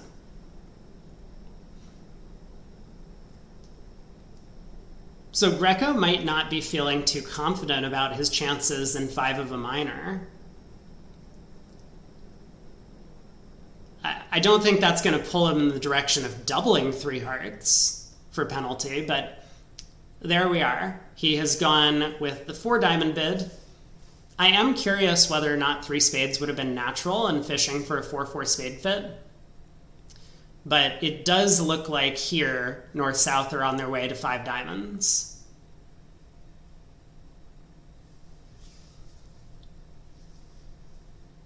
Presumably South is going to Q4 hearts because he just has a monster of a hand, right? Put partner's ace of hearts into one of the other suits and 6 diamonds is making.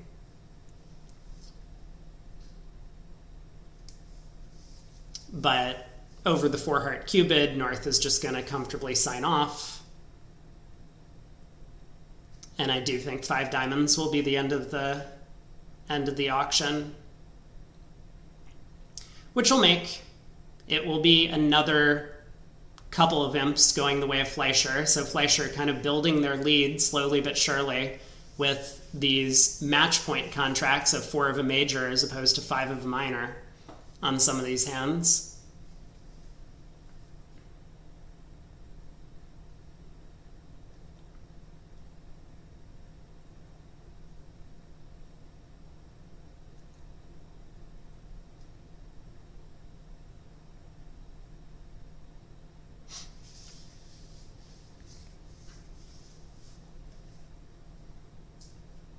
Yeah, Al asking whether or not three spades would have been some sort of no trump probe. That's often the case in some of these scenarios where like your bidding room has been condensed a bunch and you often want to ask about a stopper in the opponent's suit. Like double frequently is just penalty. I have nowhere else to go. So three spades, the only bid between three hearts and three no trump. Obviously three no trump would show a stopper from north. So three spades might be, it might not necessarily show spade fit. It could show, I mean, there's no spade fit. Don't be fooled. South has never showed spades in the auction. South has also never showed clubs in the auction. He's just showed diamonds. But very possible that North's three spade bid, there was just no way for North-South to find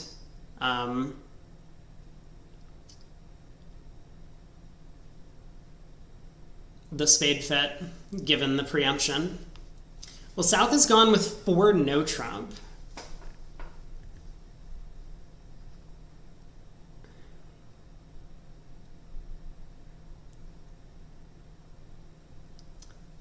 They might play kickback. All right, I'm going to wager on them playing kickback. Let me looking at their card, I don't see it.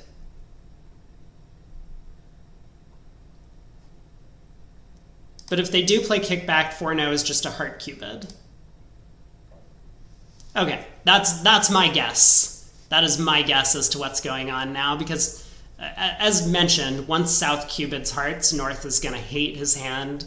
Ace third of hearts is a terrible holding. So they do stop at the 5 level, which is still good news for the nickel squad, because if they had gotten to 6 diamonds, once again, this could have been a disaster. But another 2 imps going the way of Fleischer means Fleischer will be up by 11, with now 7 boards to play. I think other table is getting well ahead of us in terms of pace.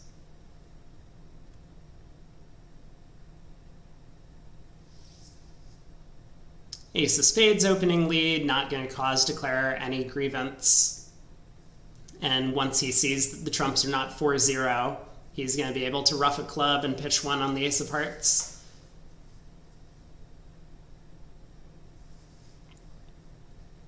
So should see a fairly quick claim.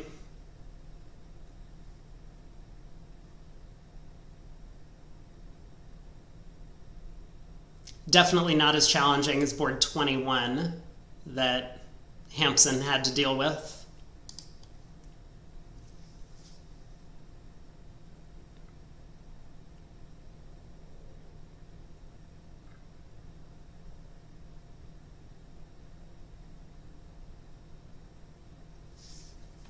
All right, there it is. 11 tricks, 2 imps to Fleischer, 7 boards to play, 11 imps,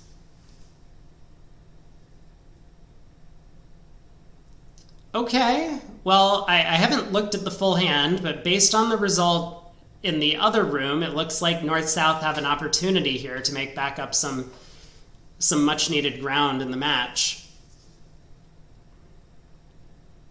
Other table got to 3 hearts in the South. So West has a 15 count. Will be opening a no trump.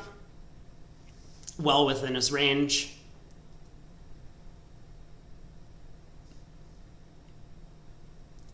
North will probably pass. East, I think, is likely to pass, although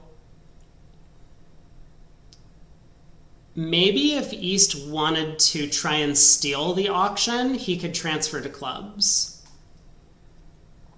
We'll see what he decides to do.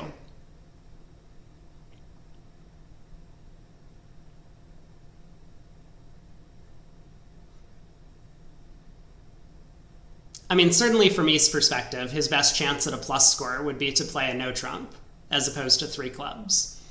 But there is something to be said for just kind of jamming 3 clubs into the auction and hoping the opponents can't find a bid. Because East is looking at 0 defensive tricks and kind of shortness in the majors to some extent, only 3 spades and 2 hearts.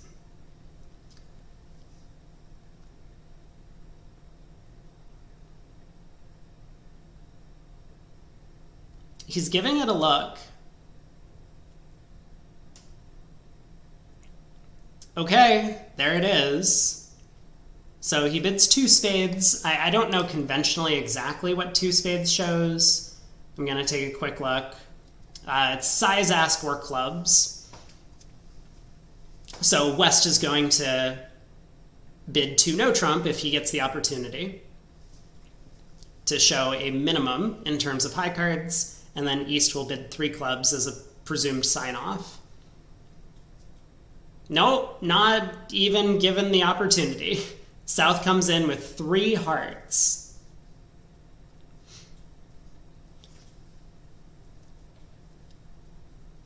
Well, I strongly suspect this is going to get them to game.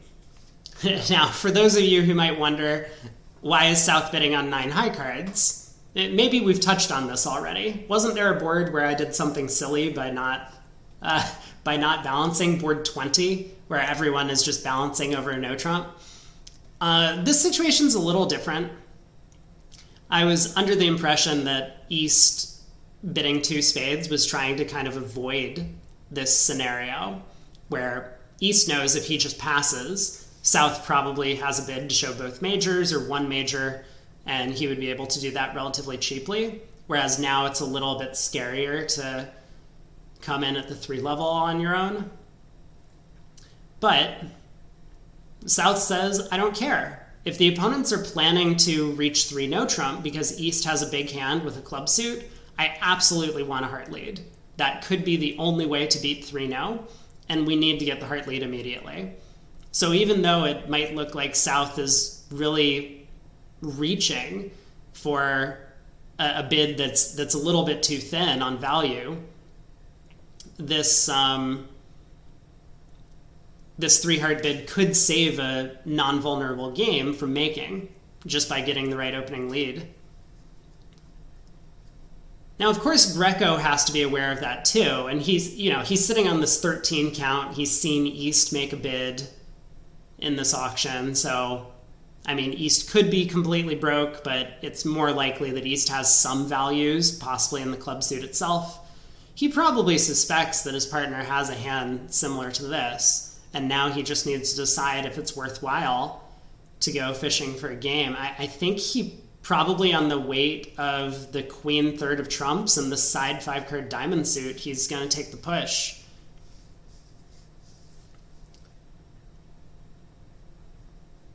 Now, obviously, 4 hearts has not made yet. Theoretically, there's 4 losers. The ace of clubs, ace of hearts, and 2 spades both being offside, but that diamond suit and dummy sure does look juicy to set up some discards for those spades. So Greco does take the plunge. Yeah, Al kind of pointing out that at the other table, as we take a look at that auction now that this one's concluded, they had the same start, 2 spades, transfer to clubs, or some hand that could contain a transfer to clubs. And now that East had signed off in 3 clubs, South found a balance, effectively, of 3 hearts. And that auction for Cemento was not good enough to justify bidding game. Maybe he felt like his values were a little bit too thin. He knows at that point that because his partner's balancing, he's kind of bidding some of his hand for him. So the 13 count and 3-card heart support is not all that attractive to just blast a game.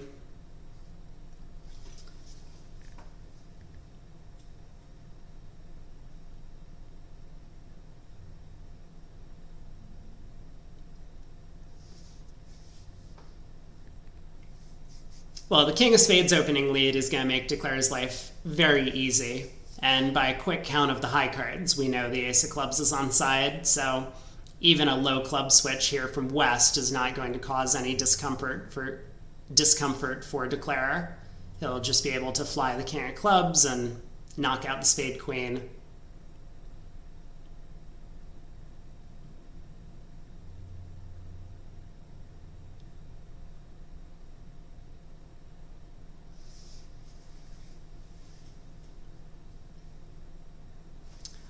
East-West did well on defense to get all of their tricks, but it's only 3 of them. So this will be 6 imps to nickel. And it's a 5 imp deficit, but that's beginning to mean that some of these 1 and 2 imp pickups on the previous boards for playing in the minor suit as opposed to the major suit are adding up. Fleischer still ahead by 5, but now 6 boards to play.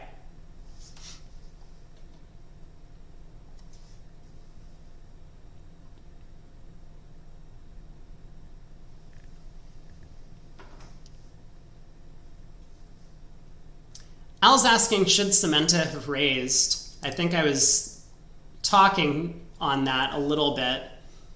I actually don't know if Al's listening to the commentary or if he's just in the text. I know that Samantha tends to be a fairly conservative bidder, and Versace tends to be a fairly aggressive bidder. So could South have held the same hand with 1 fewer heart and 1 more diamond, for example? In which case the game would have, I mean, not no play, but a lot less play. Hard to say. Is a non-vulnerable game worthwhile to bid when, you know, it's like a little bit thin?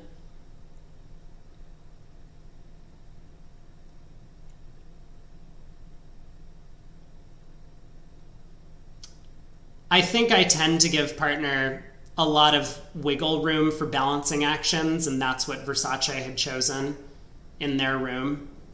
So unless I have a really strong reason to be raising partner when they balance, I would not. That is my final say.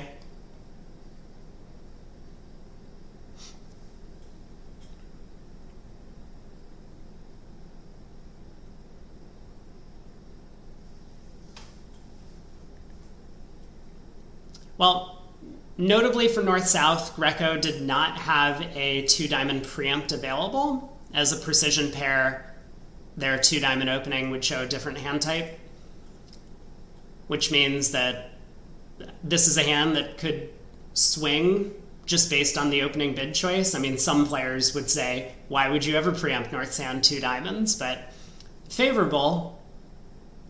A lot of really, really sketchy looking bids get put on the table. But East has opened a diamond. South has bid 2 diamonds Michaels. And I'm just looking at West's hand. I probably just double checked the 2 diamond bid to make sure it's not a black suit. Wondering if they're going red-black colorblind over there. But no, that's a real hearts and spades bid. So West doubles to suggest penalties. And North bids 2 spades. Which probably passes back around to West. I mean, obviously South probably likes his hand despite this double by West, but you can't really expect that with only 9 highs and the guy sitting behind you with like King, Queen, 10, 4th of spades and Ace, Queen, Jack, 4th of hearts that you're going to have any hopes of getting to a game or making a game. So double by West, I believe, is takeout for a lot of players. Normally, the first double by either player in these types of auctions would be takeout. And that's how you kind of convert your penalty situations. So double fetches 2-0 from East. And yeah, now the ball's in West's court. I guess you just bid the 3-0. Partners open diamonds. So it's not like 5 diamonds is really that attractive looking of a contract with only a doubleton. West does bump to 3-0, and now South is on lead. So how many tricks does Eclair have? Because if we get off to a spade lead, which I think probably makes the most sense from the auction, right? Here, West has suggested a penalty type hand, but did not end up going after two spades for penalty. Well, yeah, I mean, they couldn't, but it sounds as if West has a lot of hearts, and therefore leading spades probably does make some sense.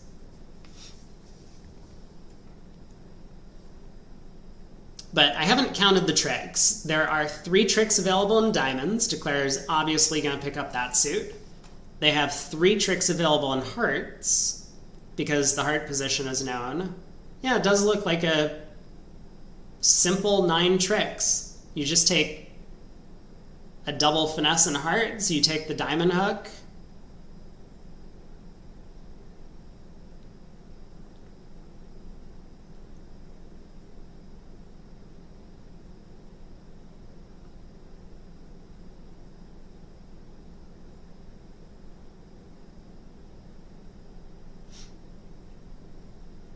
other table ended up with 10 tricks. So depending on how the play goes here, it's possible that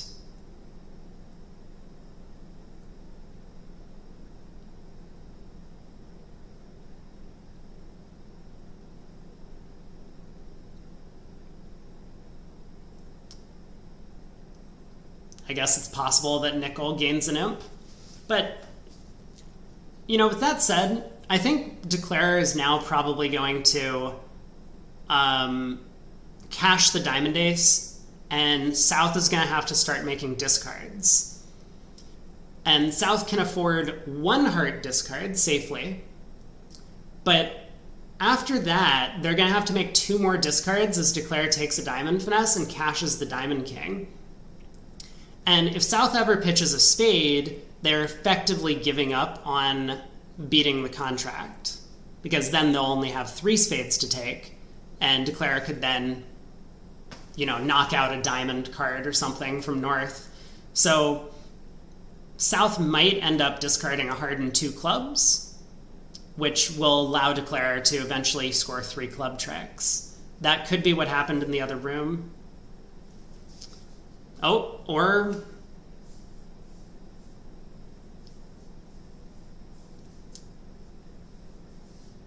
Declare is going after clubs immediately.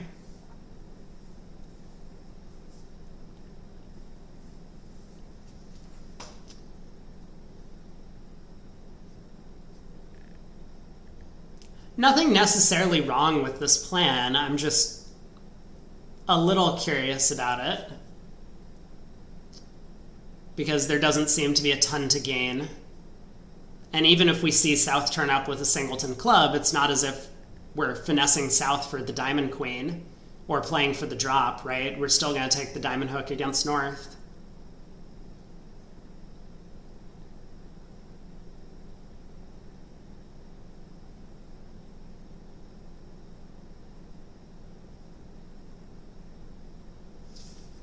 Well, this is looking like 1 imp back in the direction of nickel.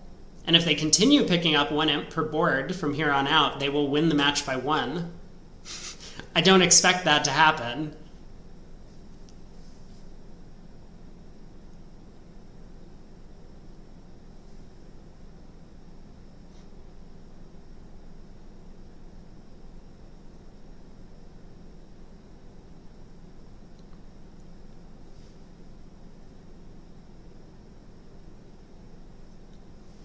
Ah, yes, yeah. So Al bringing up a good point conventionally, that I think that most pairs actually play these, this Michael's bid is just a continuous range. You could have anywhere from 6 high card points, I don't know, 5 high card, depending on what your lower limit is. You could have a lower limit of high cards all the way up to like a 26 count.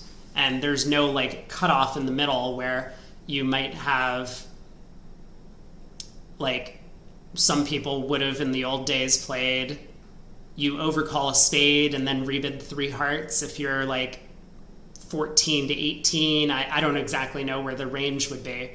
But so you effectively have this Michael's Cubid that you don't have as well-defined actions, right? Because if you're always overcalling and then bidding your other suit to show the middle range, then you either bid Michaels and pass, or you bid Michaels and raise, and you know what to do.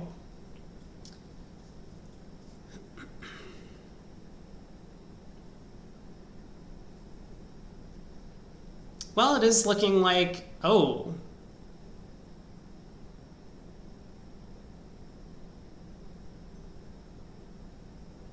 What happened in the spade suit? While I was not paying attention and asking and answering some questions from the table chatters, Declare has, oh, couldn't Declare have exited a spade? Maybe we didn't see the position correct, or maybe there was a VU-graph error in terms of the defense, but it looked like South was maybe getting end played into giving Declare a spade trick. I don't know. I could have miscounted as well. But it ultimately is one imp going the way of nickel.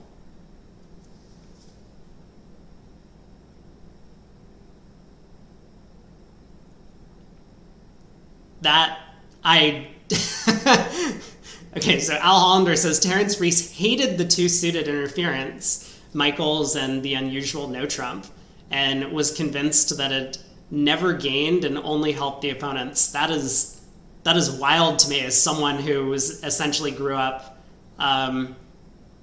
believing that Michaels was basically the only thing to do with two suited hands. I never even heard of this split range thing until I started playing against some of the more old-timey folks.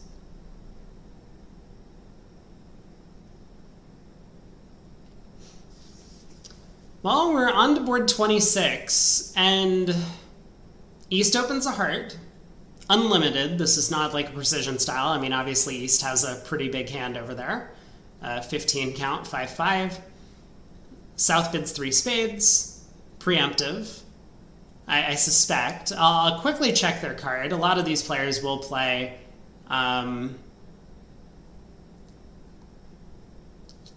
these jump over calls as intermediate, but that is not what South is doing. So 3 spades is purely preemptive. 4 hearts by West. No wasted spade values. Has a fit. He has a 10 count. I mean, it's a little bit of an overbid, but would you rather do this, or would you rather pass and then hear your left-hand opponent bid 4 spades? I like West choice. So North, obviously happy to bump the preempt. He has 4-card trump support. He has a singleton. And over to East.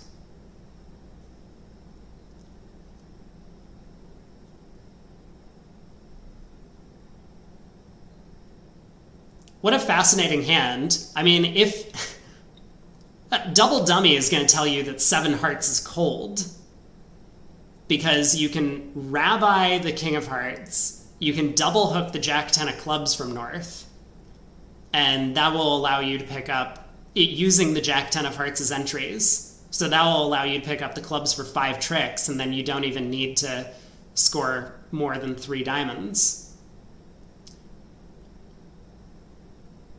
So this feels like a potential swing in the direction of Fleischer, but if East-West get too high, there are some very unfriendly splits. I mean, not to mention the King of Hearts is sitting offside.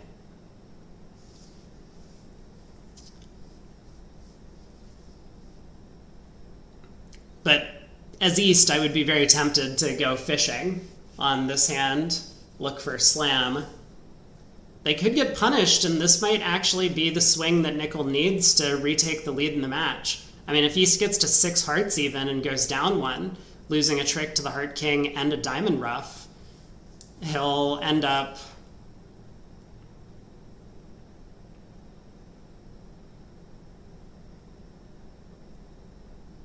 that'll be 7 imps. It's a big decision from Thomas here about what to do over 4 spades.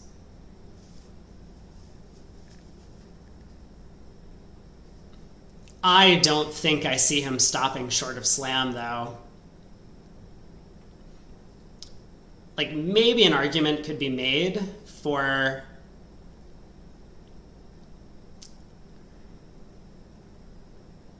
for a 5 diamond cue. And then if West feels like he's already overstated his values despite having the club control, he could just sign off. But I think if West gets asked about the club control, he's sitting there on the ace-king. What more could you want?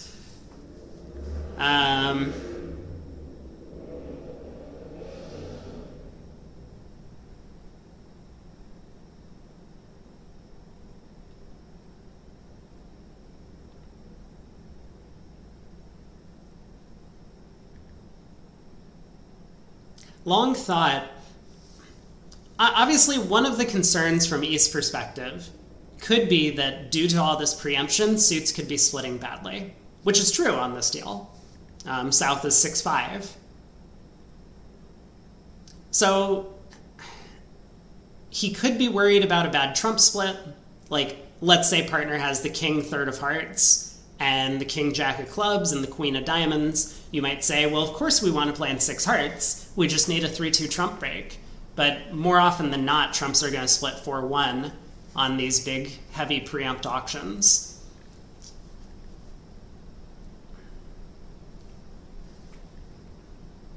He could be worried his partner has some spade cards. I think that's a little bit less likely. West with kind of a mediocre hand in terms of values, which I think East is starting to suspect at this point in the auction, and some wasted spade cards might have just ended up passing, planning to bid 4 hearts over a balancing double.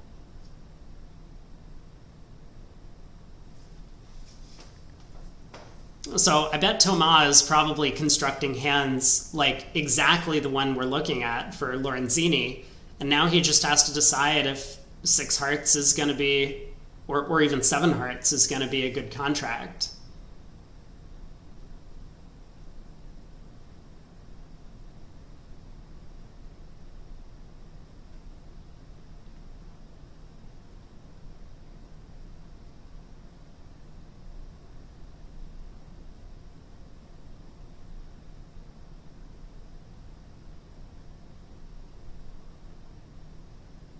Did I say earlier 7 hearts could make? I was thinking that East had 2 club honors. I'm really going crazy. I'm seeing things this late at night. I don't think 7 hearts can make, but I do believe double dummy 6 hearts can make, and yet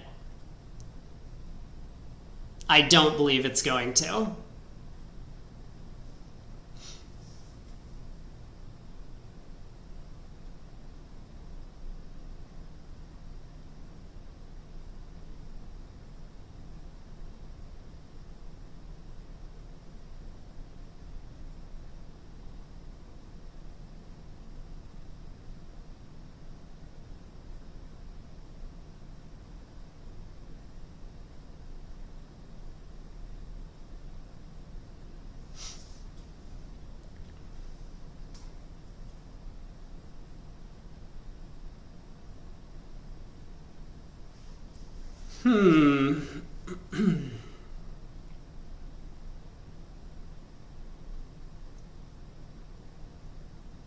So pretty sure Basis is just thinking about what slam try he wants to make.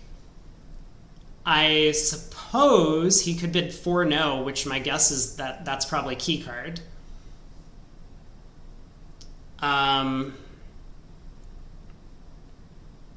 Just on the presumption that his partner doesn't have the spade ace.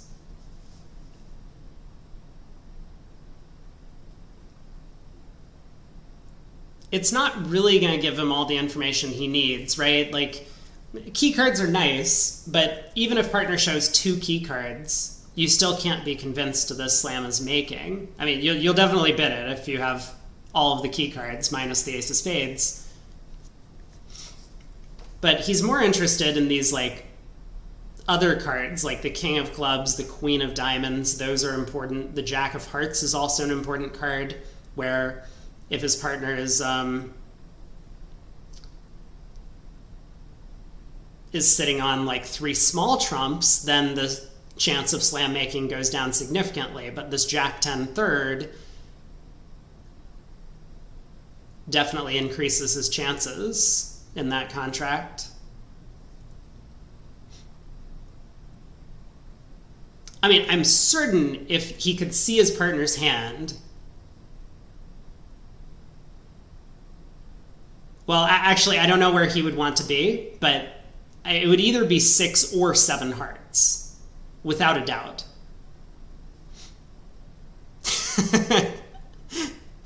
Al the Jokester asking whether or not we think there's been a break in tempo.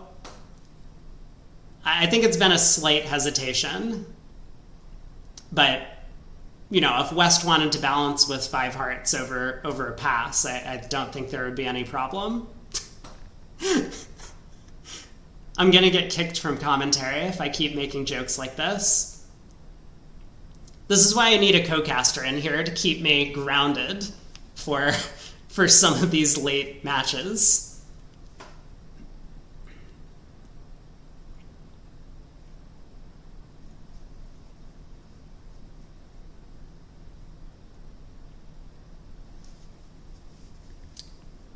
Oh,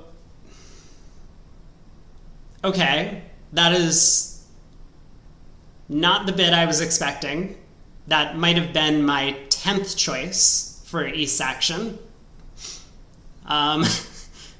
But I kind of...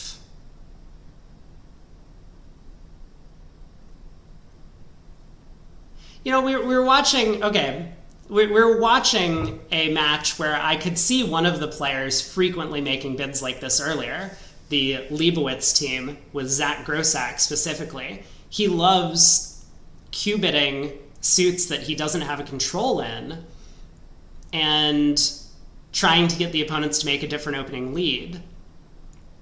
And in this case, it's very possible from East's perspective that if he doesn't get a club lead, the 6 hearts might be making, but if he does get a club lead, then 6 hearts could go down.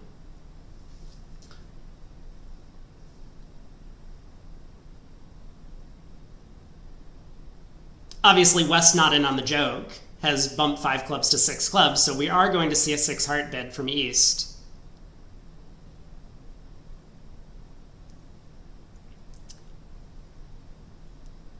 And then we will have to see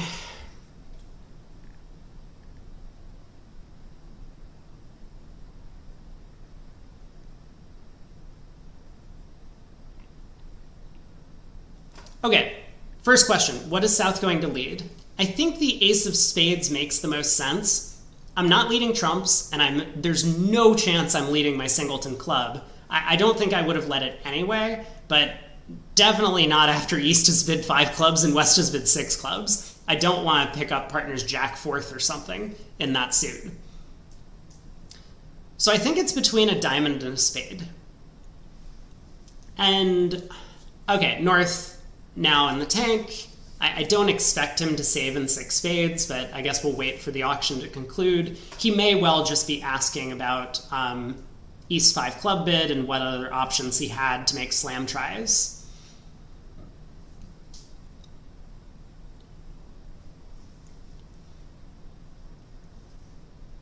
So the argument for leading a diamond could be that declare has a spade void, right? Like I think that's almost entirely clear from this auction that East has a void in spades.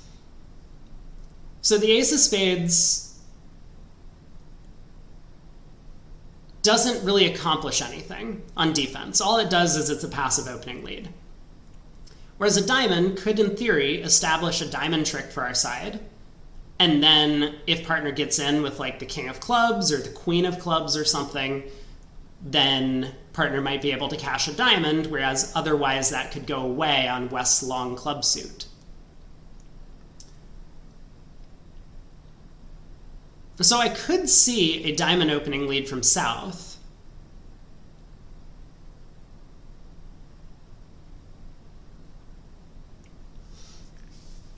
And if South does lead a diamond,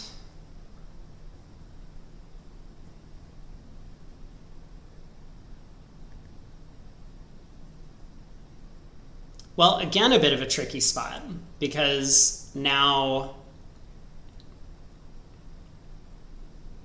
if we were to try and, kind of like safety play to some extent, right? Like we could be worried that South has led a singleton diamond on this auction, and we go ace of hearts heart, North might have started with king doubleton and then gives partner diamond ruff.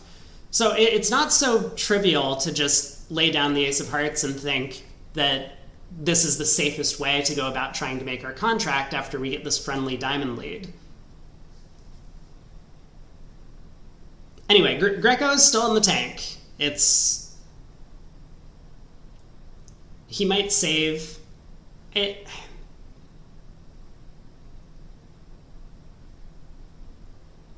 This could be another one of these situations where, similar to board 18, he knows the save is going to be somewhat cheap. He knows he can ruff some of partner's diamonds in his own hand. He knows partner's very short in hearts and can ruff hearts. And he knows that their trumps are fairly solid. But the real question is just now, does he think, and especially given the long thought that East put into the 5 club bid, does he think that 6 hearts is even making? Or is a good enough contract that he shouldn't at least risk defending? His only real defensive asset is the 4th trump and the Jack 10 4th of clubs. Oh, there it is. Ooh, we will never know if East was going to make 6 hearts. I think that's what all of the spectators paid to see, right? People want to see these thin contracts and watch the best players in the game make it. Or go down, at least make an attempt. But this could be the nail in the coffin for Nickel. I mean, there's still a few boards left to pick up these imps that they're missing. But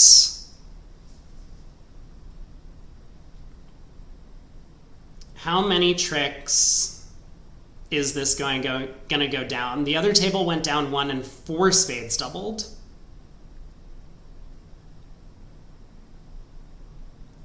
And now that they're at the 6th level, I expect West to lead a trump. Okay, they lead a heart, which, man, East is so happy to have seen this opening lead and this trick. I think now he's going to be very relaxed, and yes, he starts playing quickly, just cashes the diamond ace.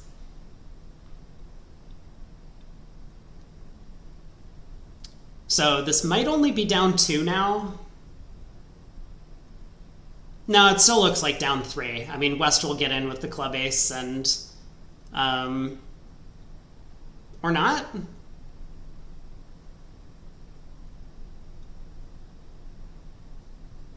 I was thinking West would get in with the ace of clubs and then be able to put a trump on the table. I guess Declare still just doesn't have enough entries to do the entire cross-ruff himself. I mean, if he had a bunch more hearts in dummy, he could start ruffing hearts and ruffing diamonds and maybe get 4 diamond ruffs in the north hand before losing the lead again, but it looks like he just doesn't have the transportation to do so. So likely to be 3 down, and that means 500, which will be 11 imps going the way of Fleischer.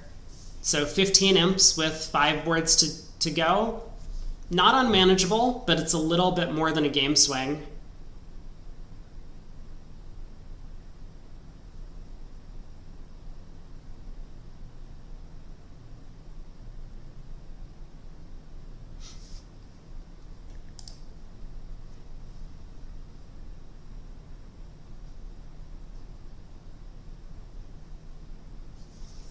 So we can ruff 1 diamond, ruff 1 heart, and ruff another diamond, but there's no way back to our hand to ruff that jack of diamonds.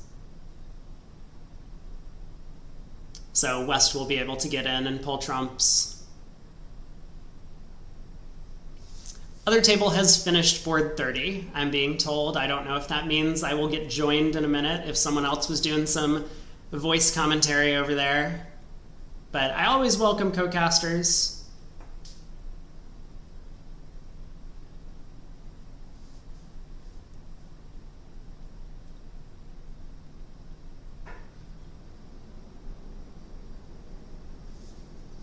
It's funny, even if Declare tries kind of a clever play of leading this heart and pitching a club to get an extra hand entry. I was going to say maybe he would do this. West could rough his partner's heart trick to get an entry to pull a trump. And that would have been the important and necessary play in that scenario. But here it looks like Declare has just kind of saddled up with let's lead a low club, hope that East has the ace and flies it. He does not. 12 M's. I guess my math is a little bit off. 800 and 200 is 600. There we go. 12 M's. Going the way of Fleischer. So 16 imp difference. And we now have, what is it, 4 boards to play? A lot of ground to make up. Other room bid to 3 spades, went down 1. Looks like West has a pretty natural 1 no trump opener, if that's in their range. 17 counts. They do play 15, well, good 14 to 17s. But I don't think that anyone would be upgrading this West hand for any reason. I wonder if they did in the other room or if they're just playing a little bit of a different system. No, West did open a no trump. And I see what happened for the nickel squad over there. East did transfer to spades, and I thought that might just end the auction. 2 hearts, 2 spades, all pass. But in the other room, West had the availability to show a good raise with, or a good 3-card spade holding. Like a good hand, maximum, and high cards with 3 spades, and did so. But Lorenzini here just completing the transfer, and I suspect this just ends the auction. East not going to take another call, so this could be another swing going the way of Fleischer. How many tricks are available to the defense here? They have 2 diamond tricks. They have 2 heart tricks, maybe. Well, they do now that they've got a heart opening lead, and they have a spade. So it looks like good defense will collect 5 tricks before Declare gets to pitch a heart loser on the 4th club.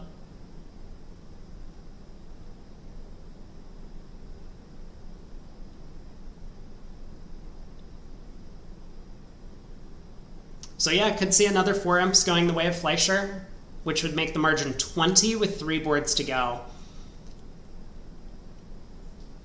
And I think at this point,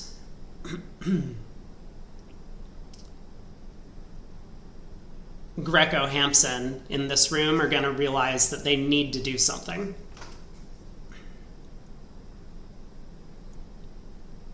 Like, they might have suspected that match was somewhat close coming into that previous board, board 26, but now that they've kind of misjudged the situation a little bit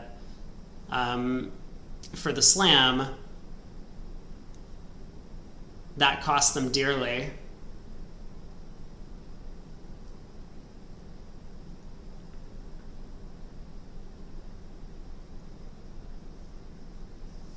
All right, heart opening lead, we get a diamond switch. And, I mean, defensively, North needs to be careful if he wants to collect all 5 defensive tricks. Like, he does need to switch back to hearts here. But it's never going to cost the contract making. Not with the king of clubs on side. There's just, I don't see any hope for scoring an extra trick somewhere on top of the queen of hearts, queen of spades, and ace of diamonds.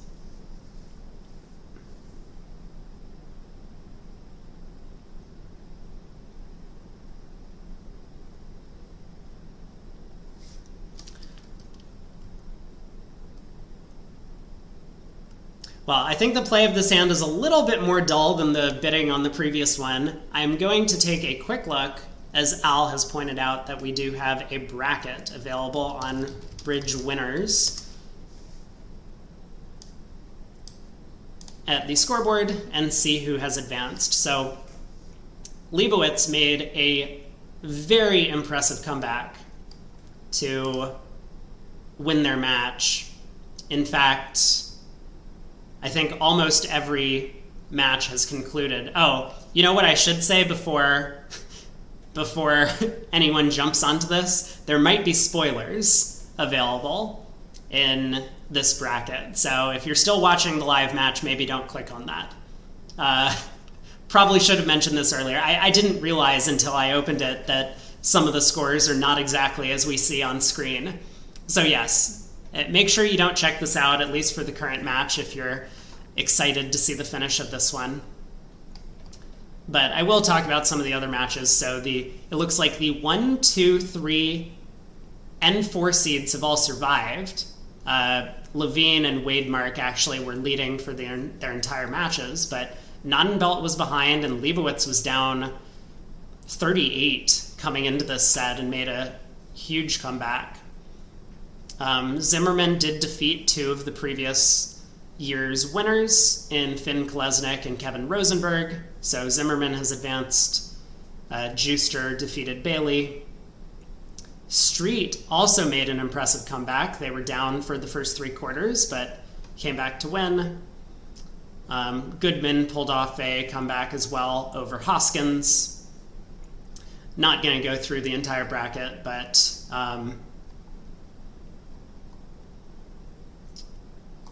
yeah, let's get back into the play of this match. Definitely head over to Bridge Winners and check out the bracket at the end of play if you're curious about some of the other results.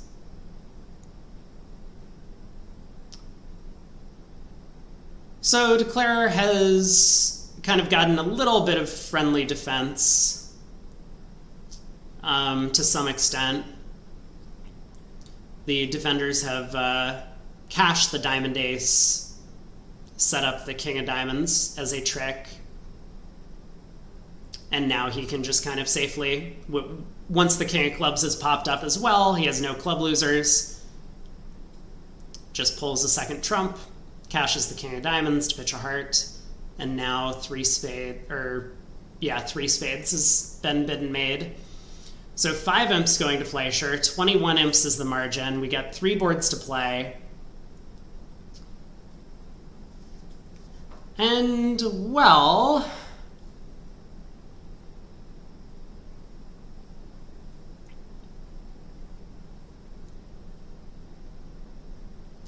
maybe not the board that Nickel was looking for here, given the result in the other room, but this has the potential to generate a swing.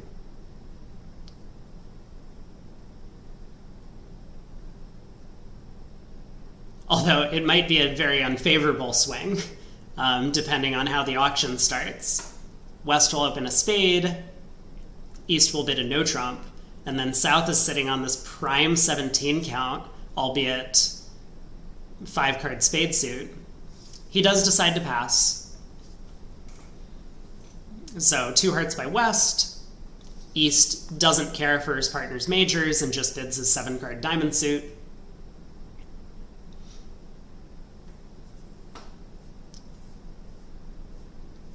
And this could well end the auction. I suspect this is what happened in the other room. I'm going to quickly pull up the score there. Yeah, very similar, although South was able to make some sort of artificial double of a 3-club bid to at least show some values, because here South could be very worried that the opponents are stealing from him. He has this prime 17, he has diamonds double stopped, he has stoppers in both majors. He might think that there's a decent chance 3 no trump could be making his way.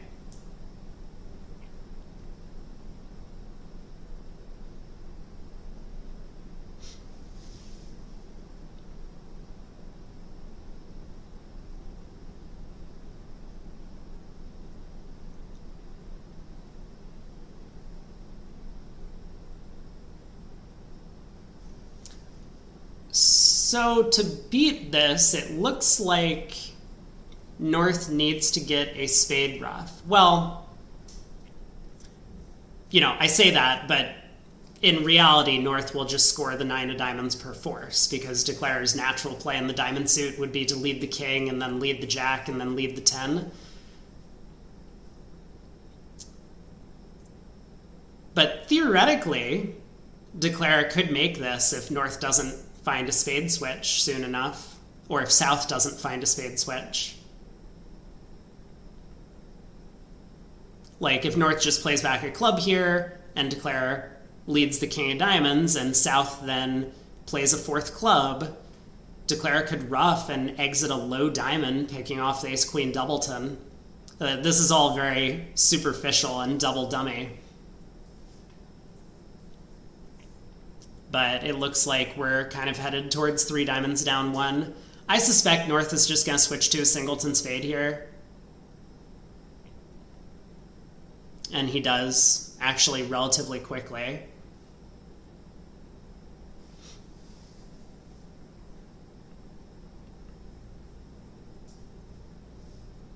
So spade to the ace. Now Declarer needs to get back to his hand somehow to start working on the trump suit. Probably ruffs a club to do so.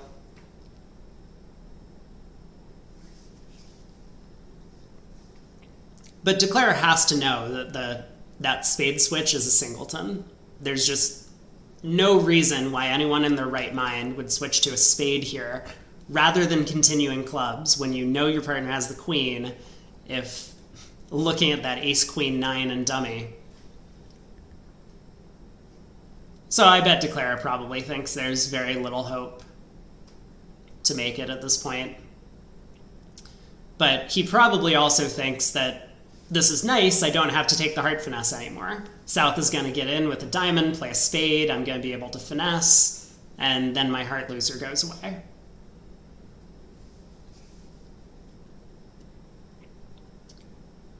But if this is down 1, which it's looking to be, then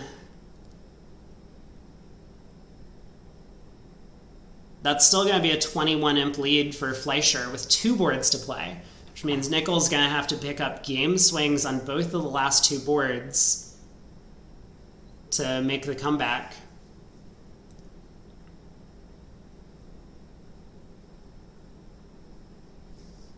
There's the diamond ruff.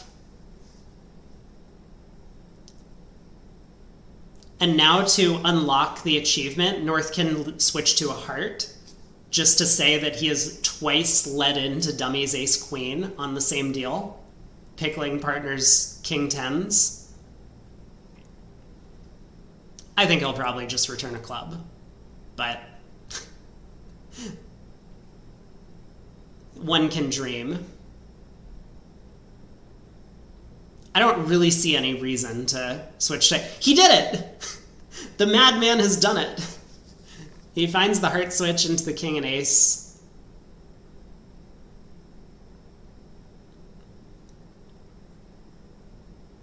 Does not cost in any way. So Declarer just getting back to his hand, trying to pull the rest of the trumps. Greco might rough in with the 9 of diamonds here. You know, not really for any reason other than to potentially promote a trump trick in his partner's hand, but he says no.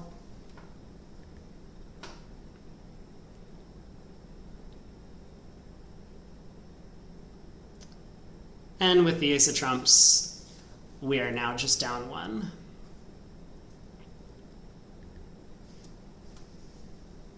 All right, 2 boards to go. I suspect this might be the last table to finish. Greco, twice during this set, has had some big decisions as to what to bid in a couple of these auctions. And he's gotten some of them right, but that board 26 is going to haunt him for a while. Hampson also notably has had some difficult play problems in these 5 of a minor contracts, which he's also gotten a lot of them right. All right, a diamond by North, precision style. So it's I think they open all 10 counts, which means that this is some sort of like 10 to 15 or so, and must have at least 2 diamonds. They have a different way to show hands with a singleton or void and diamonds. East overcalls a spade.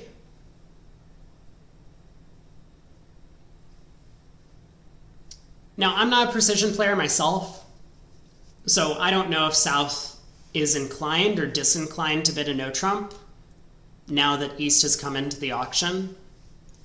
I think a lot of players would be tempted to pass, figuring that East has bid their best suit and they only have 5 high card points. But for a lot of precision players, one of the big strengths of their system is to open fairly late and respond fairly late, and you can steal a game from the opponents pretty quickly by doing so. But Hampson does decide to pass. West bids a no trump, which is another interesting decision, right? It's not the fact that that West doesn't have a diamond stopper, because obviously North's nebulous 1 diamond could be based on a club suit as opposed to a diamond suit, and it kind of is here.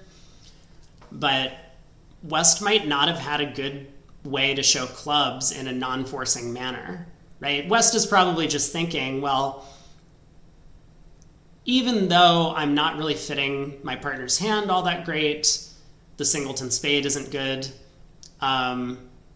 If 2 clubs would have been a forcing bid, then his hand probably isn't good enough to force to the 3 level or to 2 no trump. And I guess that means that 1 no was really his only choice if he wanted to do something other than pass.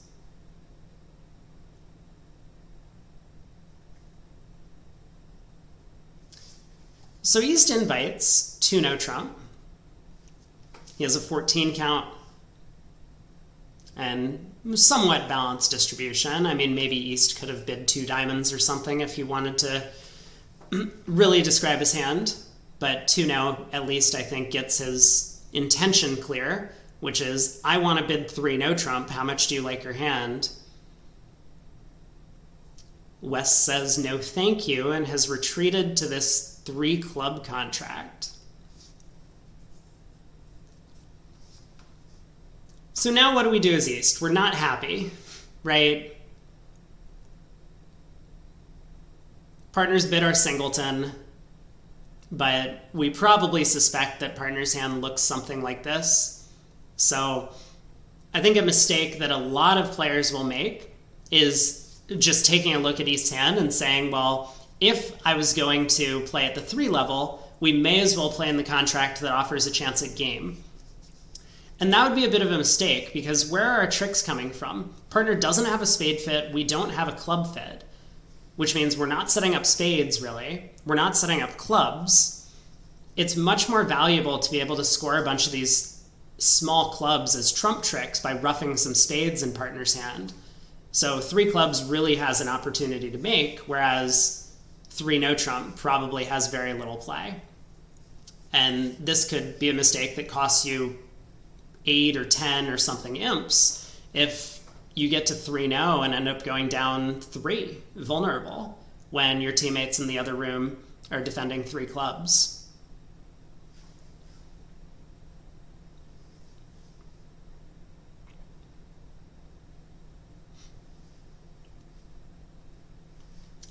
We get a hard opening lead. I mean, it's not as if that is the only unbid suit. Diamonds is also an unbid suit, so North could have elected to lead a diamond as well. But going with his stronger red suit, in the hopes that his queen 10 fourth of hearts will do better establishing tricks than the queen empty third of diamonds, and he's right about that.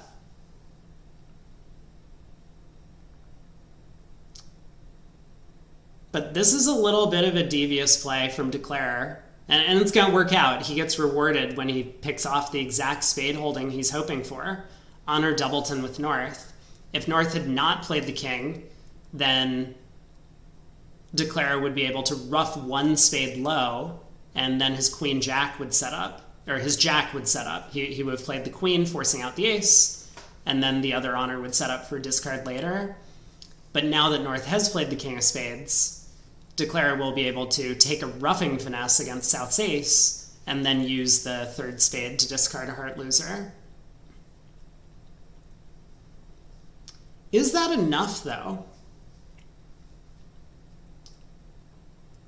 Because it looks to me like North has 3 clubs, this spade that he's already taken, and Declare will be able to pitch 1 loser.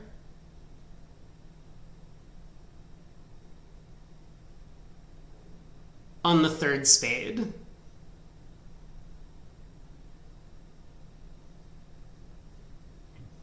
I think North needs to continue his good work of continuing trump or hearts here. Because if North, well, obviously if North switches to diamonds or something, that's going to blow a trick just because it will give Declare the finesse for free. But if North were to say exit a spade, covered, and then South plays the ace,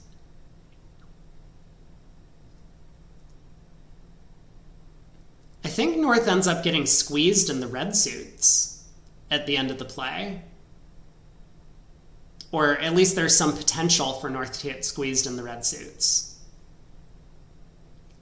Maybe he's still in time to break up the squeeze. I mean, he has plenty of trumps to get in with, so I could just be talking nonsense here. Okay, he does continue the Queen of Hearts, so I guess we're about to find out, right?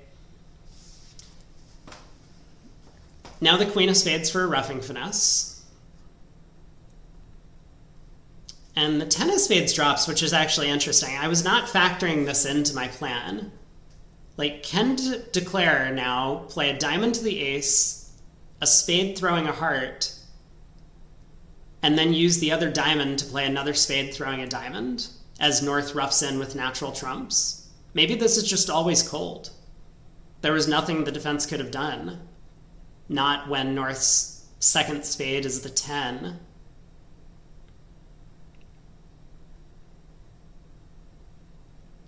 Wow, I mean, I really hadn't considered all of this when I was originally analyzing the deal, but that looks right to me now. Declare can, and I mean, I think should, cross to the diamond ace and play a spade pitching a heart. I mean, that can never be the wrong thing to do. So we start with that, and then we'll take stock once North gets in.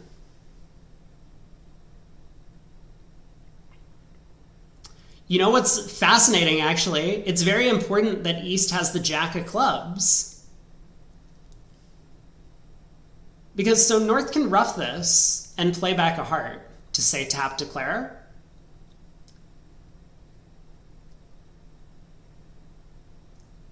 But then a diamond to the king and the 9 of spades, pitching the last diamond, North will rough in again.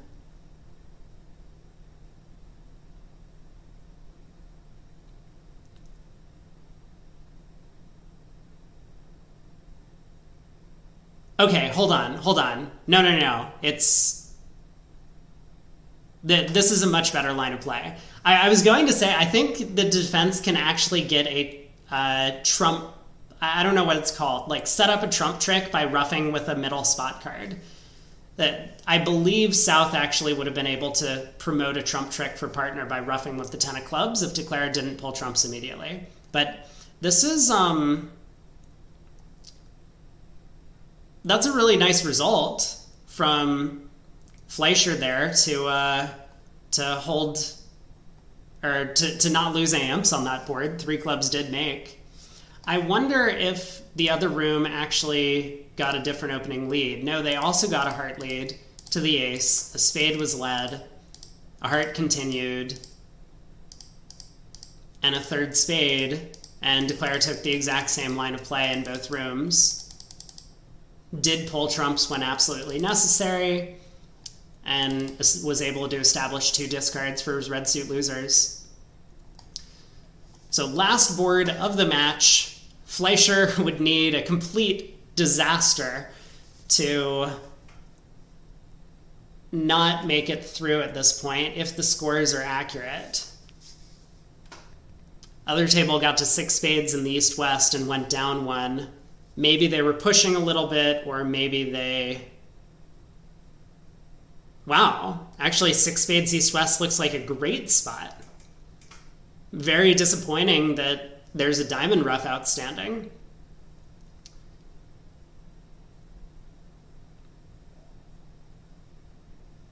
I guess the defense doesn't need to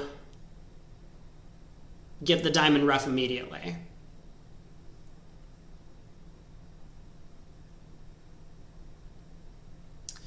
Because with trumps 3-0, declarer can't just pull 3 rounds of trumps and ruff 2 clubs and a heart in East's hand.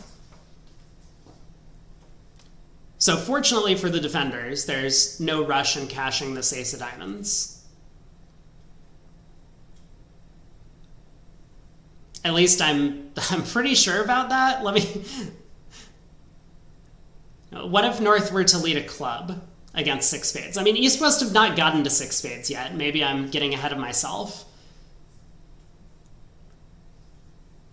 Oh, and now I think it's probably pretty unlikely East-West will get to 6 spades. 4 spades by East might just shut West up. Even though West has a pretty good hand, a prime 21, 4 spades preemptive. You could be off the ace-king of diamonds from the start. You could be off a diamond and a heart. You could be off a diamond and a club. We'll see if West makes a move before I continue analyzing this fake 6 spade contract that hasn't even been reached yet.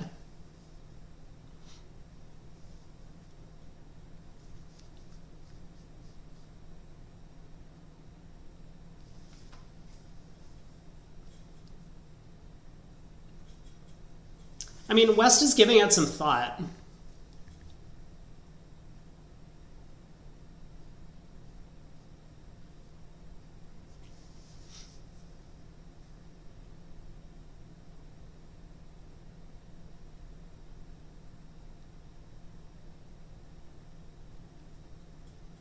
I mean, a major concern I would have as West is that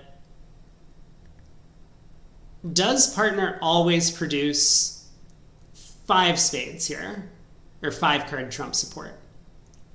If it's possible that partner could have like a 4-5-3-1 hand pattern, I mean, not necessarily in exactly that order, but only 4 trumps.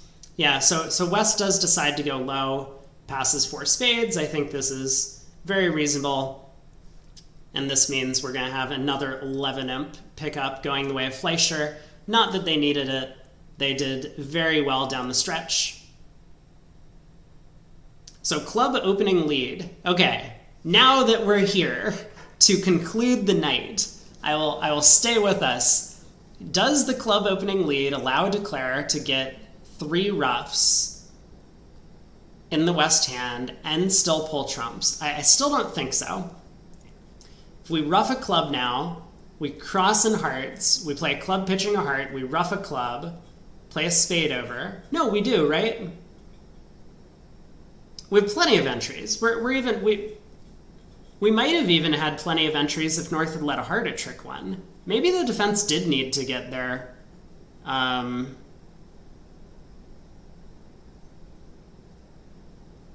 ruff early to beat this. I'm curious now. What happened in the other room? So West was declaring once again, and West had opened 2 clubs with the hand as opposed to the 1 spade opening bid in this room. Just the game force. We did get a club opening lead. Wow, East-West was in 6 spades and did not make it. Oh my.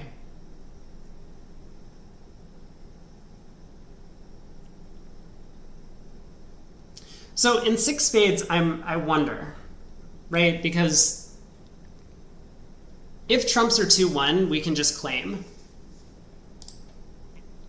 But Bobby Levin kind of took the same line of play as they did in the other room, cashing the ace of spades.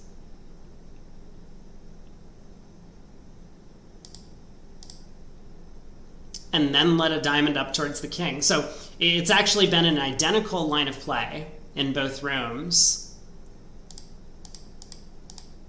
But at that point in time, Cementa won the ace of diamonds and gave his partner a diamond ruff. I'm curious.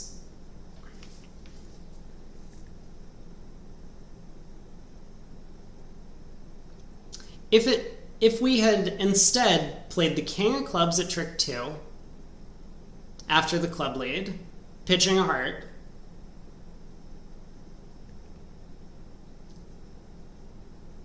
and ruffed a club and then let a trump, if trumps are 2-1, we can still claim. So the only thing we're risking is really like someone ruffs our king of clubs. I don't think that's very likely.